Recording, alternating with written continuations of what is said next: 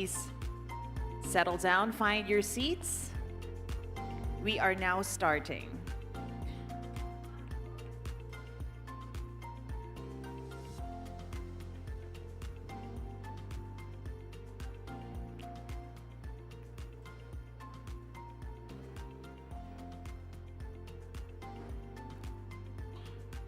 Magandang umaga.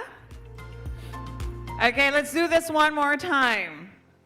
Magandang umaga. I can only, assume that you guys had a restful sleep. Yes? Yes, and for waking up on a Tuesday morning, let's give ourselves a big round of applause. If you haven't done your exercises and stretches, this is the time to keep that blood running. Now, before I do my spiel, I have just like a couple of reminders. You probably heard of it. A while ago, we announced it as a voiceover. There will be indoor tours only today, indoor tour venues for today because of the weather that we have experienced yesterday and we are about to experience apparently during the day. So we will be going to the National Museum of Natural History and Anthropology. The buses or the shuttle buses or cars will depart from the Hilton at 4 o'clock in the afternoon. So we expect you to be ready and prepared with your rain gears, umbrellas, whatever. Or otherwise, we'll equip you with that, okay, at 4 o'clock in the afternoon. Also, 2 translator devices are missing. I wonder. We just want to remind you that every time you are asked to exit the plenary hall, to leave your devices with the ushers. Otherwise, we will open everybody's bags. Please laugh, it's supposed to be funny. Okay, we're not gonna do that, but we just kindly please remind you that to give back the translator devices every time you exit the plenary hall. Is that okay?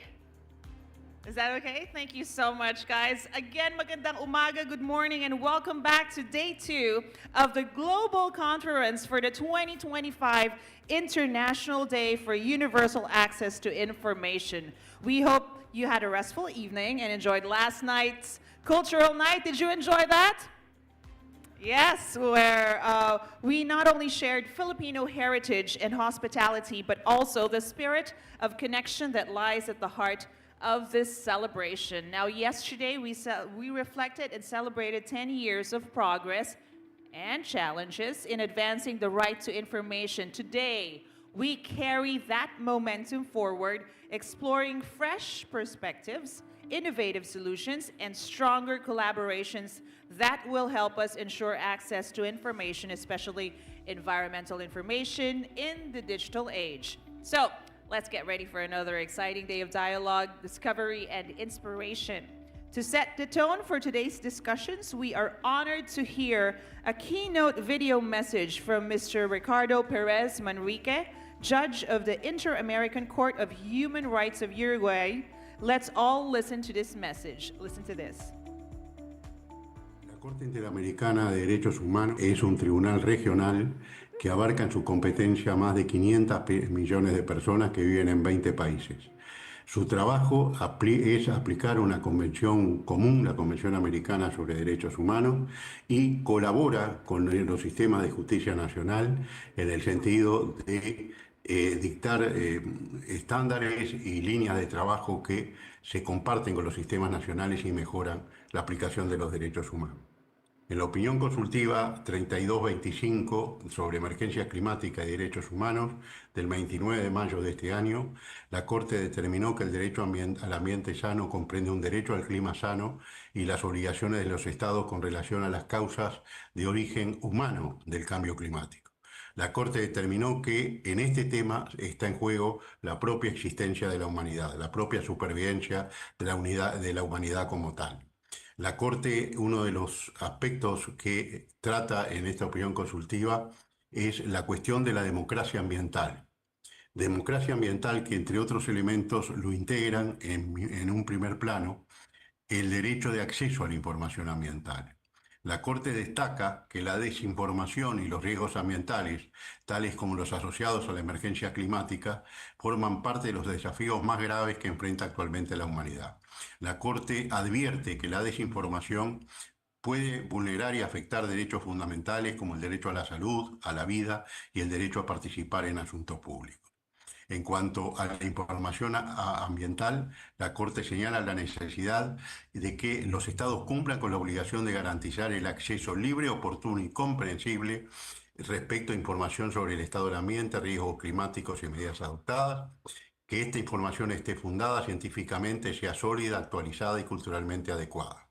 A su vez, integra explícitamente en este derecho los principios del Acuerdo de Escazú, que es un acuerdo regional vinculado con medio ambiente y que tiene como elementos el acceso a la información ambiental, la participación pública en decisiones ambientales, el acceso a la justicia ambiental y la protección de las personas defensoras del medio ambiente.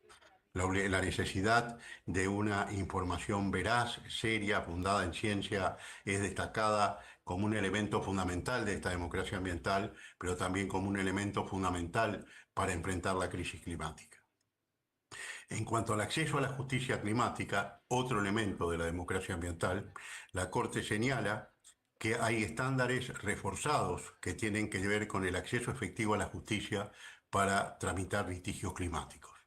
La Corte avanza sobre temas como la legitimación activa ampliada, es decir, quiénes están en condiciones, quiénes están obligados quienes pueden tener acceso a la justicia, la celeridad y el plazo razonable en los procesos, la valoración de la prueba, la reparación integral del daño. Y acá quiero señalar que respecto de la prueba se hace especial énfasis en la prueba de naturaleza científica, como la prueba satelital, y en cuanto a la reparación integral del daño, la necesidad de ir a medidas que auténticamente garantizan a las personas la posibilidad de vivir una vida digna en las condiciones adecuadas para aplicar y ser beneficiaria de medidas de mitigación y medidas que fortalezcan la resiliencia frente a la emergencia y el cambio climático. En este rol, quiero señalar la función muy importante que cumple la justicia ambiental, la función muy importante que cumple desde el punto de vista del ejercicio de esta democracia ambiental, el hecho de que haya un acceso a la información amplio, libre, técnicamente fundado y sobre todo que no haya campañas de desinformación que vayan contra lo que es la evidencia científica, respetando siempre lo que es la libertad de expresión y respetando siempre lo que son los principios básicos de un Estado democrático de derecho. Pero indudablemente allí hay un amplio camino para recorrer desde el punto de vista del libre acceso a la información pública y de una justicia ambiental que pueda reforzar esa marcha hacia la reducción de la emisión de los gases de efecto invernadero, que son en definitiva los grandes causantes de la emergencia climática y de graves afectaciones a los derechos humanos, como el derecho a la salud, el derecho a la propia libertad, el derecho a vivir una vida digna y muchos otros más. Muchísimas gracias.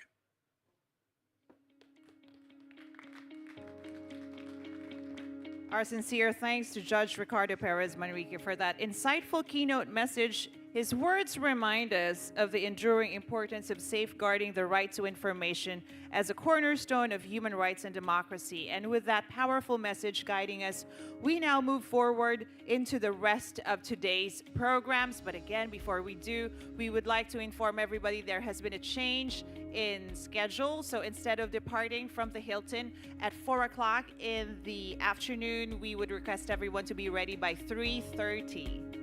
Okay, is that okay? I guess you have no choice but to say yes. But yes, we will depart from the Hilton at 3:30.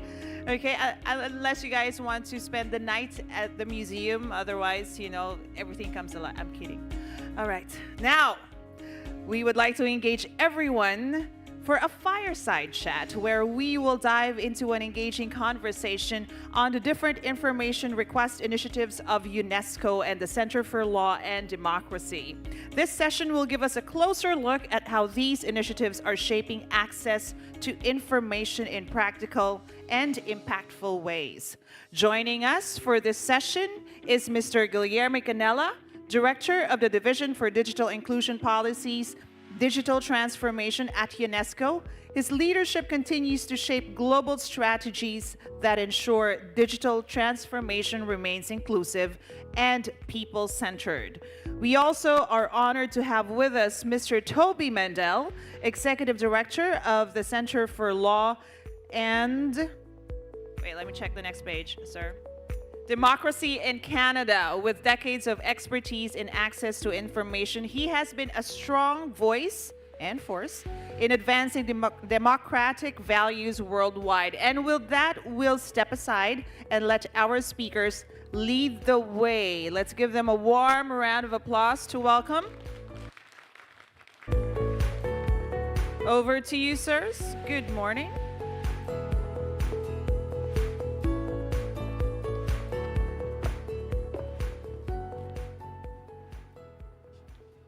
Good morning, everyone. I hope you have enjoyed the fantastic evening we had yesterday. Thank you again for our hosts. That was really amazing.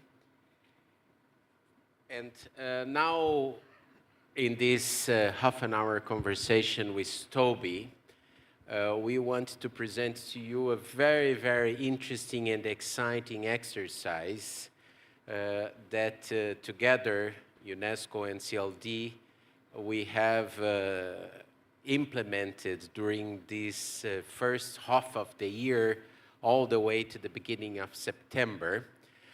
And we discussed a lot when we are in these events about access to information and freedom of information laws, the legal frameworks, having or not having the law, the characteristics of the freedom of information regimes, and so on.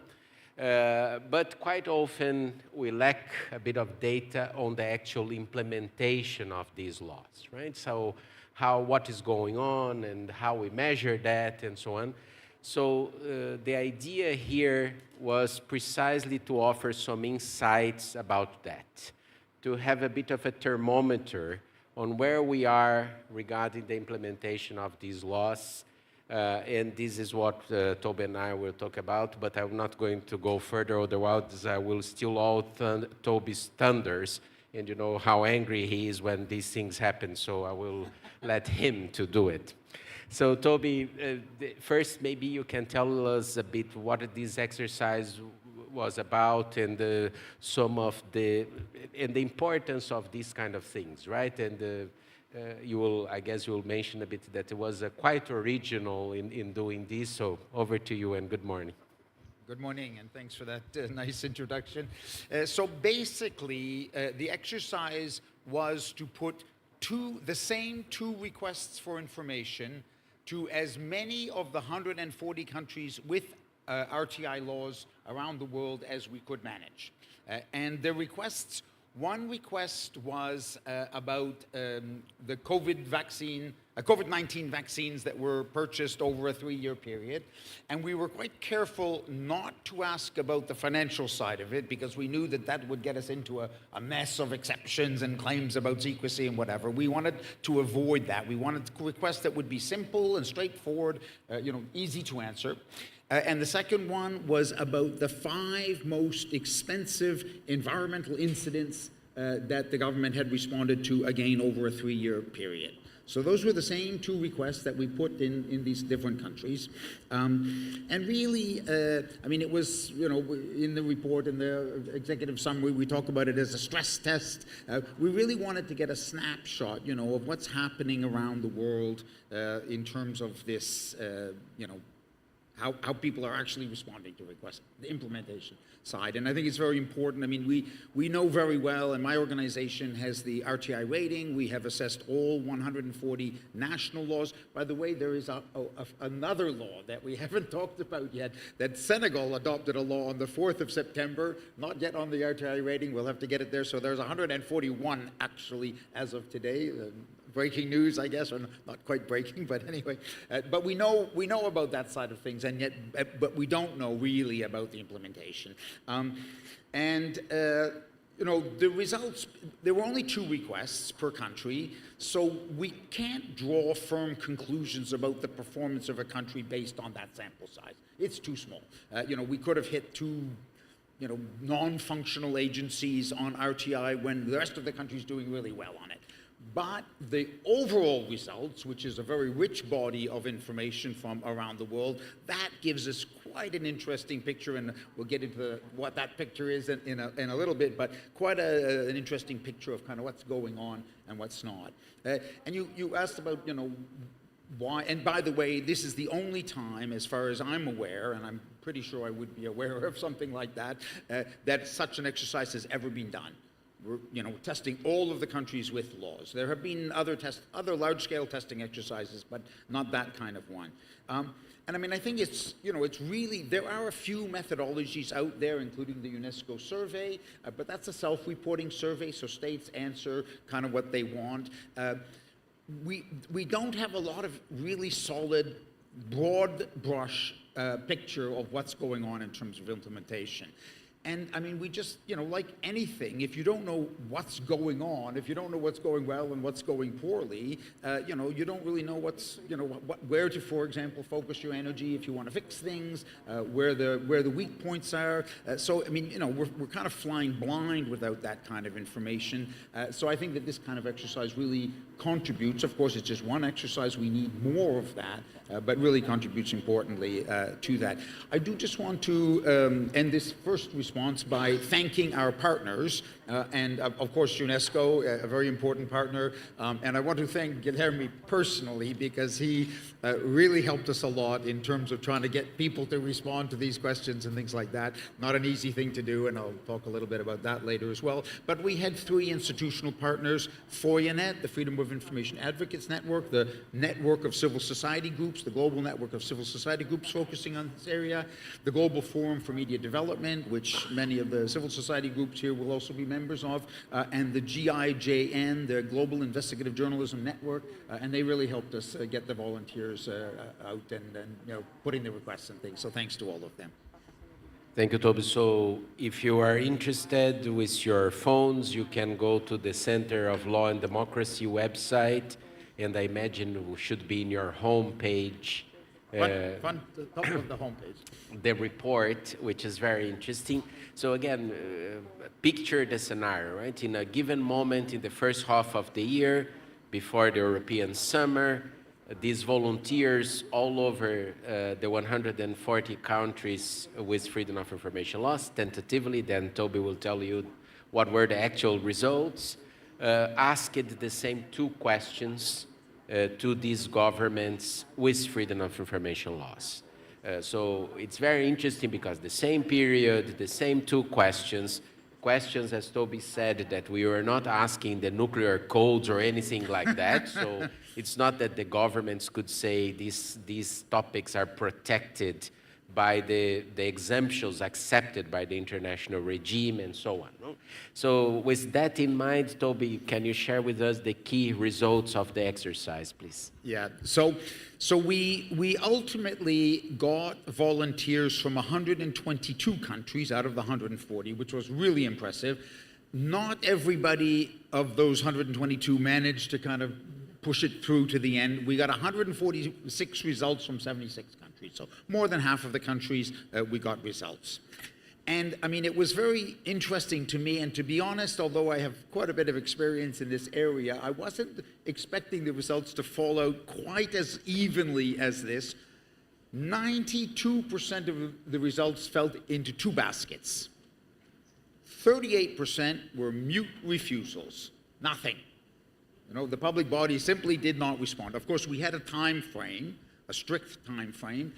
So they might be responding now or next week or something, but for now they, within that time frame. And by the way, again, we designed the request not only that they wouldn't invoke exceptions, but also that they should be simple enough to answer within 30 days. Countries should know what vaccines they bought, It's not deep research information that they have to spend a lot of time collecting.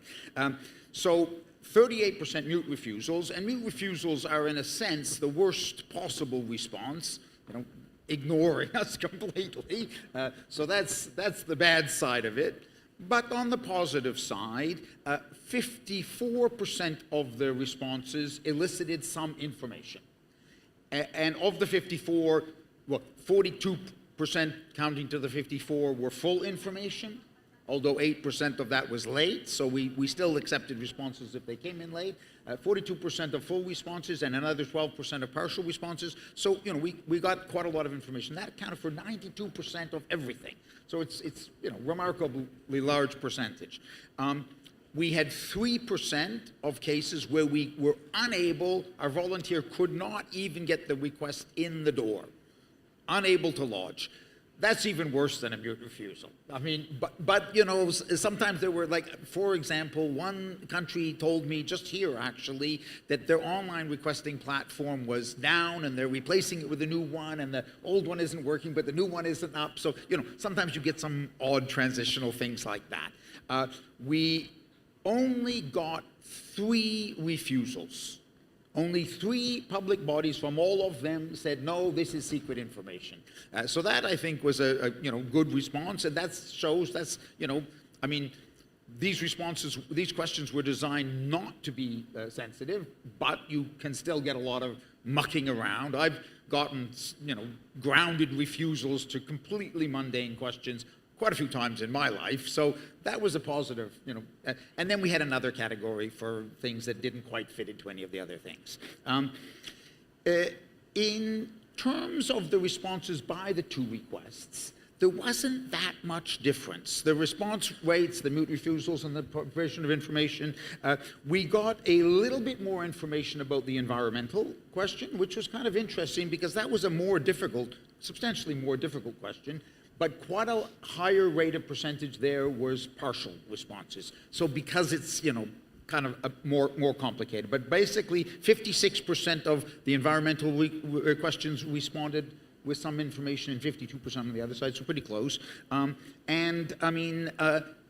of the 3 denials were on the vaccine question, which also I thought was kind of interesting. I guess it's difficult for a public body to say, no, we're not going to tell you about your money that we spent on an environmental incident. That's a little bit too much. But the vaccines, and the denials were kind of stupid. Some people said that the information would harm future negotiations. It's like, you bought this many vaccines from that company, how's that going to harm a future negotiation? Not realistic, but that was one response. And one response said it would interfere with their operations, the public body's operations. Again, doesn't make any sense. Only 3 countries charged fees, so that again was a very positive result. And all 3 of them, the main part of the fee was the fee for lodging the request. So some countries have a fee for that, and they are going to charge it if they have that fee. So, again, I thought that was a pretty positive response. We got receipts in 57% of the cases. So it was better than half, but to my mind, that was a bit of a failure. Giving somebody a receipt, you lodge the request and you get a receipt, that should happen. It's a very basic administrative thing. If your system is working, it should just happen. So, but on the plus side, 86% of the receipts, 40% of them came back immediately, so that was sort of an online system, so the receipt comes automatically. But 86% of the receipts came back in 5 days or less. So that's a good result. Then in terms of the timeline to respond, the average timeline for the whole thing was 22.06 days, so 22 days. Not bad. About a quarter of the responses that we got were in late. We considered late to be over 30 days because we felt that these responses, most countries 30 days is 30 days or less is the initial requirement to respond, and we felt that this could be responded to within 30 days easily. Only six went beyond 50 days, so quite long. So most of those elements were positive, but the real result, 38% mute refusals, 54% some information, and that was really the picture.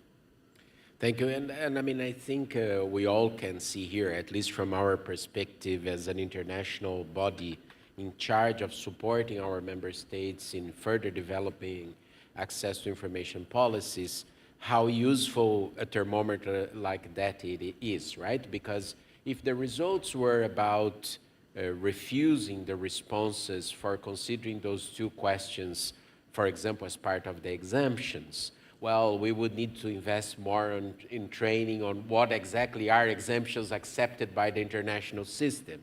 But this was not the case.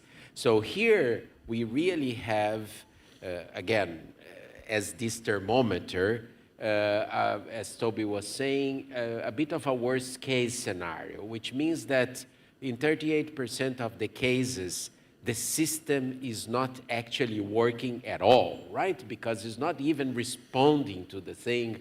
Because then again, if it is delaying, we can train civil servants to respect how many days are in the law. If they are using exemptions wrongly, we can train them in understanding what are the exemptions according to international standards. But if the result is no response, then it's much more complicated, right? It's really showing that there is an approval of a law, which is a good thing, but then the next step is still missing. So at least for me as a international policymaker in trying to help the member states, this is very interesting also to calibrate our approach vis-a-vis how we support and what is needed and so on. So just to weigh in on that, I mean, so the mute refusals, what they say to me is that the basic mechanics of the system of responding is not in place.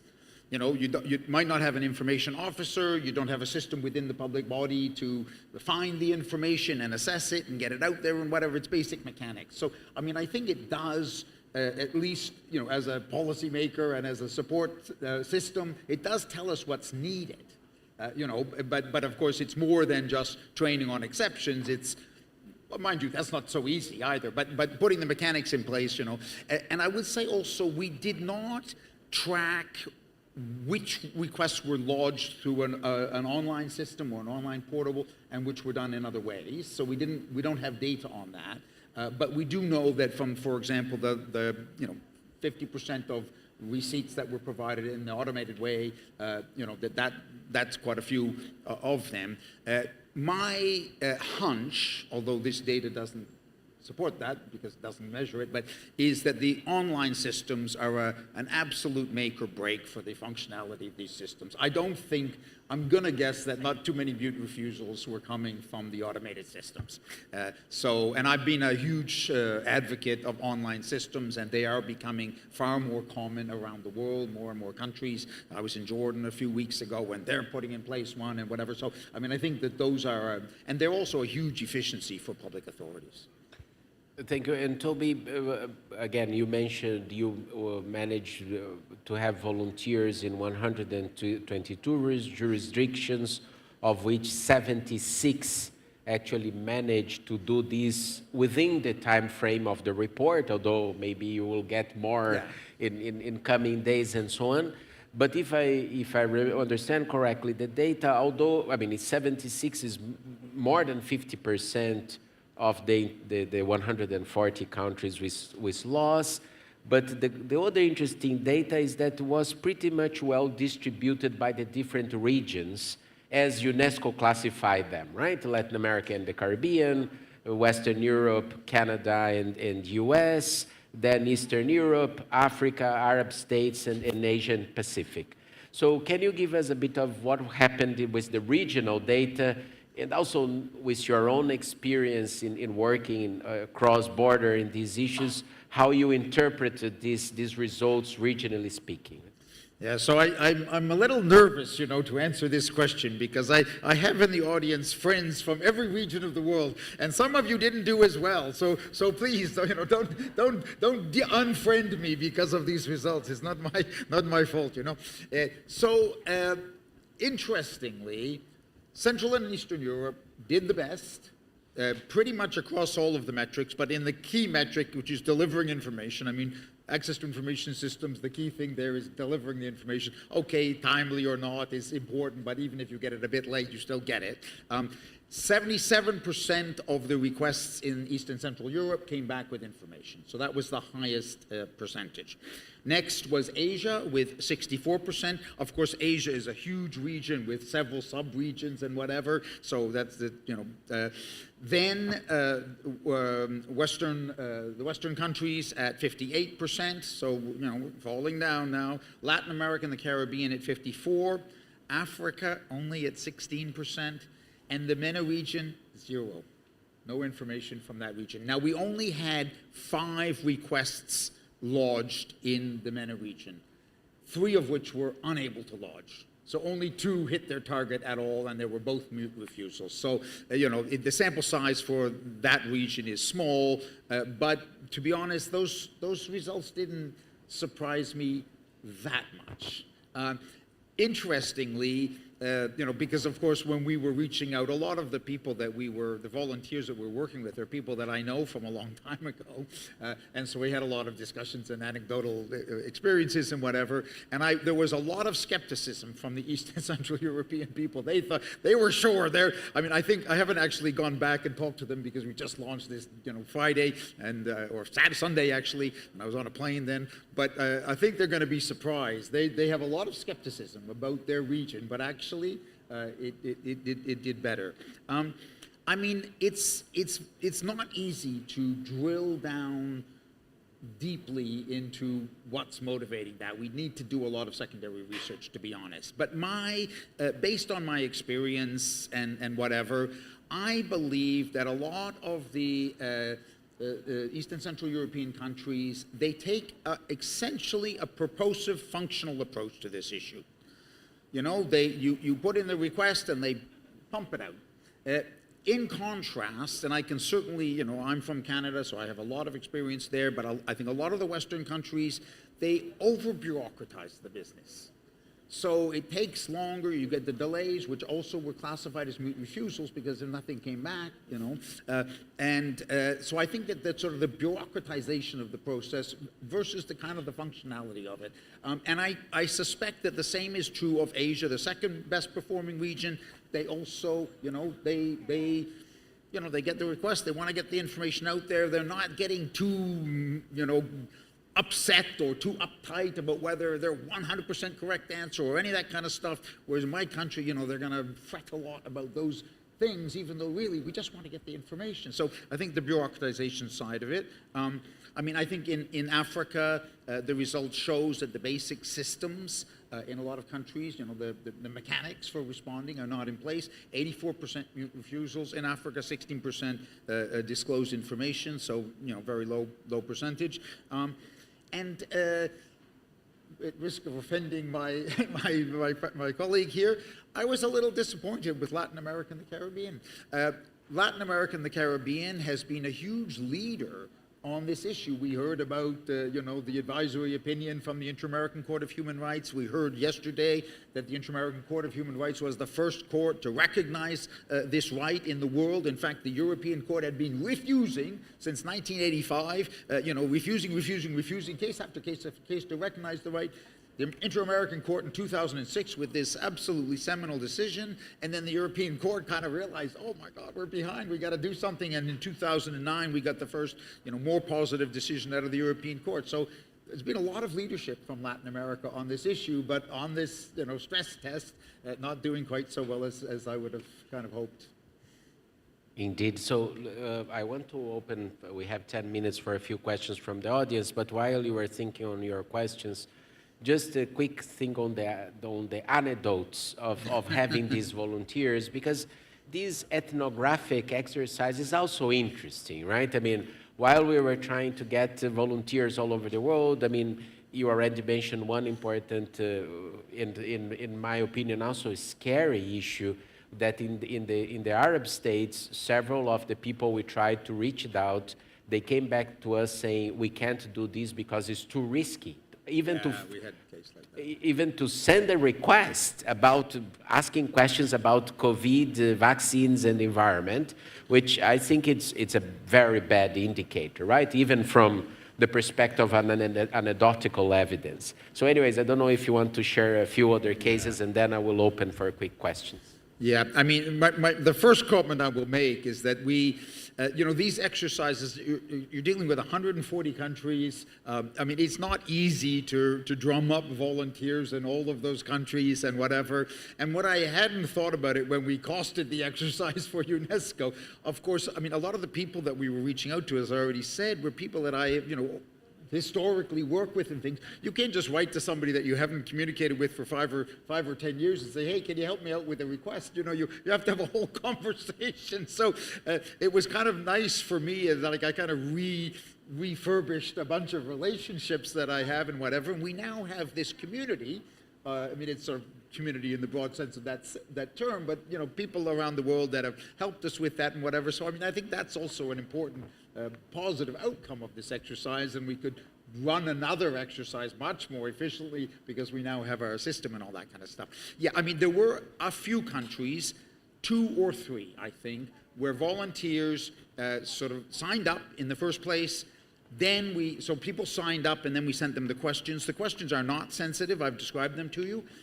But we had a couple of cases where they came back and they said, look, I'm sorry, I don't feel safe. Like, as you just said. So that, I mean, if you can't ask about the vaccines that were bought and you can't feel safe about that, you're not asking for the nuclear codes, as you said, that's pretty scary. You can't, I mean, if you can't ask those kinds of questions, your system is never going to work. And these are not, well, there were a lot of different types of volunteers. I mean,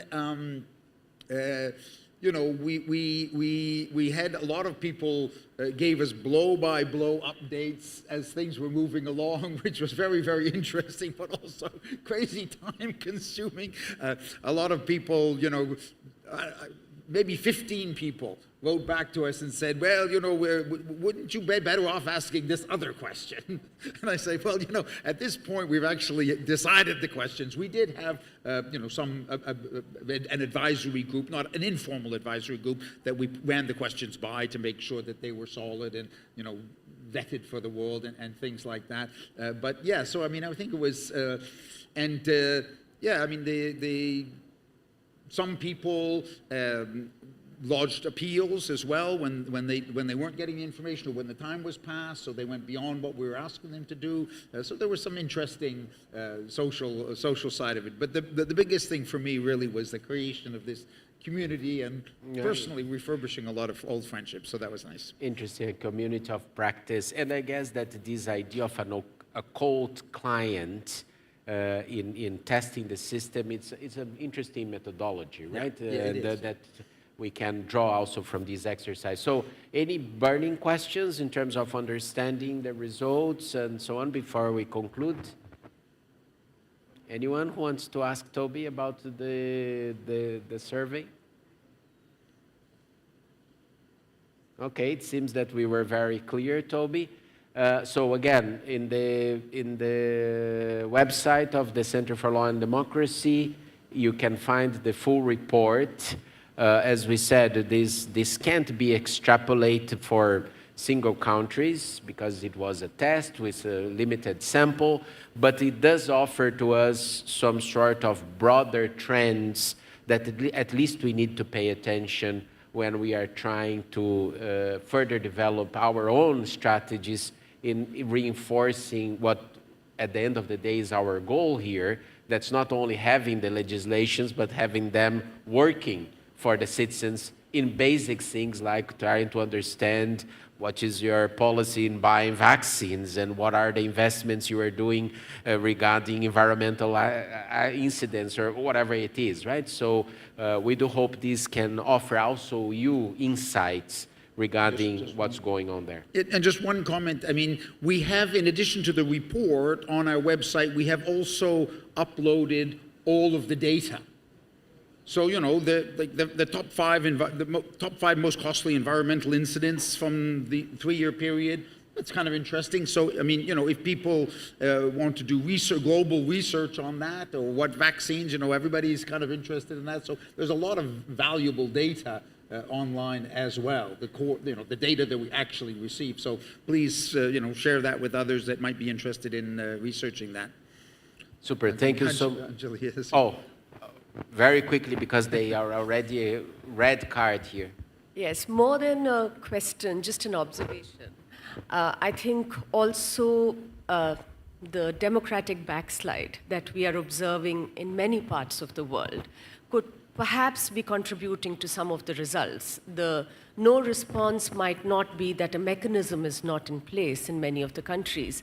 I see the questions on COVID and on environment being also sometimes things where there is a huge pushback. So, for example, in India, out of 28 journalists who've been killed in the last 10 years, 10 of them were asking questions on environment. And, you know, I think that that's also something that probably needs to be looked at. Yeah, no, I mean, I definitely agree with that. You know, I've been in this field for a long time, and, you know, it used to be that sort of back in the 1990s and early 2000s, and human rights organizations would say every year, oh, things are getting worse, you know, because you've got to make it sound like it's bad because that's the work you're doing. But things weren't getting worse at all, but things were getting better. But now things really are getting worse. That, you know, from a democratic point of view, we are in a very, very challenging moment for the world. And I mean, it's, you know, there are certain countries that are very visible on that, but there's a lot of other countries as well, including your own country. So that might have contributed as well to the results. Hard to say. So thank you so much. Thank you, Toby. Thank you. And let's go for the next part. Thank you so much. Let's give our speakers another warm round of applause. Thank you very much, Director Canella and Executive Director Mendel, for such an engaging and insightful fireside chat. Your exchange has truly shed light on the importance of ensuring that information remains open, accessible, and empowering in the face of today's digital transformations.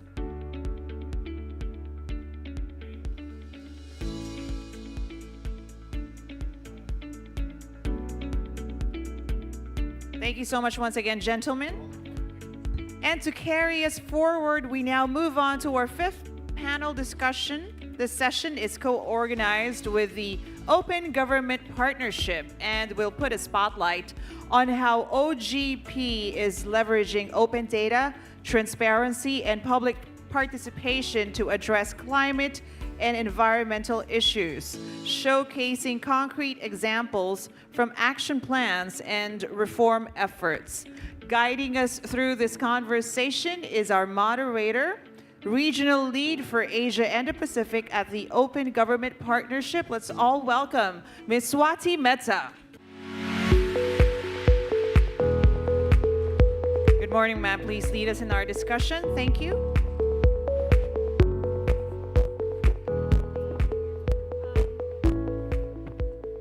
Good morning, everyone. May I invite the panelists, please?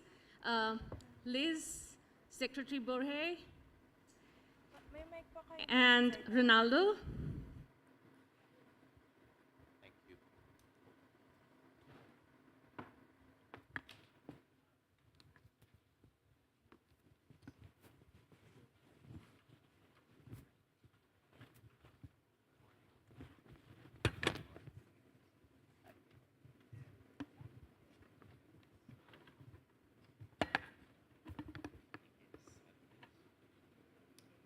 Good morning, everyone.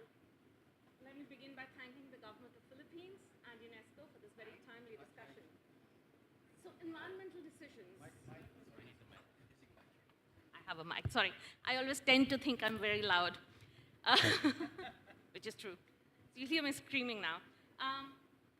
So environmental decisions often involve very complex decisions and difficult political choices. Open government and open governance can lead to Sorry. Okay, I shall stick to this without moving my hands. Open governance can aid these decision-making processes in ways that seek to actually balance competing priorities and truly serve the people. I feel as if I'm preaching to the choir here when I say that access to information. Yeah? No, I can do that. It's okay. Sorry. I feel as if I'm preaching to the choir when I say that access to information and data is fundamental for citizens to actually exercise their voice on environmental issues and effectively monitor and hold their governments to account. However, access to information is only a part of the broader open governance or broader conversation on environmental governance.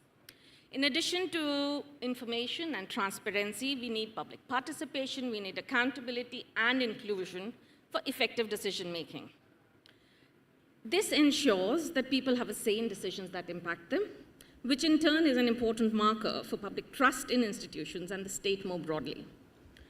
The Open Government Platform is an action platform which, with inbuilt transparency, participation, and accountability, which supports governments and civil society to come together to co-design ambitious actions or commitments, as they're called in the OGP parlance. Through its independent reporting mechanism, the platform also ensures monitoring and public reporting on progress. Now, there's an upward trend in climate and environment commitments through OGP, but much more needs to be done. The current OGP strategy puts climate and environment at the center of its Open Gov Challenge, which is a call to action for all member states of OGP to raise ambition in 10 areas of open government to help strengthen our democracies.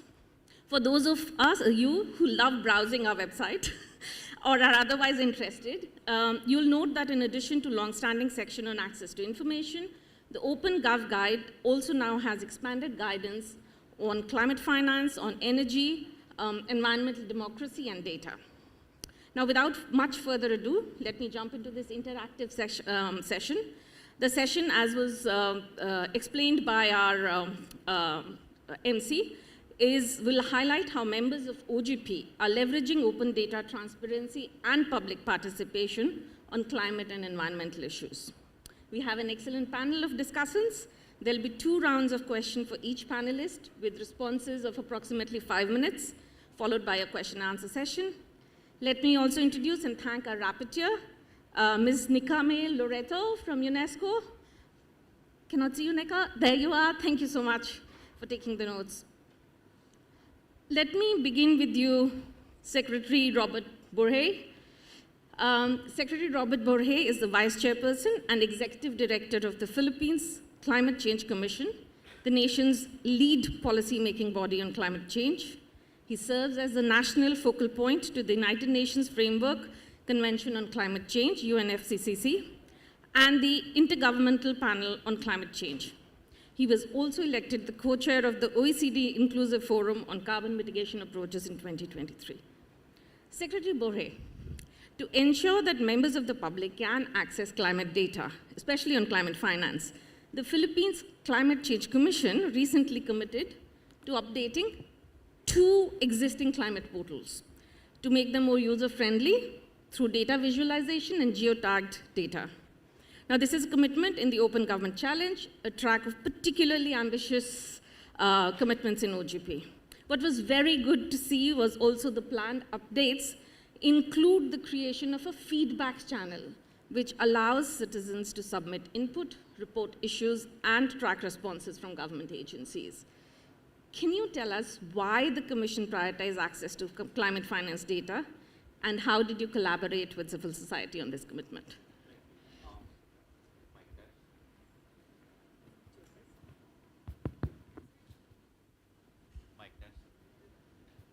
Hello.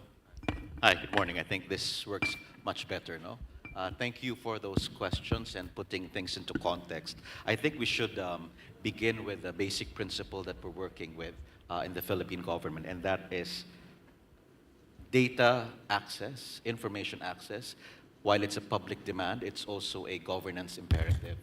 And we at the Climate Change Commission know that there is power in the data and the information that we hold. As the lead policy formulating and coordinating agency in government, we also help synthesize not just the reports, but provide a bigger overview of the investment requirements for our own adaptation and mitigation targets.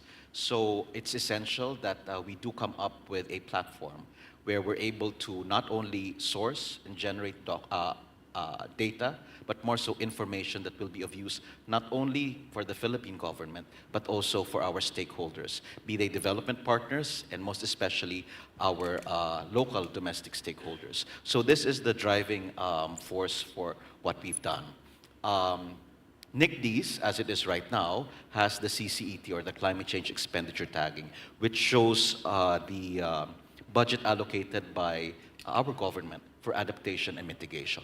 But that alone is not sufficient. We do work with, we understand that this data needs to be transformed into information and something that's very, very useful. So what we've done is we've looked at the strengths of the CCET through the NICDs and to determine also what the gaps and the challenges are.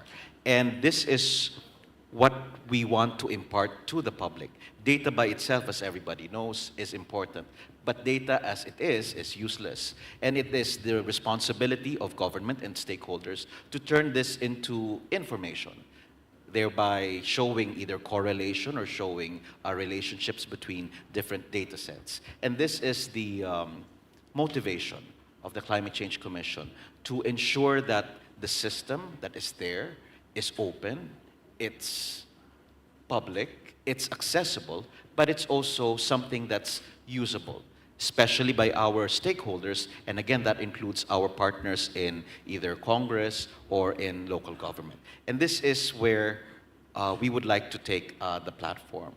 We also realize that to do this, we cannot do it alone. We do need our stakeholders. And with the Climate Change Commission, particularly for my cohort, we made it a point to engage with the civil society at the onset of our appointment.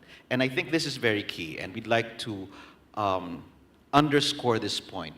Sensitization and socialization of these key good governance principles are vital so that a government continues to improve.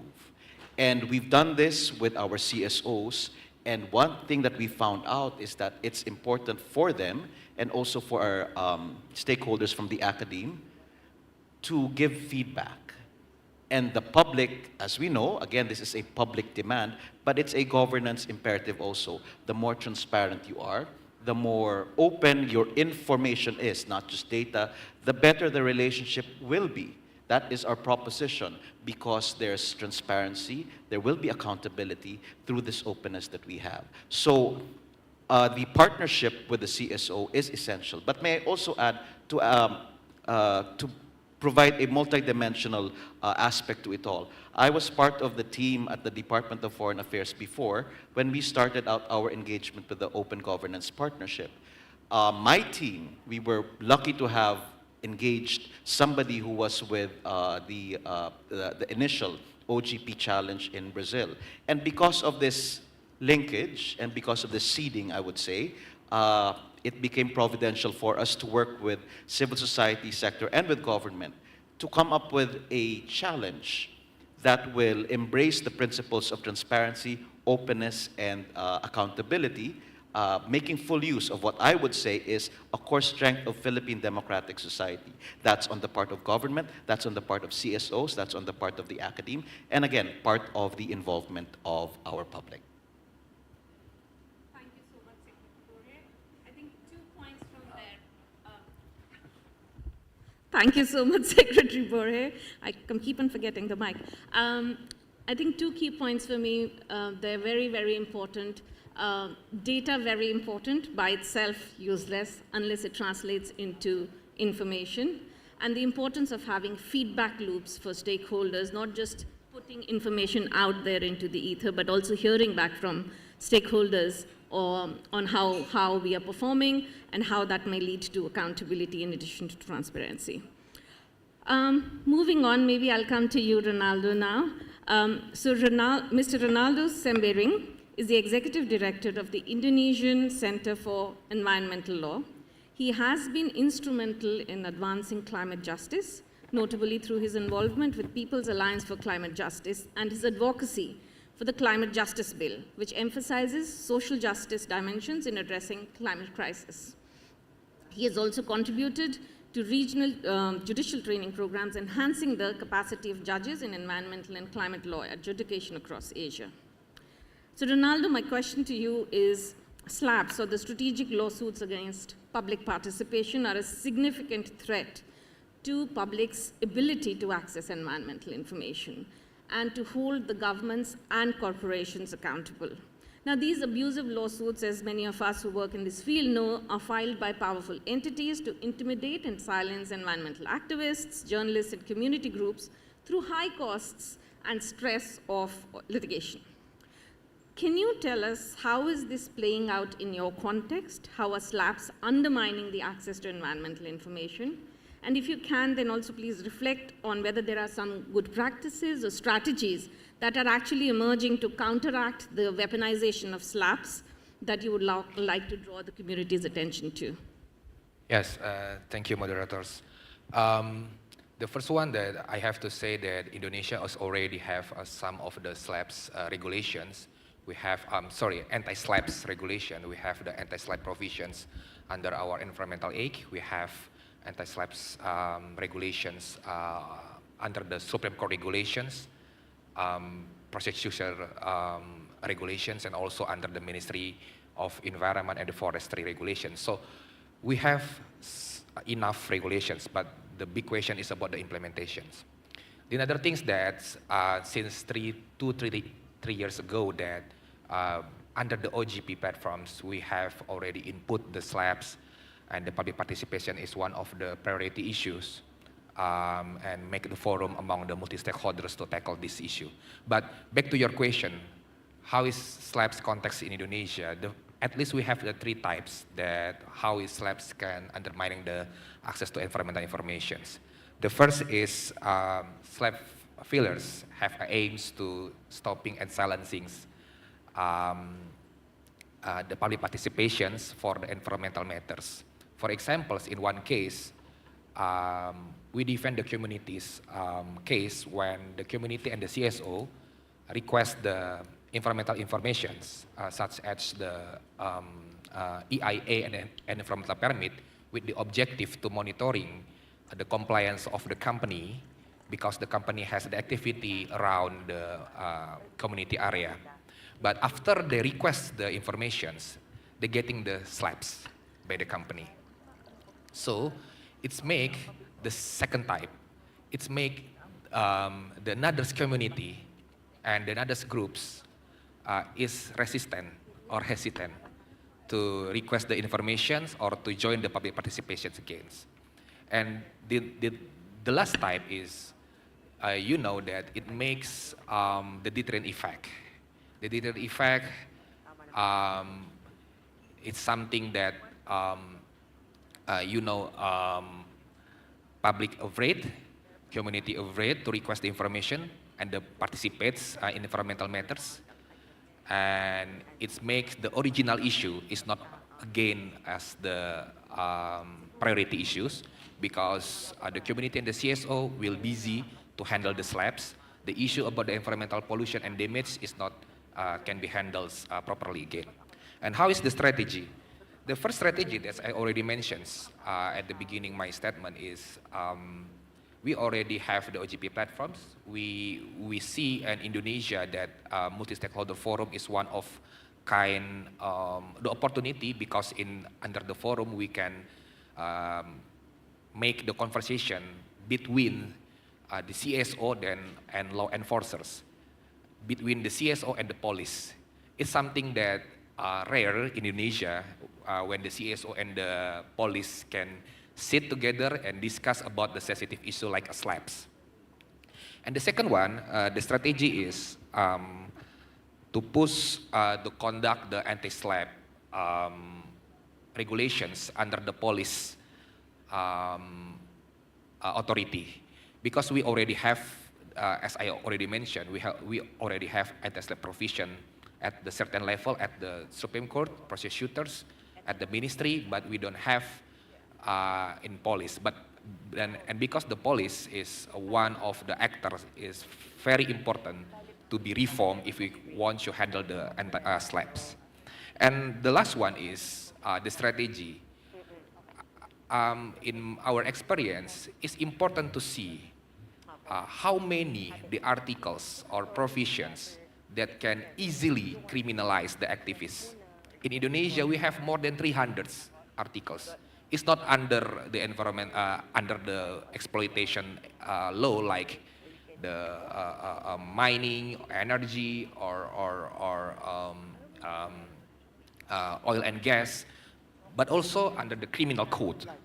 And also we have some of the articles that can easily criminalize the community and activists under the Informations and then Technology Act and several acts. So to mapping and revise and canceling the provision that can easily criminalize the community is something that need to do immediately because it's important. And the last one is to revise the authority by the police because they have a big authority to arrest the people, big authority to collect, make the investigation. Under the term of the investigation, they will come to your home and then collect the data, collect all the evidence, collect your laptop, collect your phone, and your privacy data under the investigation. But it's the big authority. We have to build the system that the police has to be controlled by the judge's permission. That is something that we still conducted in our draft of the Procedural Criminal Act. That's from my side. Thank you.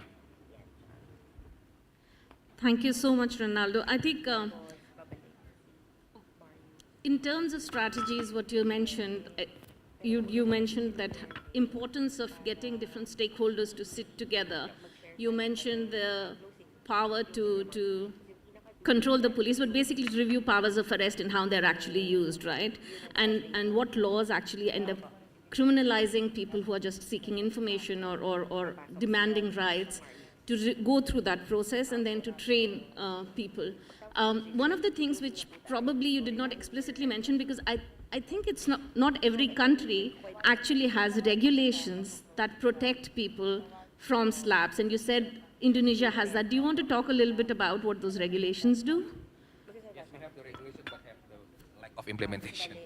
Yes, but some don't even have the regulations, so I think that's the first step. So what does the regulation say, and how does it seek to protect against slaps? Do you want to talk a little bit about that, the regulation? What is the regulation stated? Yeah, the regulation stated in our environmental. Actually, we learned from the Philippines under our your CAA, Clean Air Act, because under your Clean Air Act you have the anti-slap provisions, and under your procedurals, under your Supreme Court, your procedural guidelines, you have the anti-slap. So basically, Indonesia learned from the Philippines. Our under anti-slap law, under anti-slap provision under the Environmental Management Act, it stated that all of the peoples that fight for the good and health environments cannot be accused by the criminal or by the lawsuits. But it's just the general norms. There is no details how to implement that. And after that, we push some of the institutions like the Supreme Court, Attorney General offices, and the ministry to make the implementing regulations. But if I can draw it like the upstream and downstream, but it's more at the downstream. At the upstream, actually, it's depends on the police. So because police have directly authority to using their authority to arrest the people, to make slaps. Absolutely, absolutely. Thank you so much. Maybe moving on now to you, Liz. So Elizabeth Did took up the position of the Australian Information Commissioner in August 2024 for a 5-year term. We have, of course, been seeing you, Liz, since yesterday, but for those of you who were not here yesterday, Liz joined the Office of the Information Commissioner as Freedom of Information Commissioner following her experience as the Information Commissioner at the Information and Privacy Commission of New South Wales. Her role at the IPC was to promote public awareness and understanding of the right to access government information in New South Wales, as well as providing information, support, advice, assistance, and training to agencies and the general public. So Liz, you've been engaged in the Australian open government processes for a while through the multi-stakeholder forum. Having heard some of your fellow panelists now who work directly on access to environmental information, we'd like to hear your perspective on access to information regimes and their importance more broadly. So my question to you is in 2 parts. One, how can access to information regimes be strengthened in the light of challenges such as climate crisis in order to support the access to environmental information?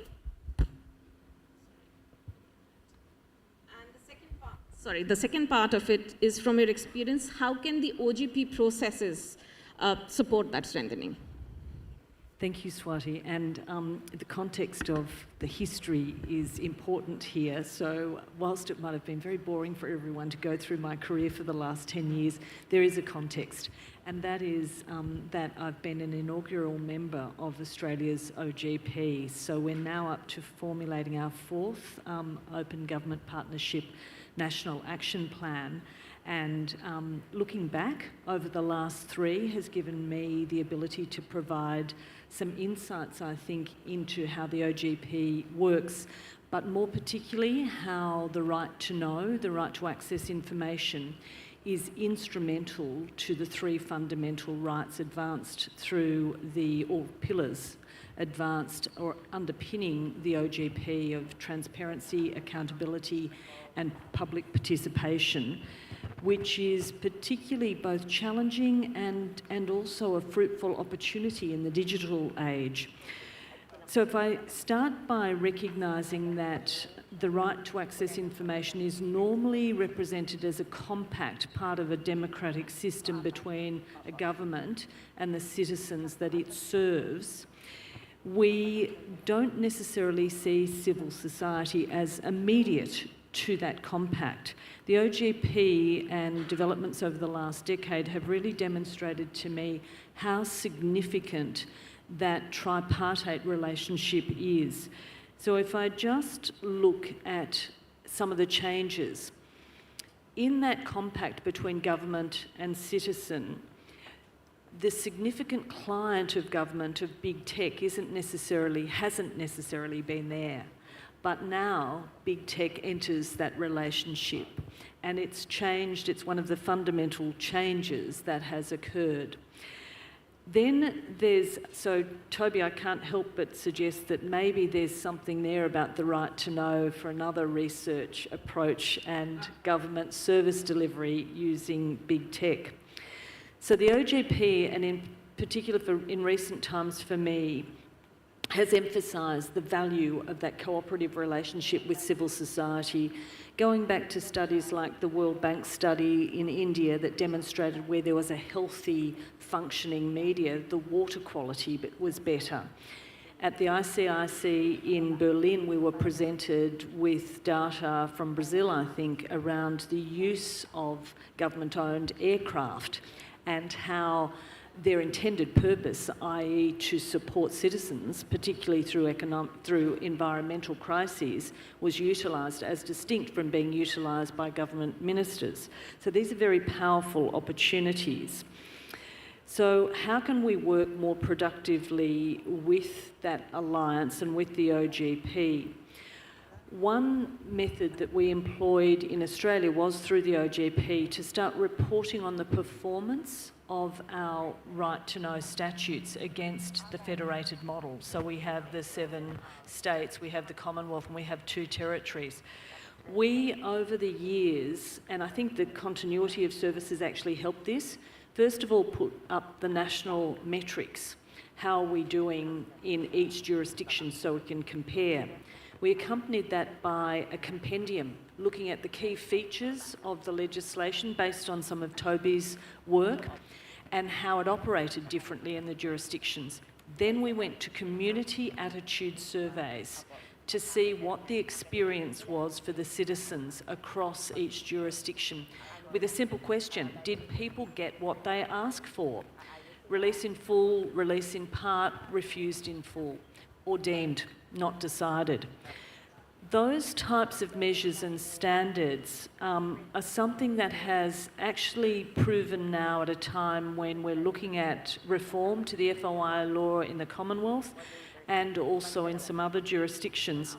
That visibility of the statute itself, the enlivenment of the statute, how citizens feel about their engagement with government has been incredibly powerful, and it's really just because of the opportunity provided through the OGP. So if I quickly turn now to the issue of OGP's advancement of environmental security, some of those learnings might be through the reports that the OGP provides and looking at better practice or best practice in some jurisdictions, looking at initiatives like Transparency International and how, for example, in Australia, they continue to lobby for laws around extractive industry transparency. Because whilst that's present in South American countries, it's not present in Australia. And you would ask the question, why not? The visibility that the OGP provides gives us examples of really good practice. It gives us alliances with civil organisations who can be active in this discourse and actively advancing environmental protection in a way that government might not hear from industry, from big tech. And I think it's those frameworks that we can look back on and say, here's case studies that you can apply, or here are performance outcomes, which is incredibly important in this space. That's a capitalisation of the OGP, and I think we can strive to assist the OGP in capitalising on that and presenting that information to all of us to apply in our countries. Thank you so much, Liz. I am being shown cards after cards. Apparently, we only have 5 minutes. Despite the fact we started late, but we'll try and finish in 5 minutes. Seems impossible, but thank you for sharing that and highlighting the importance of thinking through the role that civil society can play in that compact between governments and citizens, and your suggestion around how we could use the OGP platform much more proactively. Just to let you know, OGP has heard this from different partners and is going through a process of starting to benchmark certain progress by member states on different areas of open government. So we'll be in touch on some of those issues. What I will do is, given that we only have 5 minutes, maybe we will not be able to have many questions from the audience, but maybe I will give all of you a minute or two to quickly reflect on any final thoughts that you would like to share. I don't know, Liz, if you might want to talk about how information commissioners or information commissions can reach out to different coalitions and stakeholders, and what would be your suggestion to build or strengthen multi-stakeholder coalitions, if you want to, or otherwise any final thoughts you want to share with us. I'll be very brief, conscious of the time, but the action orientation of the OGP, the plans have to be realised and reported upon. And the ability for me, particularly in Australia with other information commissioners and offices of information commissioners, to contribute collectively came through that alliance and came through the opportunity in the OGP. And I think as independent commissioners, to varying degrees for some people, it certainly does provide an opportunity to walk that sometimes fraught line between what might be a government policy and what might be a beneficial interpretation of the legislation and community views. So it is fora like the OGP that helps navigate that line for independent commissioners whose objective is to uphold the objects of the Act.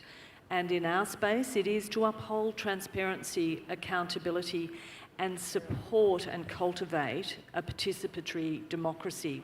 So institutions like the OGP really provide a platform that might not otherwise be available to us.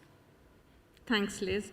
Ronaldo, if I could come back to you and ask very quickly, what are the ways that you would suggest in which civil society actors can be empowered to effectively participate in environmental governance, or anything else? Any final thoughts that you might want to share with us? For the civil society, I guess the first one is knowing about our rooms in the public part, under the several laws that if we know our rooms, for instance, when conducting the EIA, we have the rooms to submit the comments, submit the complaints, and after that we can monitoring the implementations. But it's important for my final talks. The first my final talks is about Indonesia. Some data say that Indonesia is in the flow democracy. We have some of the important issues about the SLAPs and the threats of the SLAPs to the community. And we see that OGP platform is one of the important instruments that can be utilized because we can together sitting with the law enforcers, particularly the police. And the second one, we have to say there is ensuring the access to information, access to public participations is the enabling conditions and the first priority, first requirement to ensure to achieve the climate justice. There is no climate justice about to ensuring the democracy and human rights. Thank you. Thank you so much. So coming back to you, Secretary Borje, can you just feel free to share any thoughts, but also it might be good to hear from you. What are the challenges that you foresee in actually, making this data on climate available, either politically or technically, as you want to comment, and any strategies that might be useful to address these? Thank you. I hope I have a little bit more than 5 minutes to do that. I think I have a dissertation to present to the audience on that. But kidding aside, it's critical that we are able to establish not just a feedback loop, but a robust architecture or a system for reporting to the public and engaging them. Here in the Philippines, particularly at the Climate Change Commission, we view ensuring access to environmental information in the digital age as not only a function of our transparency and accountability to public funds, but also as a driver of key discussions. For example, if we have these data and information available to our public, then the discussion on nature-based solutions and where the priorities of government are, whether there are gaps or misalignments with, for example, the National Adaptation Plan, will be made even more evident. So it's clear that this is a governance imperative and a public demand. Certainly, there are going to be technical challenges when it comes to generation of data. On the part of the Climate Change Commission, we do see that we have to harmonize categories, data sets, and we have to begin at the very outset because it becomes an impediment to processing. And for developing countries, data, I think we have a lot of data present, but it's the challenge of coming up with the capacity to process these into information that is therefore made available to the public. If that is one impediment that it's a hump that we can go over, I think it will do wonders for the way we do governance as it is. Of course, there's always a tension. Whenever there's call for openness, transparency, and accountability, there's always inherent tensions between different stakeholders. You have hesitation to share that information. But again, if there is a system that's robust, that's established, and that's already part of the governance ecosystem that will act more as a incentive for all of stakeholders to be more open with the data that they have. So I think that's very key. To be able to understand and to be able to move forward our agenda on transparency, accountability, and governance towards just and equitable climate change governance, we need to ensure that the system is there, the process is there, and more importantly, that everybody buys into the value and the culture of openness, transparency, and accountability. Otherwise, you may build the infrastructure, but it will not be used at all. Thank you. Absolutely. I am being told to wrap up. I assume we have no time for questions. I apologize for this. Let me quickly thank all of you, the panelists, for a very rich discussion. I don't have time to summarize everything, but some of the quick kind of points that I heard. We need information, but information that is usable. We need to ensure feedback loops so that we hear from the people. The role of civil society is critical as part of the compact between people and the state. And the ultimate role of information is to hold the powerful actors to account and to live in societies that actually provide fair and just outcomes for people. Let me conclude by reminding all the participants that many of these topics that we are discussing will be further explored and discussed in the forthcoming OGP Global Summit in Vitoria-Gasteiz, hosted by the government of Spain. We hope to see many of you there. Thank you so very much.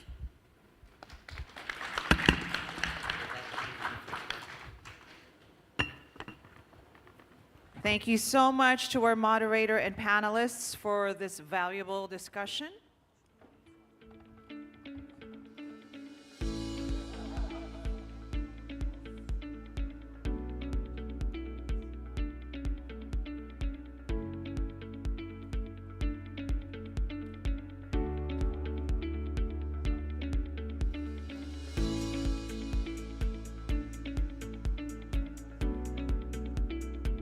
Up next, it's time for our official photo for the IDUAI 2025, and this will be a guided photo opportunity. So please bear with us as we call each group one at a time to make sure everyone is included in the photo layout, and it is, as we say, picture perfect.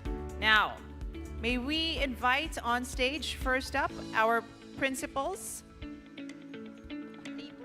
DSG Neraria Soprapto, ASEC Mariel Eduarte, Director Guillermo Canela, and Director Maki Katsuno Hayashikawa, please, on stage, and our speakers, our principals and speakers. Our principals will take the chairs, well, not really take the chairs, but sit on the chairs, and then our speakers will be standing right behind our principals.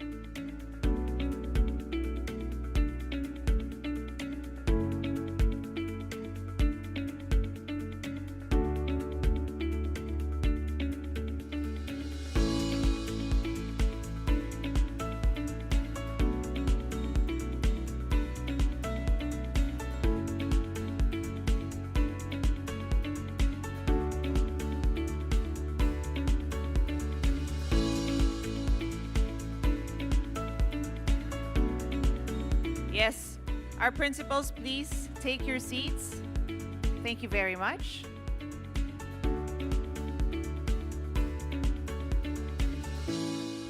And our speakers closely right behind them.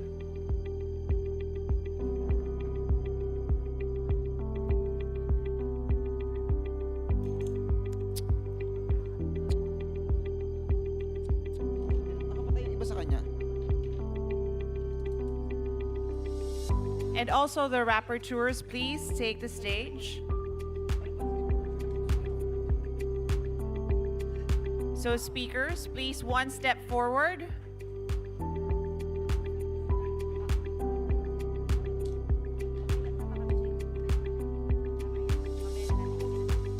Okay, speakers, yes, one step forward. Closer to the chairs, please, ladies and gentlemen.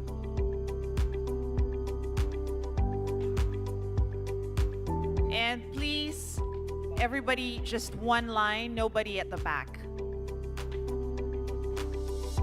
Okay, one line right behind our principals. Sir, can you, wait, one line? Can you move forward? Let's have one straight line. Yeah, nobody at the front, just one, yes, one line, please. No windows. Okay, thank you very much. And then,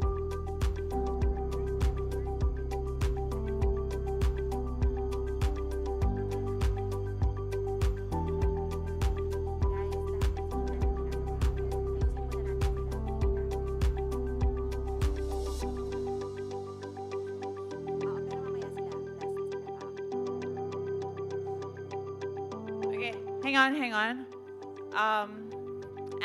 Anna, on this side, please. All the way to the other side, it's balanced. These are speakers as well. Oh, hang on. Let's have this group first. Okay. Forward, please. No window. Just let's spread out evenly. Anna, please step forward just a little bit more. Okay, so we can see everybody. Okay, let's take this shot. Ingrid, yeah, on this side. There you go. Okay, smile everyone. Let's do this.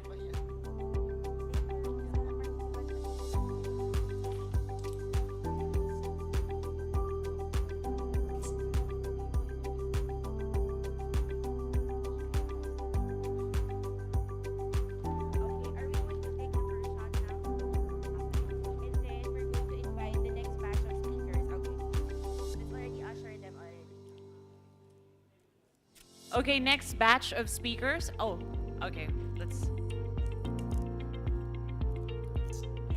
Remain on stage.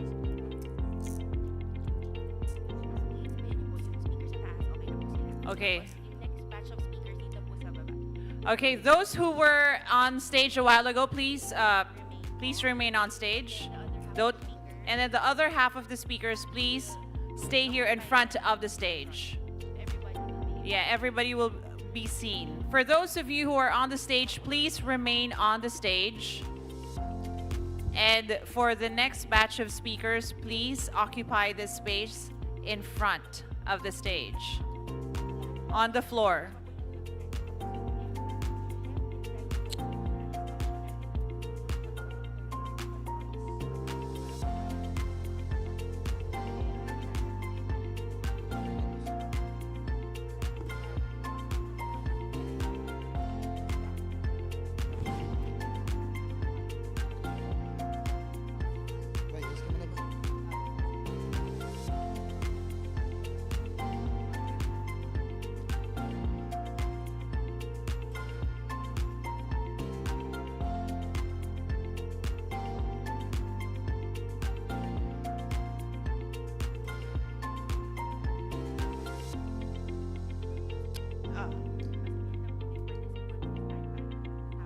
Participants, please stand by. Don't leave the room because we will have your photo in a while. Let's just finish with the speakers.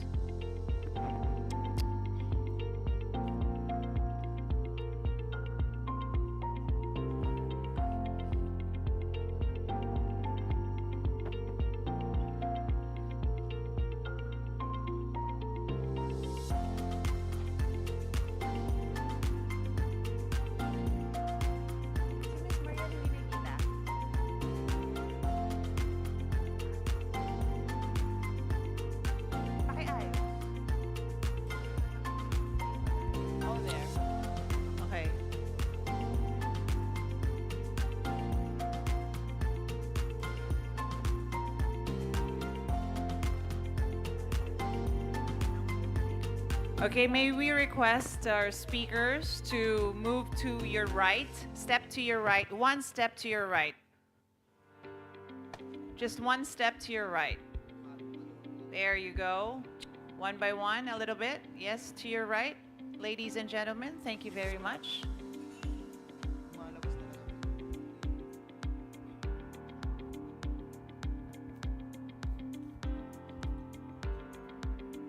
Okay, let's take this shot.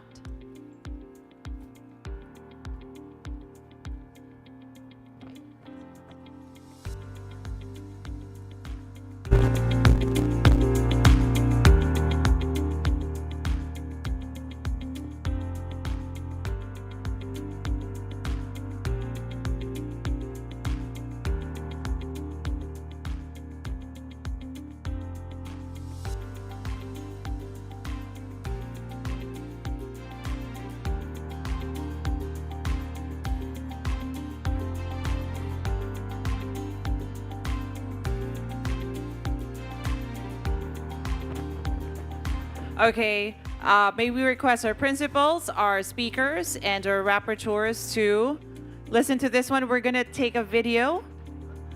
There you go. Can you guys read what's on the screen? This is IDUAI 2025. Yes, we're gonna take a video of everybody saying that. It's on the screens, okay? Let's do this all together on one, okay? 5, 4, 3, 2, 1.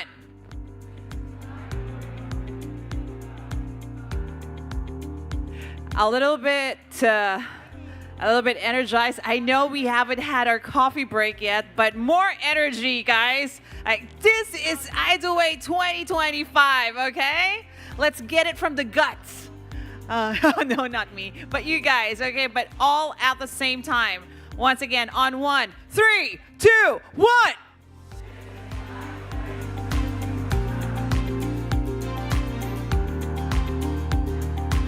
Okay, wait, are we good with the video or one more? One more. Can we have the music down, please? Yes, music down. Okay, last one with more energy, guys. 3, 2, 1.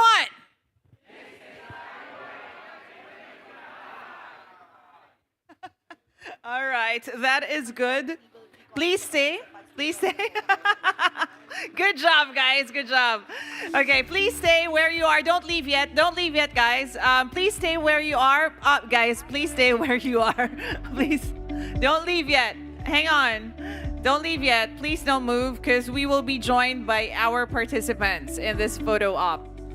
Okay, may we request those who are on the right side of the room, those who are, if you're facing the stage, if you are on the right side of the room, please occupy the stage for our participants. Let's do this first. Yes, thank you very much. Very good, guys. For those of you on the right side of the room, if you're facing the stage, you are on the right side of the room, please go up the stage. I will instruct those who are on the left side of the room in a while. Please don't move yet. And they have moved. Okay, fine.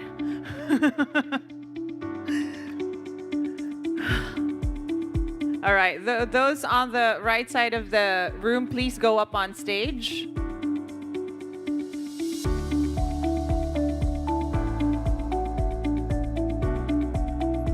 Okay, if you are facing the stage and you are on the right side, please go up the stage right now.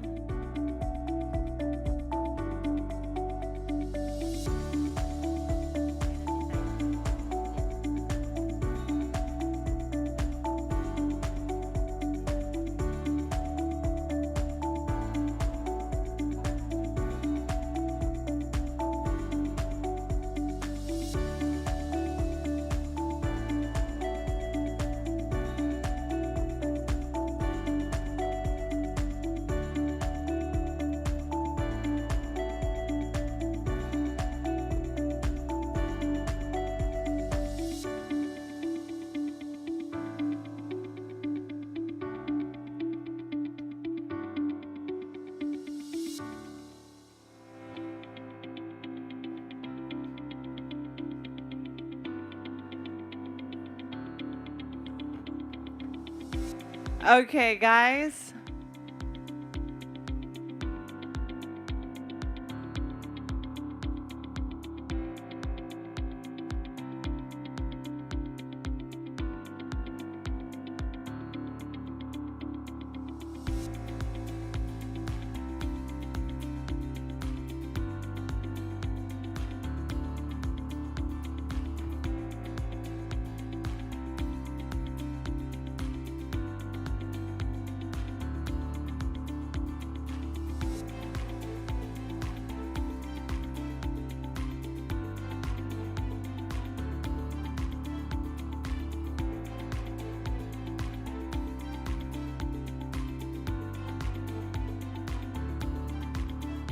Okay, I think we're ready. Okay, I think we're complete. Let's take this shot, guys.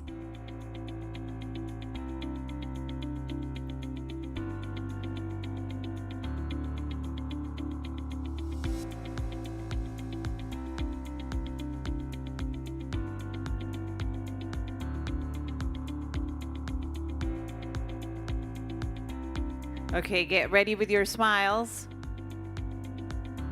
And move to your angles. Okay. We're ready. This is the perfect shot. Okay, let's take our cue from the photographers. You guys take it away. Go.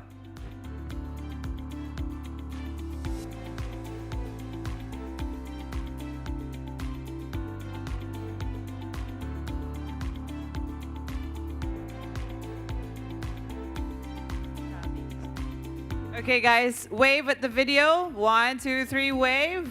Wave. Okay.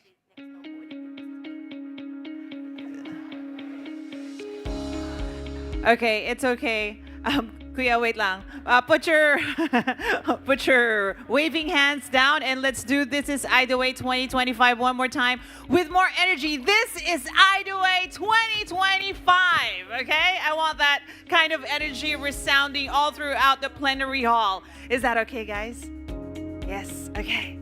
On 1, 3, 2, 1.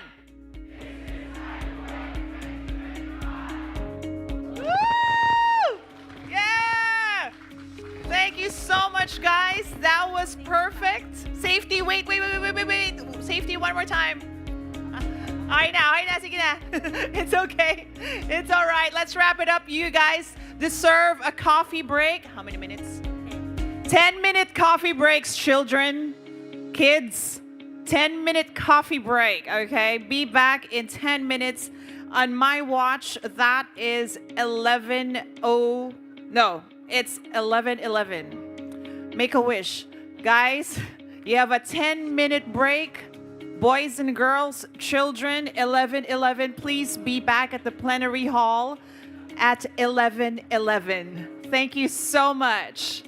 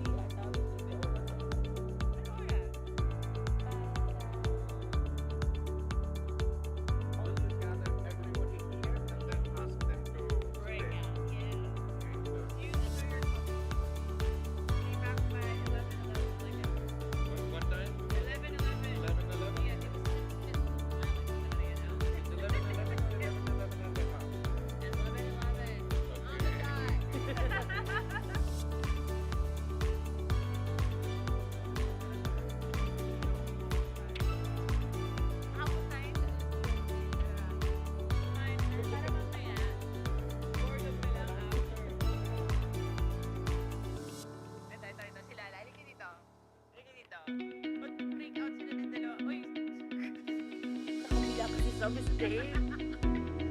Wala siyang pakialam. Kasi ko happy kami.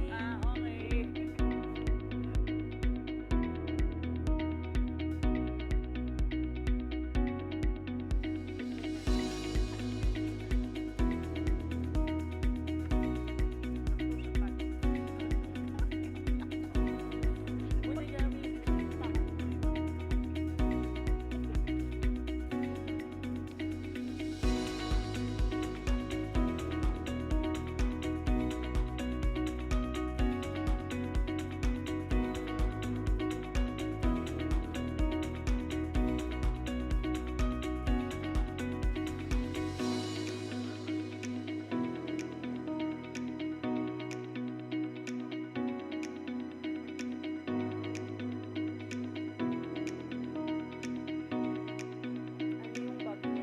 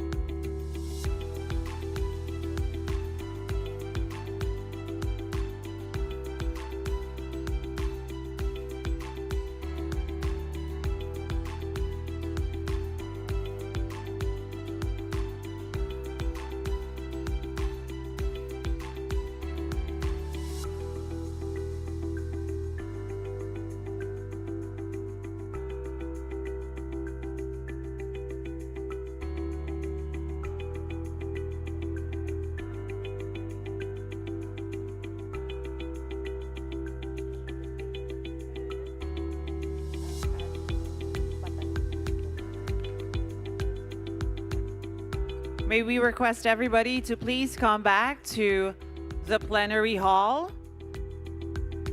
It is already 11:11, yeah. Try to wrap up your coffee break. Time check, 11:06. You have 5 more minutes to wrap up your coffee break, everyone.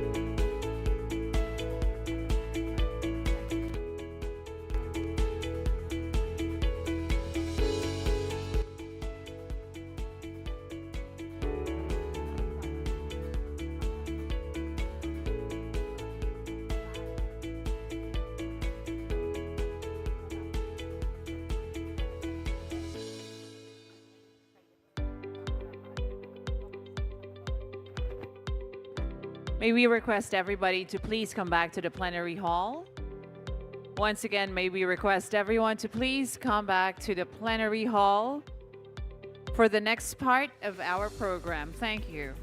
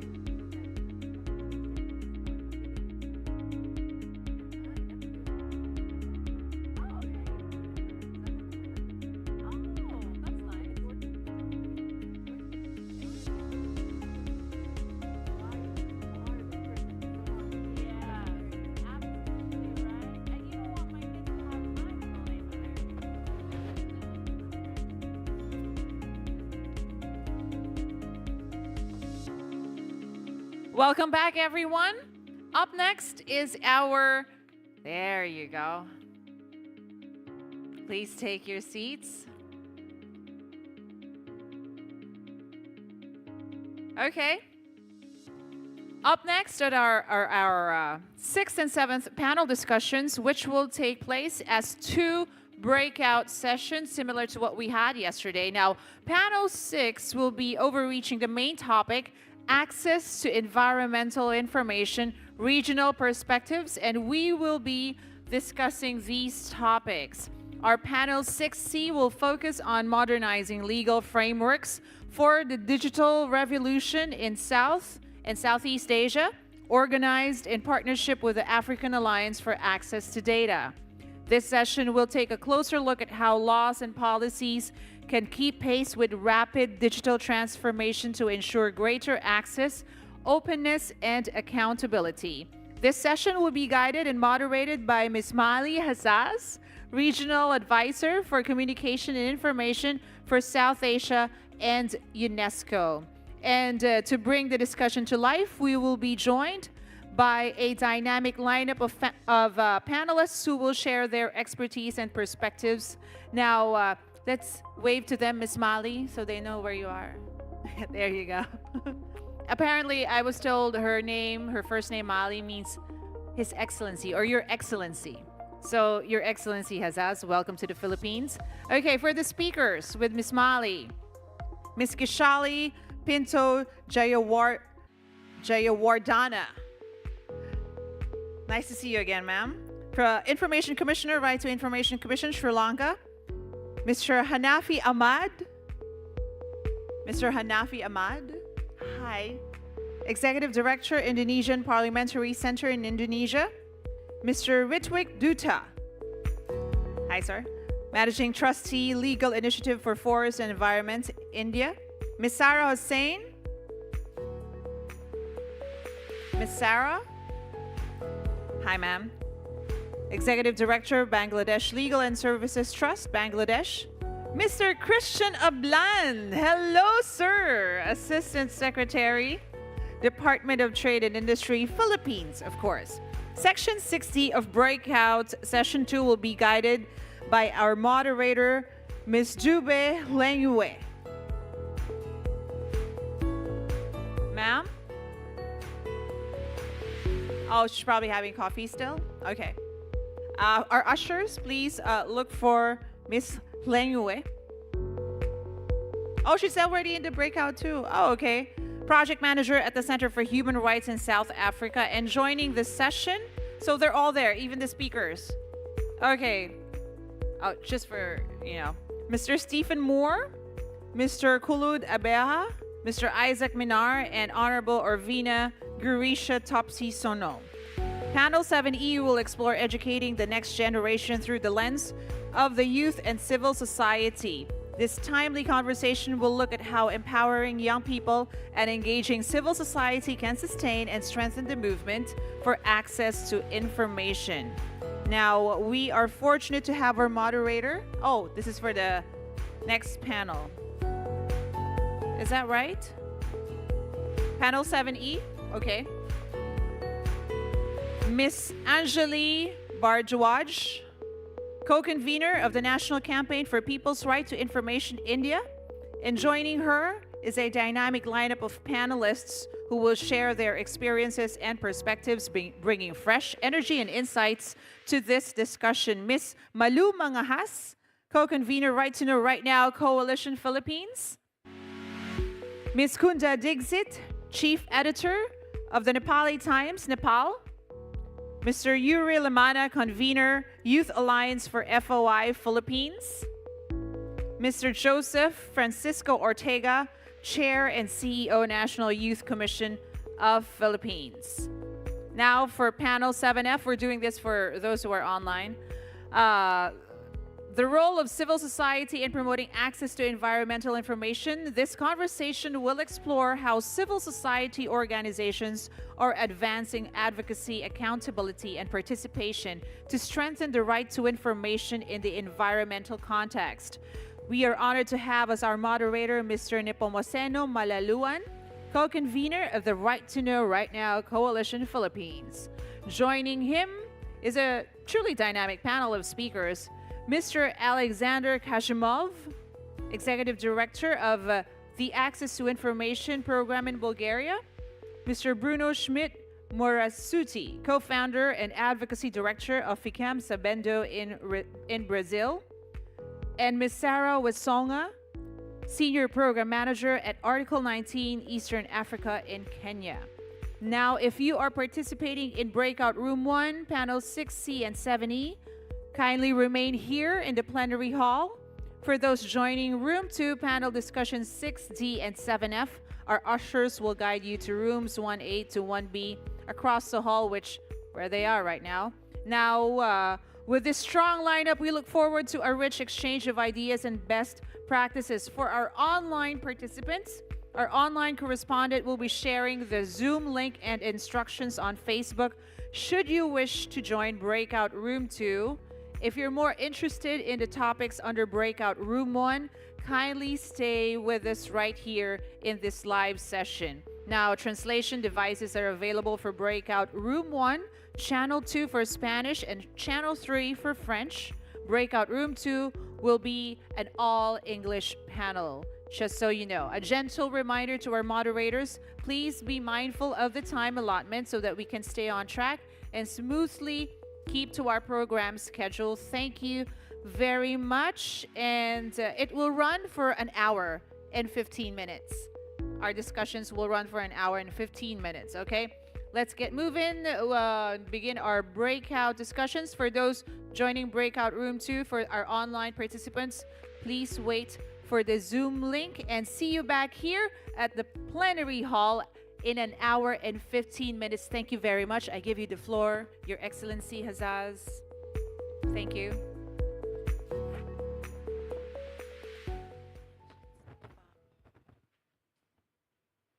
So I'll use your podium. So good afternoon, well, good morning, good afternoon. We have some people joining us online as well from different regions. Our discussion today sits at the intersection of climate justice and digital transformation, ensuring inclusive, secure, and equitable access to environmental information in the digital era. So let me begin by greeting everyone in the room and those joining us online, and by presenting the central theme of our panel, how digital transformation can serve as a force for equity, for accountability, and innovation in environmental information governance throughout South and Southeast Asia. So today's panel will do our best to have it interactive and dynamic. Following a brief introduction, we will have a round of targeted questions for each of our four panelists. I guess we're five, no? So each with responses of approximately 5 minutes. We'll have that twice, and then we'll give you the floor as the audience to also ask your questions. So I encourage you all to note your questions and reflections for that. So across our regions, communities face profound environmental risks, whether air pollution, whether it's climate migration, or threats to fragile ecosystems. The right to timely and reliable information is not abstract. It is vital for citizens to anticipate risks, hold industries accountable, and participate in shaping their own futures. However, digital transformation also brings challenges for inclusion. South Asia faces internet shutdowns and restrictive laws. Southeast Asia confronts fragmented regulation and data sovereignty debates. Rural, indigenous, and marginalized populations, especially women and youth, risk exclusion. There are not just technical divides, but legal and democratic gaps. So I'm especially honored to be joined today by a distinguished panel of leaders representing legal, government, and civil society expertise from across South and Southeast Asia.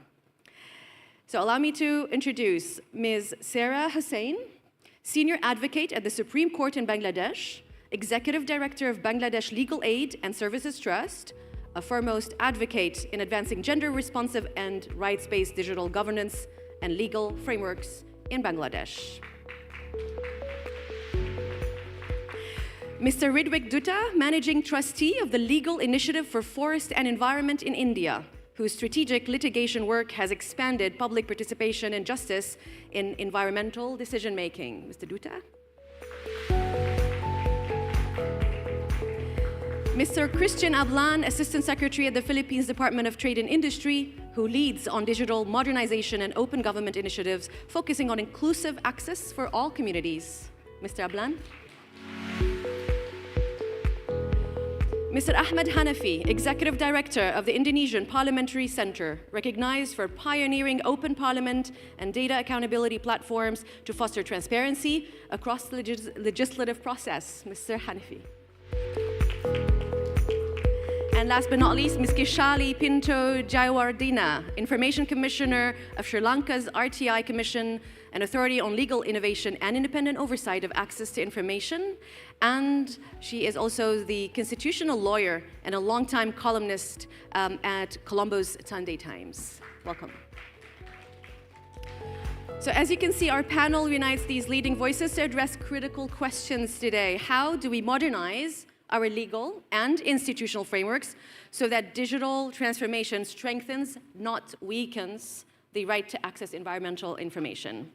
So, by session's end, we aim to distill and actionable recommendations, of course, also with your recommendations from your side as audience, and from our experts here for shaping digital governance that leaves no one behind.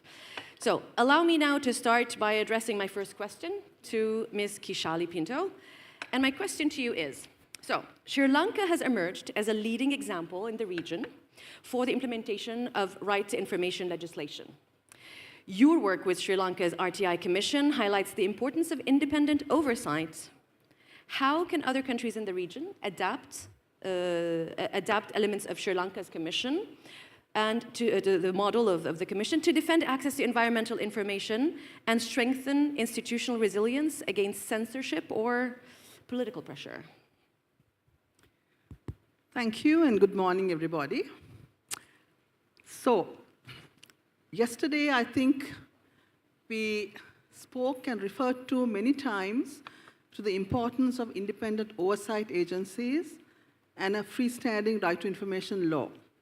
And I think in the context of societies with fragile rule of law systems, Sri Lanka certainly is, the pivotal value of an independent Right to Information Commission cannot be overstated. As many of you in this room may know, Sri Lanka had independence from the British colonial systems in the 1940s, along with India. We inherited very strong rule of law systems at the time. Our human development indicators were very high. The literacy rates were very high at the time. But we had civil and ethnic conflicts in the country for the last 50, 60 years, as a result of which much of these advances were reduced to almost minimal value. And for many, many years, my work as a lawyer and as an activist and as a columnist, as a writer, was focused on how to ensure that the law delivers for ordinary citizens. The disconnect between what the law promises and what the law delivers was a major issue in much of our work. So when we drafted the Sri Lanka's Right to Information Law in 2016, and may I say this was an effort that went across for 14 years, we came very late to the scene, much later than India, much later than Bangladesh or Nepal. And I have sympathy with my Filipino friends in civil society and in FOI networks in the Philippines who have also struggled and are struggling for enactment of the RTI law. I was first in the Philippines in 2019 when Chris invited me to come, and from that day onwards I have been tracing the progress of the FOI law in the Philippines. Now in Sri Lanka, when we drafted the law, as I said, for over 14 years, our effort was to try and defeat the state. I use these words very consciously because our effort was to look at the worst possible eventualities that may occur. So we plugged the law at every point with all the safeguards we could think of. Because as practitioners, as legal advocates, we knew where the state triumphs. So we wanted to really plug the law to make sure that the state will not be able to escape. So one device, for example, is that if a public authority does not appoint an information officer, the head of the public authority automatically becomes the information officer. So I remember just 1 month after the commission was appointed and the law was functional, the Supreme Court was one of the last authorities not to appoint an information officer. And the commission wrote formally to the Chief Justice and said, in the absence of information officer, you become the information officer. And within 2 weeks, the Supreme Court appointed the registrar of the Supreme Court as the information officer. So at every point, we used devices to try and make the state obedient to the law. Now, this basically did work the last 9 years that the law has been in operation. I think we have succeeded quite a lot of what we wanted to succeed. The pivot of the law is, as I said again, an independent information commission. The Sri Lankan Commission is a little bit of a unique creature in a sense. The appointment of commissioners does not come through a political process. It comes through the nomination of civil society and professional industry bodies. For example, I served in the first commission as the nominee of the Editors Guild of Sri Lanka. The second commission, the term was as the nominee of the Bar Association of Sri Lanka. And the other nominees also come from civil society, from other professional bodies.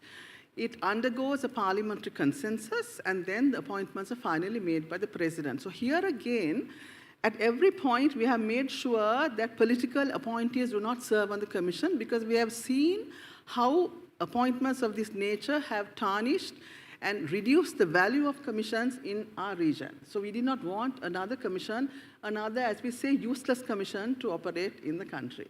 So the Sri Lankan Commission also has enormous powers in terms of prosecutions of public authorities, of any person who does not obey the directives of the Commission. We have the power to regulate the fees by which information is released. And the law itself is unique in that sense of not exempting or accepting any entity from the reach of the law. So we have the normal 14 exceptions in the Sri Lankan RTI law, including national security, including privacy, so on and so forth, the normally well-known exceptions.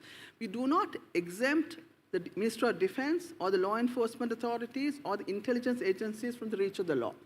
Now, for Sri Lanka, which has suffered military conflict, militarization of its laws and conflict for more than 4 decades, to have the law applied equally across all sectors, even to the intelligence and the military authorities, was a major victory in 2016. And that has actually been working quite well in practice. We have had the Sri Lanka Army adhering to the directives of the Commission. We have not had any exceptionalism, claims of exceptionalism made by any of these entities. The second aspect of the power of the Commission and the power of the Act is that it applies across state, to private sector, to private bodies, as well as to non-governmental organizations. We felt that the question of equity was important here. Equity has to apply across the board, not only to government, but also to the non-governmental sector. Now, if I look at the way the law has been operationalized and implemented, the Sri Lankan Commission has, I think, up to now, handed down almost 10,000 or so reasoned orders, of which a fraction has gone to the Court of Appeal and to the Supreme Court on appeal.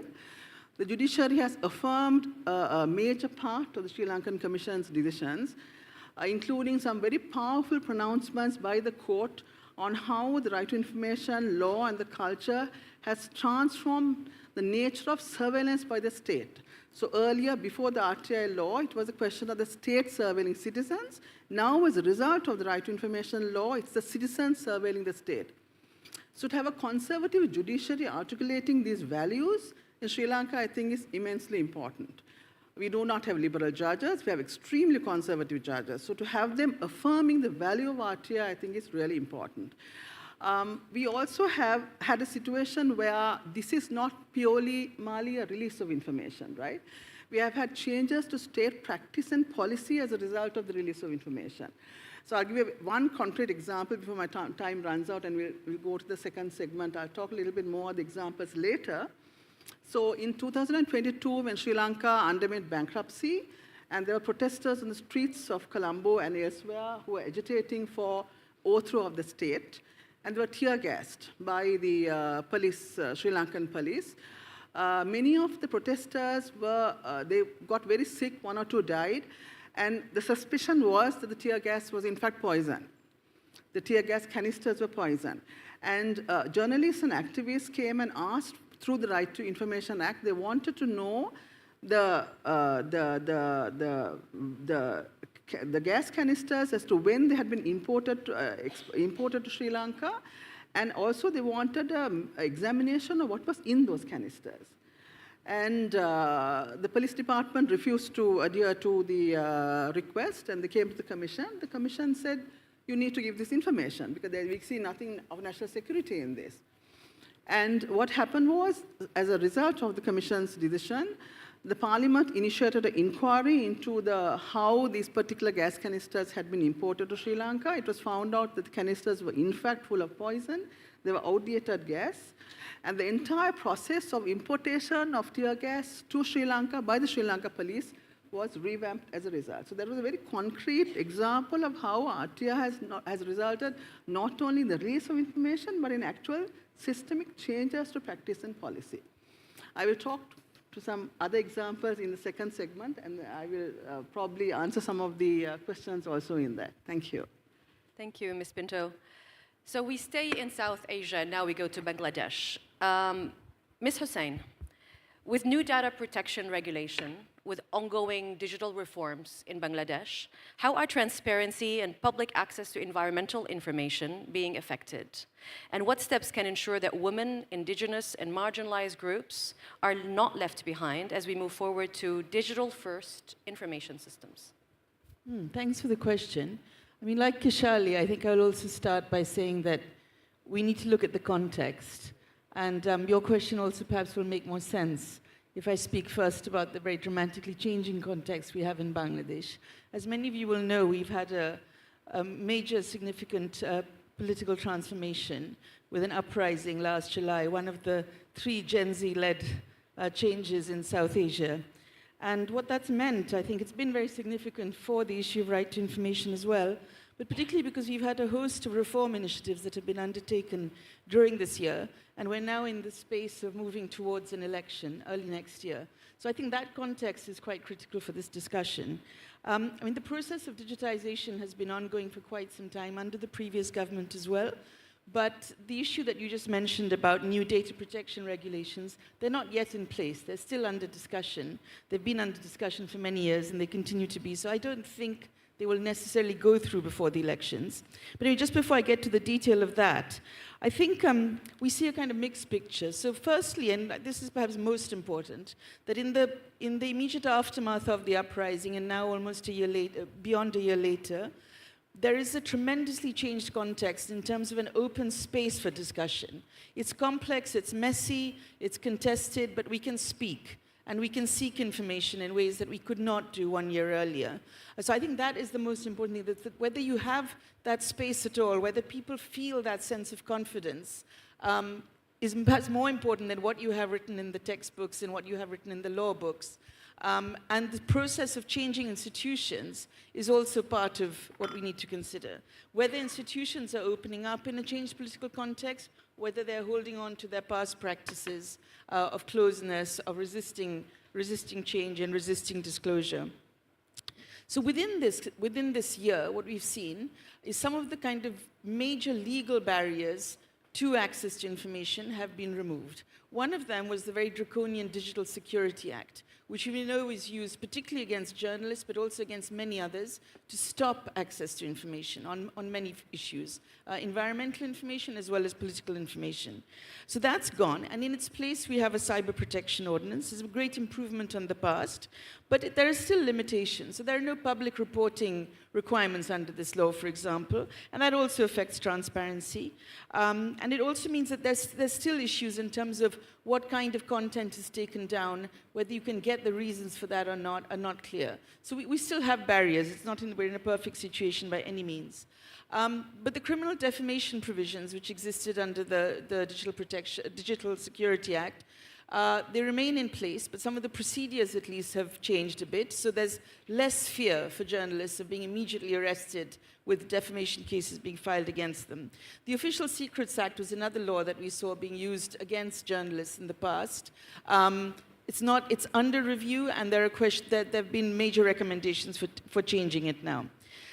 But a big gap that we face is our Information Commission is currently not active. We've had the RTI Act in place for a long time. It's been used by civil society organizations. We have an active civil society forum. But again, in the aftermath of the uprising, all of the information commissions were very complicit in, with the previous government and regime, resigned. And it's been 1 year that demands being raised by citizens groups for the Information Commission to be activated. We went to court last month in a public interest case to have it activated again, but it's still not in place. And in the absence of the Information Commission, it means a lot of the kind of work that you need to do in terms of public engagement, in terms of proactive actions are not really happening. And so it's important that that comes into place, we hope, before the election happens.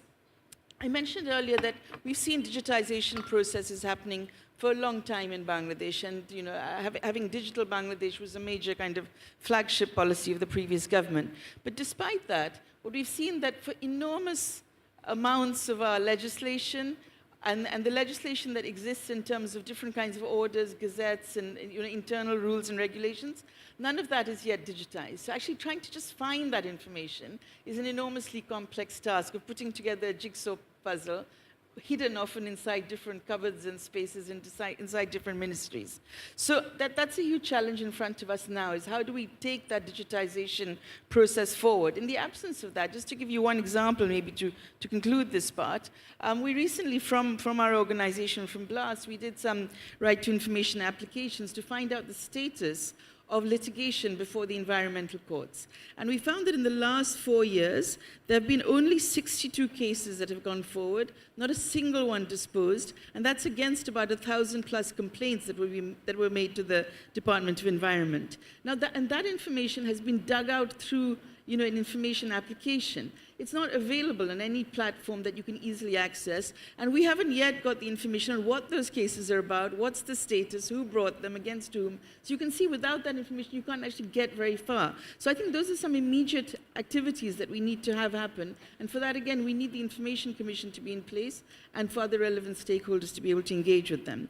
And very quickly on the second part of your question, you were saying how do we ensure that marginalized groups are not left behind?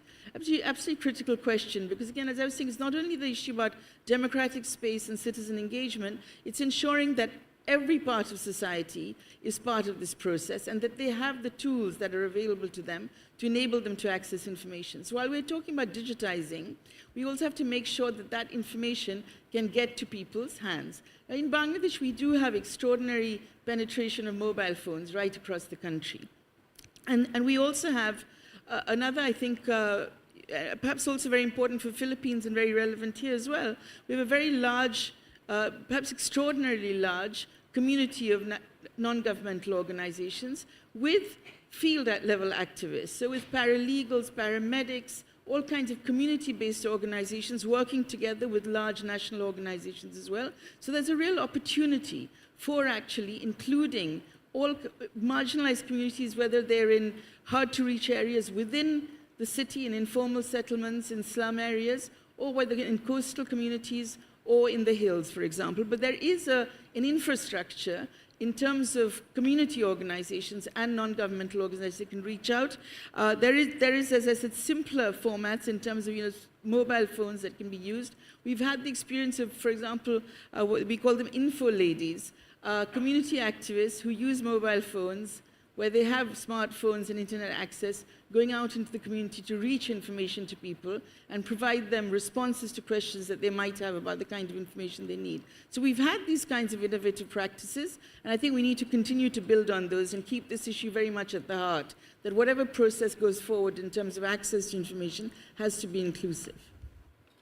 Thank you very much for sharing these practices from Bangladesh. Now we move to India, and my question is for Mr. Dutta. Legal action and litigation have played key roles in opening up access to environmental information in India. Could you share a recent case or an example where court intervention has set a vital precedent and reflect on the broader role of legal activism in shaping digital environmental governance for the region? Thank you. So in India, we have an environmental court called the National Green Tribunal, a fairly effective court, I would say, despite all the current challenges that we face. And it currently handles about, compared to what you mentioned in Bangladesh, it handles about 150 cases per day. So it's a significant number of cases. And what we've tried to look at is how do environmental information be more accessible using the court process itself. So there are two ways to look at it. You asked a recent example. My example is maybe a year back and all, where, as many of you might be aware of the fact that India is among the worst air qualities in the world. And in terms of it, what we find is it is an issue of air, but it's also an issue of access to information. Out of 4,000 cities that we have in India, only 400 cities are monitoring air quality. That's the one. And within that quality that's monitored, none of them are mostly publicly accessible. So you have a system called online continuous emission monitoring, which was introduced, but unfortunately, those information, though available online, was password protected. So we went to the National Green Tribunal saying, well, you have to remove this password, because the password was made available only to the industry, the polluter, but not to the citizens at all. Second, it did not have historical data. Historical data is very, very critical to know the changes in the air quality. So we managed to get 2 of these orders put in, saying that firstly, it cannot be password protected, and secondly, it must be accessible 24/7 to anyone, anywhere in the world. World is also important because the knowledge about what is bad quality air, when does it come in, is not limited only to India. It's a global one.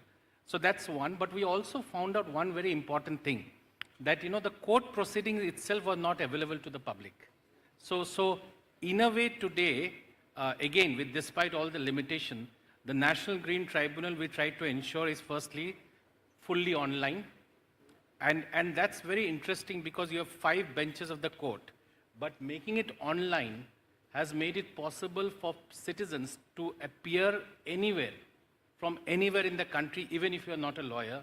You argue on a matter, but also we found a second major hurdle that needed to be addressed from the information perspective, is that mostly we found that the cases have been adjourned, which is a very usual case, because the parties were not supplied with the copies of the replies and responses from the other side. Also, environmental matters, you don't really have access to too much information. So we said environmental cases are not a list between or a dispute between 2 individuals. It's a society at large. So make all pleadings available online to anyone. So this has made a lot of changes. So if I am a litigant in Delhi, I know if there's another litigant in Kerala, in Assam, I can look at their pleadings. I can see how the government has responded. I can see if there's a very good petition filed by another petitioner. If that is good for me, then I can actually learn and frame my arguments in that manner. So what we found is that if you make the court not just the hearing transparent, but the entire information that's available before the court to the public at large, in the global community, because it's climate change, you make for a lot of difference happening. So, these are 2 major things that have changed, which we have directly seen. And to a large extent, these have brought in some change. It doesn't really mean that, because you've got a court order, the environment is going to necessarily improve. But it's a step in the right direction. Thank you. Thank you very much. Indeed, every step counts. And from there, we move from South Asia to Southeast Asia. And my question is to Mr. Ablan. The Philippines is advancing in digital modernization and public-private partnerships to promote open data. What practical approaches have proven effective in reaching remote or marginalized communities, and how is digital policy being adapted to support more participatory and inclusive environmental decision-making in the country? Welcome to the Philippines, Mali, and everyone. Other than Indonesia, we are a large archipelago. We have 7,641 islands here in the Philippines. I think Indonesia has around 10 or 11,000 islands. It really is a challenge for us to reach all of the islands We have to adapt to a lot of practical solutions to ensure that open data is available for all. We have our government program to ensure that the far barangays, we call our small towns barangays, with free internet. So they set up V satellites and they provide free internet access to everyone. But that can only go so far. Like I mentioned, we have 7,641 islands. Another practical solution, in case internet cannot get there, is that our Ministry of Science and Technology, or here in the Philippines, we call them departments, our DOST set up a digital library in far-flung areas. So what they did was, whatever government information or open data is available from our capital here in Manila, they save it into a hard drive. And then we partner with public-private partnerships, like big corporations, for them to donate computer terminals. And they've since called them the Starbooks, and it's on the screen. So these Starbooks is a public-private partnership between industry as well as government, and they put all of the information, Mali, into the kiosk, the Starbucks kiosk, and then they deliver them in areas where there is no internet.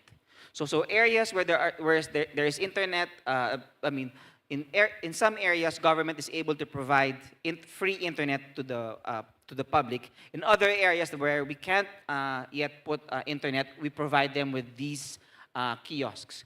So every quarter, a person from the ministry gets all of the updates from, for example, here in the Philippines, we don't call it RTI, we have FOI, we have a website, foi.gov.ph, and all of the questions are there. I just checked before our panel. We have more than 250,000 questions and answers. That's all saved up in a hard drive, and then we distribute it to all of the kiosks that are spread throughout our country. At present, we have around 9,000 kiosks or terminals in areas where there is no internet. So that's what we've been. So we still have a long way. Not all islands have either free internet or have these kiosks. So the project is still ongoing. On the question regarding what policies are needed for us to fully embrace open data, we reached out to some other agencies that have a jurisdiction over these subject matter. So for anything data and records here in the Philippines, we have our national archives. So we talk to them. And just like what Sarah mentioned earlier, it was also a challenge for us for the last 10 years. A lot of our documents and data are not digitized in government. So, and even if they're collected, they're not of the same quality and they're not the same kind. And we needed the National Archives of the Philippines to come out with a policy called the Electronic Records Management Policy, or ERMP, to uniform, to make the file saving to be uniform across all of government, and they issued it. So it really takes a lot of coordination with other agencies. Another thing that's been helpful for our country right now is the President issued an executive order creating our Open Government Partnership Program Management Office, and also established the OGP Philippine Steering Committee, comprised of different departments in charge of information, including our Ministry for Environment, because environment information is valuable information, and making sure that membership to the steering committee and in the meetings have to be high-level officials. Because we've seen in the past, when government had created these committees and ad hoc groups, of course, they send their lower ranks. So if you send the lower ranks, nothing's going to happen. So with the executive order coming from the president, it mandated the ministries to send, ideally, the secretary or the minister, but in case they're not available, at least the deputy minister or undersecretary level, so that things things will work. So that's what I can share from the Philippines, Mali. Thank you. There are a lot of questions in my head, but I'm sure that the participants would also have their questions. So let's keep it to the second phase of this session. My last question for the first part of the session is to Mr. Hanafi. So Indonesia's open parliament and digital performance platforms are cited as models of legislative innovation. What have been the main impacts of these tools on transparency and accountability around environmental issues? And how might other countries in the region tap into similar openness and technology-driven solutions? Okay, thank you, Maali. Open Parliament Indonesia is one initiative come with open government in 2011. Our organization, Indonesian Parliamentary Center, promote to the House of Representatives from 2015 until it's declared in 2018. We have collaboration with Parliament Authority, and through National Action Plan, we create a separate activity.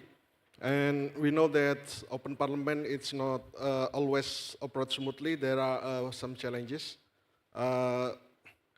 Currently, the political party alliance government in parliament about 50% versus 20% for silent political party. Its condition depend to close information. It's very challenge. But at least with this open parliament initiative, I think we can maintain transparency in the basic minimum regarding to the public information transparency law in the Indonesia. Then with this open parliament, we have actually three things that's important to the transparency process. The first one is there are infrastructure for transparency regarding to public information discussion law, such information services standard and data and document production standard. I think it's important to maintain transparency. And second one is legislation information system. There are a website platform that contain the document, data, and information on legislation process. For every bill, and public can follow it online when they want to participate. And the third one is live streaming in the DPR website and the House of Representatives website, and also in the media social. Public can show and download the video and can cut the video and upload to their own social media. So I think there's some advances, but what the impact on the environmental transparency? I think when the Parliament disclose their information in legislation process, they show the bill, they show the document, they show the academic report, and etc. and other document. I think Parliament give opportunity to the public to be more involved and participate in the lawmaking process. And we have some experience when the renewable energy bill, we bring some GSO that focus on environmental issues to the member of parliament, to the political party, and to the committee, and give some input on the bill. And also, the global policy instrument like national determined contribution from Paris Agreement is implemented to program, to policy, and also through budget. That's all discussed in the parliament. When parliament show their live meeting and declare about their activity, I think public can participate to them. But I think there is some also challenges when the bill of law contain intensive interest, political party interest, and intensive conflict of interest. The parliament tend to close the information, but it's some challenges. And based on this experience, I think demanding proactive disclosure to the authority, government authority or parliamentary authority, it's not one choice.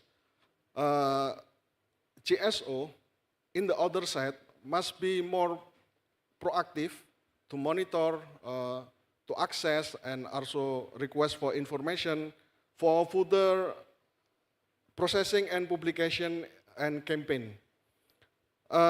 That's why our organization developed some platform, data platform, parliamentary data platform that contain the data, information about legislation process, and etc. And we also develop parliamentary monitoring report for every meeting period. That's for my view. Thank you. Thank you very much. We're going to go for another round of follow-up questions to what you said. Let's see if we can keep them concise so that we can open the floor to the participants to also address some questions to you. So, Ms. Pinto, drawing from your experience, what have been the major legal and institutional challenges, especially in the digital age, and what practical steps can be taken to bolster the independence and effectiveness of information commissions across South and Southeast Asia? Thank you, Malik. So if you look at the relevance of RTI, information right to accessibility of environmental information in particular, there was a very powerful statement made yesterday by an audience participant who said that many governments put profit before the people in their planning of development projects. So in Sri Lanka, as well as in regard to other governments in South Asia, that has always been the case. We have had very poorly planned development projects, large-scale development projects that are not thought of in terms of its long-term impact on the people. We have, in Sri Lanka in particular, we have this complicated by the various geopolitical rivalries in the region. So you have India and China with their varying impact in terms of their footprint on the island. Sri Lanka is a small island nation. And much of the loans given to the country to build these massive mega-scale development projects are on commercial rates of interest, which is a major factor why Sri Lanka faced bankruptcy in 2022. And the people have been alienated completely from this process. So RTI has been used very significantly by the Sri Lankan people to get information on very basic aspects of this particular of this process of large-scale development projects. So I'll give you two examples. One example is where a project known as the Colombo Port City project. Any one of you coming to Colombo will see a reclaimed land from just near the just adjoining the Colombo's coastal belt, where they have reclaimed huge parts of the sea and they're building a mega city mainly meant to encourage development. But as a result of which coastal livelihoods, the livelihoods of huge areas of Sri Lanka's western coast, the fishermen have been shut out from the process. They have lost their livelihoods. And they came in major numbers to the Commission asking for the agreement signed between the Sri Lankan government and the Chinese private company, the CHEC company, upon which the Port City agreement, Port City was being built. And the government of Sri Lanka said they cannot give this because of a confidentiality clause in the agreement. And the Commission's approach to this was, no, we do not accept that confidentiality clauses per se prevent an agreement being released. The prevention must be linked to a legitimate interest in one of the 14 exceptions in the Right to Information Act. Second, If the public interest override applies and the public interest in disclosing the agreement is more than the harm that may be disclosed, the agreement has to be released. And third, we will not accept an argument that release will result in embarrassment for the government, as a result of which it cannot be released. So these were the fundamental principles on which the Commission delivered a very long order directing the Sri Lankan government to release the information, to release the tripartite Port City Agreement. This has now gone to the Court of Appeal and is pending before the Court of Appeal with huge public interest, huge pressure on what are the contents of this agreement, which is not disclosed to the people of Sri Lanka who are affected the most by this. Now, in another example, I think Rikwik and I were talking about this yesterday, was the Mana wind power project, again in Sri Lanka's eastern province, initiated by an Indian mega corporate, the Adani Corporation, which was planned again without any transparency, without due process, without Sri Lankan people knowing about the agreement, the clauses of the agreement that had been entered into between the government of Sri Lanka and the Adani Corporation. There were two major issues here. One was there were no environmental impact assessment reports that had been disclosed in regard to the Mana wind power project. And second, no feasibility studies. So activists came to the Commission, they went to the Environmental Ministry, they were denied information, they came to the Commission, and the Commission ordered the release, and the Ministry thereafter released the information concerned. Later, the Adani Group withdrew its bid in the Mana region for its wind power project, and the project is now basically not operative. These two examples show the dynamics in the imperviousness or the complete reluctance of the government to disclose environmental information to the people of Sri Lanka. So our strategy has been very much to look at how vulnerable populations are affected, like in Bangladesh. The Commission actually has gone with that very distinct strategy in mind. Our approach has been to reach out to Sri Lanka's vulnerable populations, and our thinking has been that in the event of any challenges to Sri Lanka's RTI law and to Sri Lanka's RTI Commission, the strength in preserving the gains that we have made so far will be through Sri Lanka's general population. The public has to protect the gains made, and they will do so when they realize that in fact there are gains to be made through RTI. So if RTI remains an abstract concept or a law that is not relevant or close to the ordinary people, it will never be protected by the people. So I think that strategy to some extent has actually borne fruit in recent years. We had 3 months ago, we had an attempt by the government of Sri Lanka to appoint a politically compromised individual who had allegations of corruption against him as a commissioner to the RTI Commission. And this attempt was actually stopped by Sri Lanka's public, in fact, within the government's own ranks, saying, you know, we are against this, we are resisting this. So I think, Mali, when you talked about how do you resist political censorship, how do you resist political pressure, I think this has to come from the people themselves. So if they see the RTI law has not been of value to them, they will not come out and protect the law or the gains that have been made from it. I think going forward also the institutional and legal challenges the Commission faces, very much the issue of digitization. You mentioned, Sarah, about records not being available. We have the same problem in Sri Lanka. The Commission conducts online sittings. As a matter of course, we've been doing this for the last 3-4 years, but that by itself is not enough.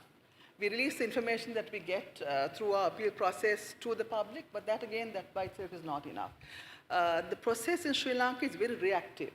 So you come to the Commission, you institute a case. I remember Elizabeth saying yesterday that, you know, for the system to work, actually it is evidenced by the less cases that you have. In South Asia, all across the board, it's through the cases that you have the results evidence. That's not a happy state of affairs for any RTI regime. Proactive disclosure has to be strong, and I think across South Asia, we are the weakest in that regard. Sri Lanka is certainly one of the weakest. So I think one of our biggest challenges going forward is how to increase the proactive disclosure of information, how to increase digitization of spaces, which the Commission of Sri Lanka is trying to do, but we're hampered very much by lack of financial resources. I think yesterday again we spoke about this. We talked about institutional independence, but without the budget of the Commission being safeguarded from political pressure, we cannot really talk of institutional independence. It will come to hit us in the face sooner or later. It is now hitting the Sri Lankan Commission very much in the face. We do not have the resources to go forward with the plans we have to expand RTI across the country because of the lack of resources. The last point I would like to mention before I close for this segment is a very canny tactic that the government has now adopted in terms of trying to reduce the impact of the RTI law is to pass new laws that shut out RTI from the ambit of the operation of those laws. So data protection law is one good example. That is still not yet operationalized in Sri Lanka, but once it does, there will be a major problem in terms of coordinating two regimes together, right to information and data protection, because unlike in South Africa and other countries, they operate in two distinct spheres. So I see this as a major challenge going forward in Sri Lanka. Thank you. Thank you very much. Who's keeping the time? I just want to know how much time we have left to make sure to leave time for the participants to ask. Anyone keeping the time? How much time we have left? 20 minutes? 28. Okay. So we'll go 5 minutes max for each speaker, and then we'll have 8 minutes left for the participants. If we can also allow for a one sentence, start preparing your one sentence recommendation or message you want to get across at the end. So, Ms. Hussain, given your experience addressing intersectionality and legal barriers, what specific reforms do you believe are essential to ensure that digital disclosure systems meaningfully reach and empower rural, indigenous, and marginalized groups? I think essentially, I think processes of collaboration and engagement with different communities is what we really need. So, I mean, we have the RTI legislation. As I explained already, it's the major challenge we have at the minute is not having the Information Commission activated. We need that. But what we also need is other sectors to come forward. So, for example, media engagement is a major area. You know, we see that media is one of the institutions, even in a context where, of democratic transition, where there's genuine debate, discussion, and it's possible to generate a national conversation. So I think greater engagement of the media around issues to do with access to environmental information is one key issue. And it's also because the issue of language is very important. So for example, our courts, which are doing strategic litigation like Ritik does in India around environmental issues, judgments come out in English, which is not the language spoken by 180 million people. Very rarely are those judgments translated into our national language, into Bangla. So that's where the media, again, play a massive role in communicating what's happened, how it will impact on people, and how it can be utilized. So I think we need to think more about innovations and how we use the media more effectively in this space. Social media is absolutely key. For us, you know, everything happens on Facebook before it happens anywhere else. We now speak about Facebook justice. You know, people raise issues on Facebook. The next morning you'll get a response from government, which it would take us another 5 days to get to court to file a petition on that. So I think that's also important. There's a lot of disinformation, that's true. There are a lot of challenges and problems, but we can also see this as a very positive space in order to take things forward. And we see again that really this is kind of cross-sector, cross-class. People are on their mobiles, and that's where they're getting their information from, and we need to see how to use that more effectively. Another, I think, is in terms of local government bodies, which have significant functions in terms of environmental issues, for example, waste management, sanitation services, and so on. And they have the opportunity to set up local advisory groups or to engage the local community. The possibility is there in terms of the legislation and in terms of the rules and regulations that they have, but those are not activated in practice. So I think looking across our legal framework at where there are opportunities for engagement of community engagement, civic engagement, and seeing how we structure those better, seeing how we activate those, as well as with a really proactive media engagement strategy, and of course working closely with community groups directly to build their leadership in these processes is the way that we can address some of these barriers. Thank you very much. Indeed, there are a number of barriers, but even if we try to manage most of them, if the language barrier is there, then all of them are not accessible. Mr. Dutta, beyond individual success stories in the courts, how can litigation and legal advocacy translate into broader systemic reforms that empower communities and ensure participatory governance of environmental information in the digital era? Thank you. I can again cite some examples, but I'll limit myself to one, where again I think RTI and right to information becomes a tool to not just secure information, but also to bring about reforms in the governance itself. And one of the classic instances I can cite is of the Convention on Biological Diversity that led to a domestic legislation called the Biological Diversity Act. And as per the CBD, every local body must set up a biodiversity management committee. Right, the biodiversity management committee is supposed to prepare a people's biodiversity register.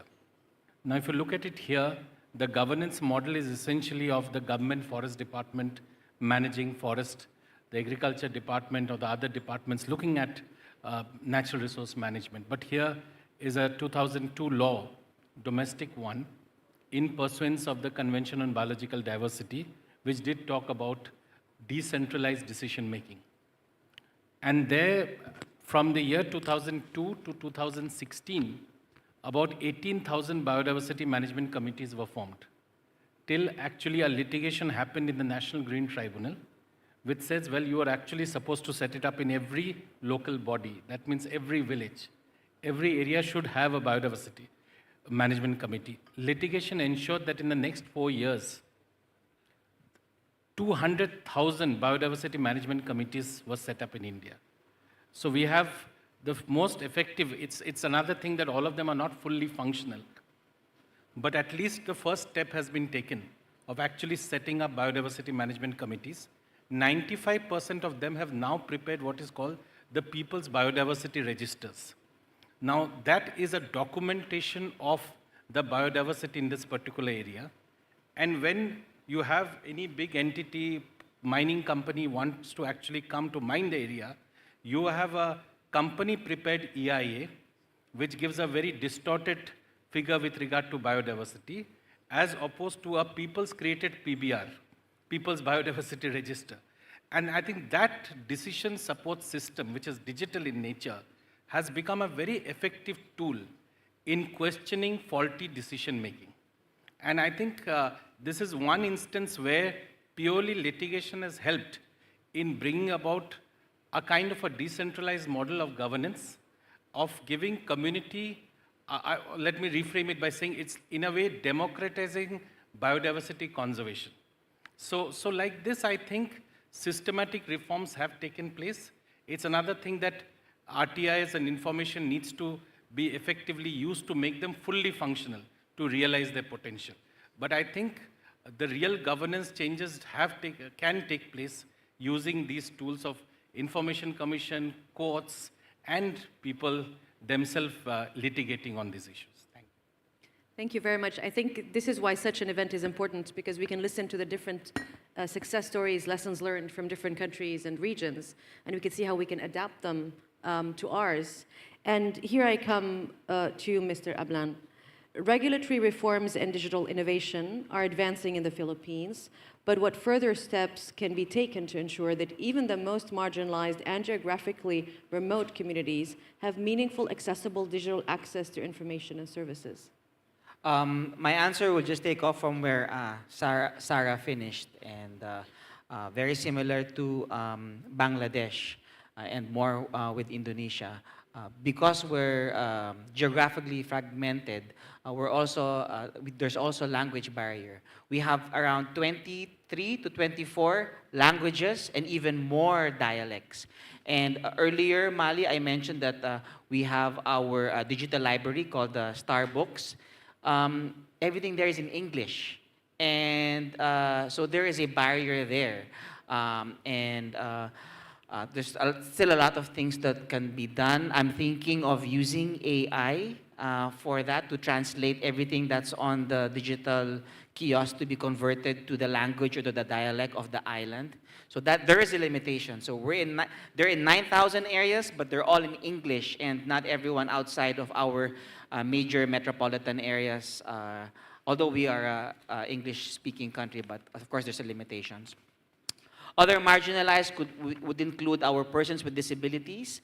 That doesn't answer our Starbucks solution, and our website doesn't answer those who cannot see. There's also age issues. A lot of our aging population still do not know how to use computers, and that's a big barrier for them. I'll take this opportunity to cite our chair from our Youth Commission, who is one of our panelists later on, is that through his commission, the Youth Commission, together with the Open Government Partnership, they have empowered the youth not only to be users of FOI and RTI, but I challenge the National Youth Commission Chair Ortega if they can be conduits for our marginalized and indigenous people. The Commission oversees all of the youth groups on all of our 45,000 barangays. And they can, I think, assist our older citizens. If they don't know how to ask, they can rely on our youth sector. The same way for our persons with disabilities who can't access, the youth who are, they almost come out already digitally prepared. They don't need any training anymore. So the youth can play a big part on how our marginalized can get access to government information. I'll end there. Thank you. I mean, for UNESCO's work on media information literacy and digital competencies, you're right, most of the work has been for years targeting youth. But we can see more and more, and it was evident during COVID, is that a certain group of users over 65 or 70 years old were the ones who were mostly exchanging and reposting disinformation. So, as you said, the digital divide is very evident, and we have to make sure to include all segments of society. My last question to the panel, and then I'll come to you, and hopefully we can at least have time for a couple of questions from the audience, is to Mr. Hanafi, and it's about open parliament and legislative performance tools. They have boosted transparency in Indonesia. What advice would you have for other South or Southeast Asian countries considering similar digital parliamentary initiatives to enhance participatory environmental information governance and public trust? I have three advice. The first one, if public information disclosure law or right to information law is fundamental to operate transparency services and also to give public access to complain if there are no services for access for information. Second one, defining environmental information, data and document and its location in government agency, I think is the first step before collaboration and advocacy. And the last one is global initiative issue. Like open government is usable for boost transparency in the national level. In ASEAN, for example, we have PMO Alliance, Parliamentary Monitoring Organization Alliance. We have transparency standard to monitor over the country. Thank you. Thank you. And we open the floor now for questions from the audience. Anyone has, yes, please. I don't see a mic on the stand there.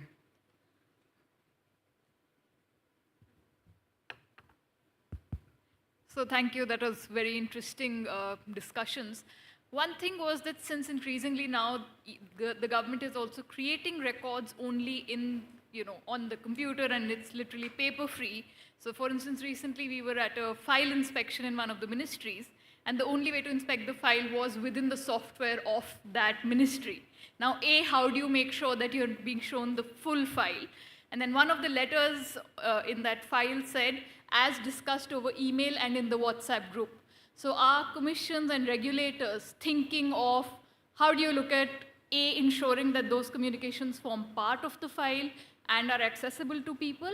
And the second part of this question was that I would imagine that doing such inspections would be very, very difficult for large portions of populations in South Asia. So for instance, in India, government's own figures show that only 33% of women have ever accessed the internet. So I can't imagine them sitting in a ministry and trying to scroll through that. So is there a need, even as we push for digital disclosures, to also have parallel paper trails, especially for proactive disclosures? Thank you. Thank you. Can you introduce yourself? I'm Amrita from India, from the National Campaign for People's Right to Information. Thank you. Which of the panelists would like to answer the question or the questions? Do you direct your question to someone in particular?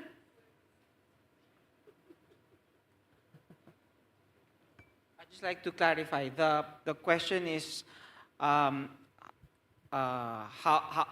do we, aside from embracing the digital information, do we have to create a paper trail so that those who don't have the digital access can address it? Yeah, that's difficult. That's difficult to implement. Sometimes governments, once we go to one direction, we don't want. But we do have a policy: no one left behind. And so here in the Philippines, while we already have our FOI website and people can ask, we instruct, at least the FOI PMO, instruct the agencies that you still have to give access to people who don't know how to use computer and internet to ask their question. And then, so agencies have two lists. They have their digital list and they also have their pen and paper list. And until we reach that point where everyone is digitally knowledgeable, then I agree with you. You still have to, because you shouldn't leave anyone behind. Not because the government decided to go on digital that we leave everything behind. You still have to allow for a pen and paper hard copy request. Just to add to that, Amrita, you see, the experience of the Commission in Sri Lanka has been that even those who are digitally, who have digital capacity, there's a very embedded distrust of digital information systems maintained by the government on the basis that the government manipulates those systems. So very often, in controversial cases before the Commission, they insist on seeing the paper documentation and the paper trail. So I think we have to go a long way before we can completely discard the paper trail and focus completely on the digitization of our systems. And the distrust, I think, is quite natural, given the fact that since independence, we have been subjected to constant state surveillance and monitoring and manipulation of our systems. So I think both have to go really hand in hand. Thanks, Amrita. This is a great question. I want to give an example of the experience we had of not requiring only digital applications in a non-environmental context. After the uprising, when administrative support financial support was being given to the many thousands of injured of the shootings, initially the format was completely digitized. But actually, because a large number of those who were injured were day laborers, for example, ordinary workers, had absolutely no possibility of being able to fill in those forms. They didn't even know that they had the right to do it. So we found that then there was a campaign to make sure there was paper possibilities for them. So I think that's very relevant also in this context. The second point, I think, about WhatsApp, that's a kind of separate point, which is so much of government is being done by all of our work, civil society, government, whatever, is done by WhatsApp or perhaps by Signal, but there's no tracking whatsoever. And I think that's a different question that we're going to have to confront, is how do you make sure you get then reasons, and government is not able to evade all kinds of responsibility by getting all key decisions being made on these platforms where you can't track what the information is. Absolutely. Thank you. Any more questions? Yes, here. And I'm sorry if I can't see if there are any questions here from the podium. So we can take maybe these two. First, the lady, but please be very straightforward in your question. Thank you. Thank you. I'm Voni from Timor-Leste as a journalist. So my question for Indonesian, you know that the situation on Indonesia is really treated after the new government. Do you mention about how doing advocacy and campaigning to protect the journalists and human rights activists? How is work? Like you related to the climate justice to access, you know, the information relating to the environment that using the data protection in Indonesia currently. And from Bangladesh, I want to know about the climate justice lens. How is your effort doing advocacy and campaigning to, you know, to involve the vulnerable group, the indigenous and marginalized group, or also these people with disability, doing advocacy and in terms to, you know, collaborate the journalists and media independent in Bangladesh. Thank you.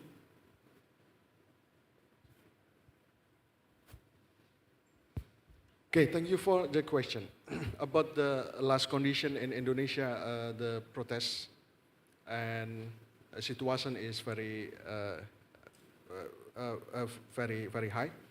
I think the role of parliament is to oversee the government work, government performance, especially in this context is police performance.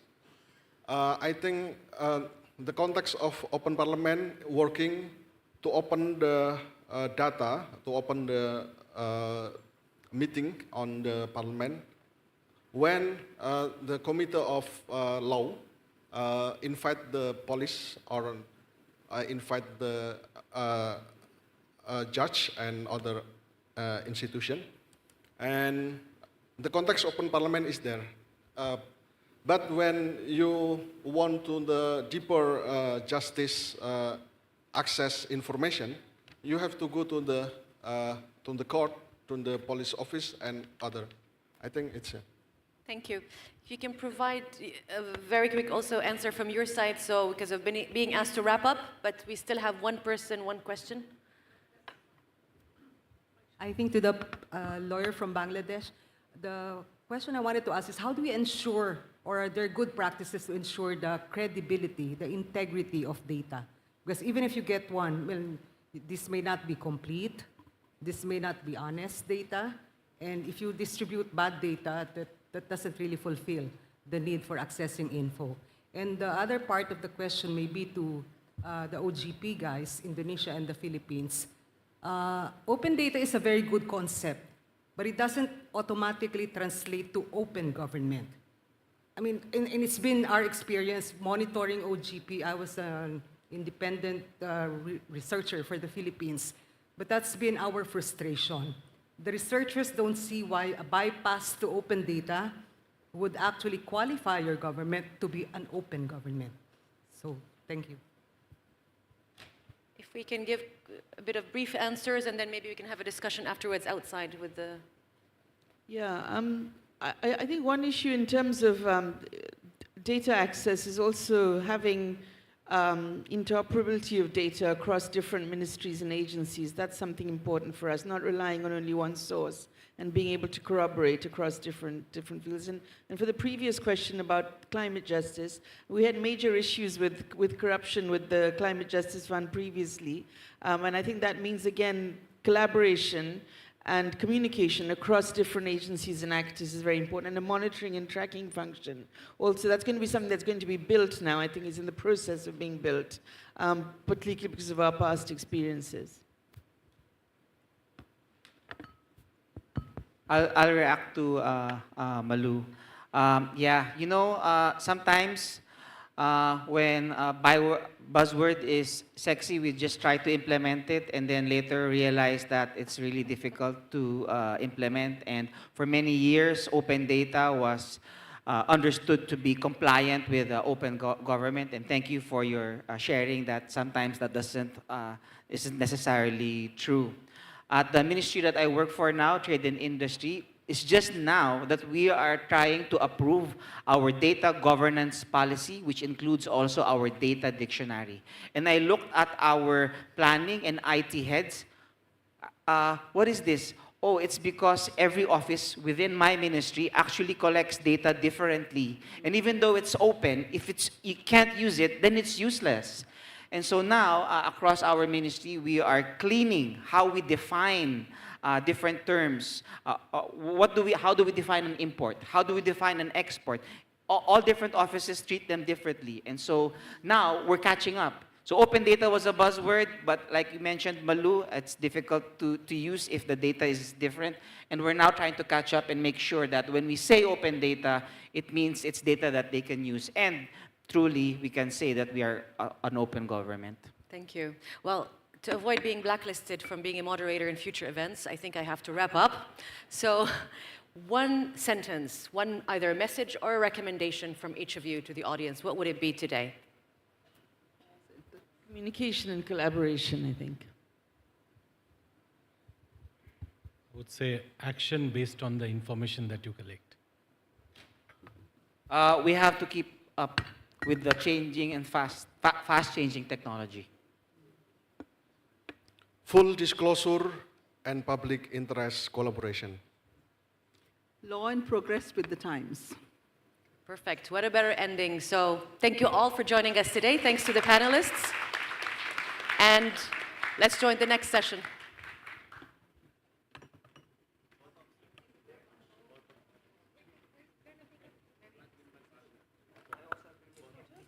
Thank you so much, Ms. Mali, for that wonderful moderatorship of our previous panel.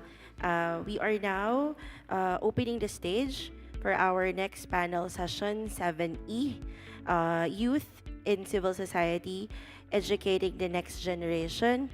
This will be moderated by Ms. Anjali Barwaj. And panel session 6D is also starting. So if you are interested to join that session instead, please proceed to meeting room 1A to 1B, and our ushers will be more than happy to show you the way. Ms. Anjali, if you're ready, I'll be turning over the stage to you, ma'am. We'll just be doing some modifications in the setup as well. Moving down some of these.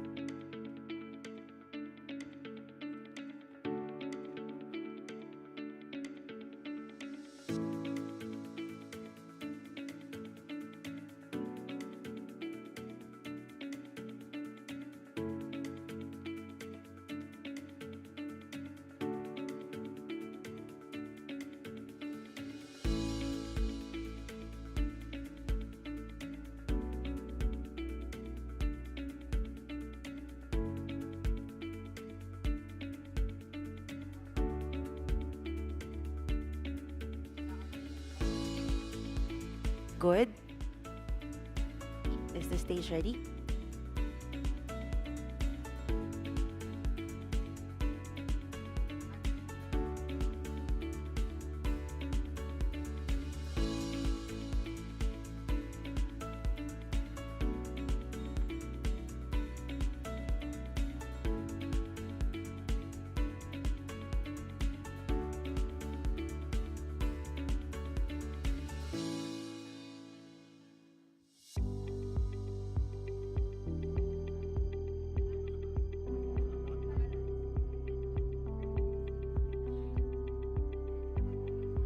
Okay na tayo?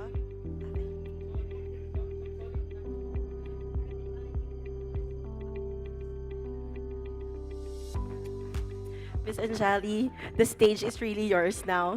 Sorry for the delay. Uh,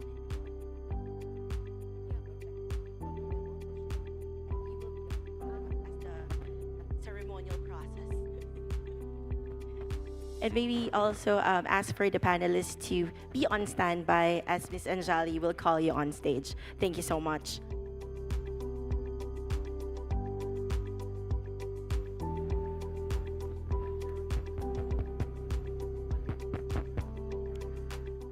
Good afternoon, everyone, and we are ready to kick off the next panel. I'm going to invite on stage the panelists. Ms. Malu Mangahas, if you could please come up on stage. Mr. Kunda Dikshit, Mr. Yuri Lamana, and Mr. Joseph Francisco Ortega.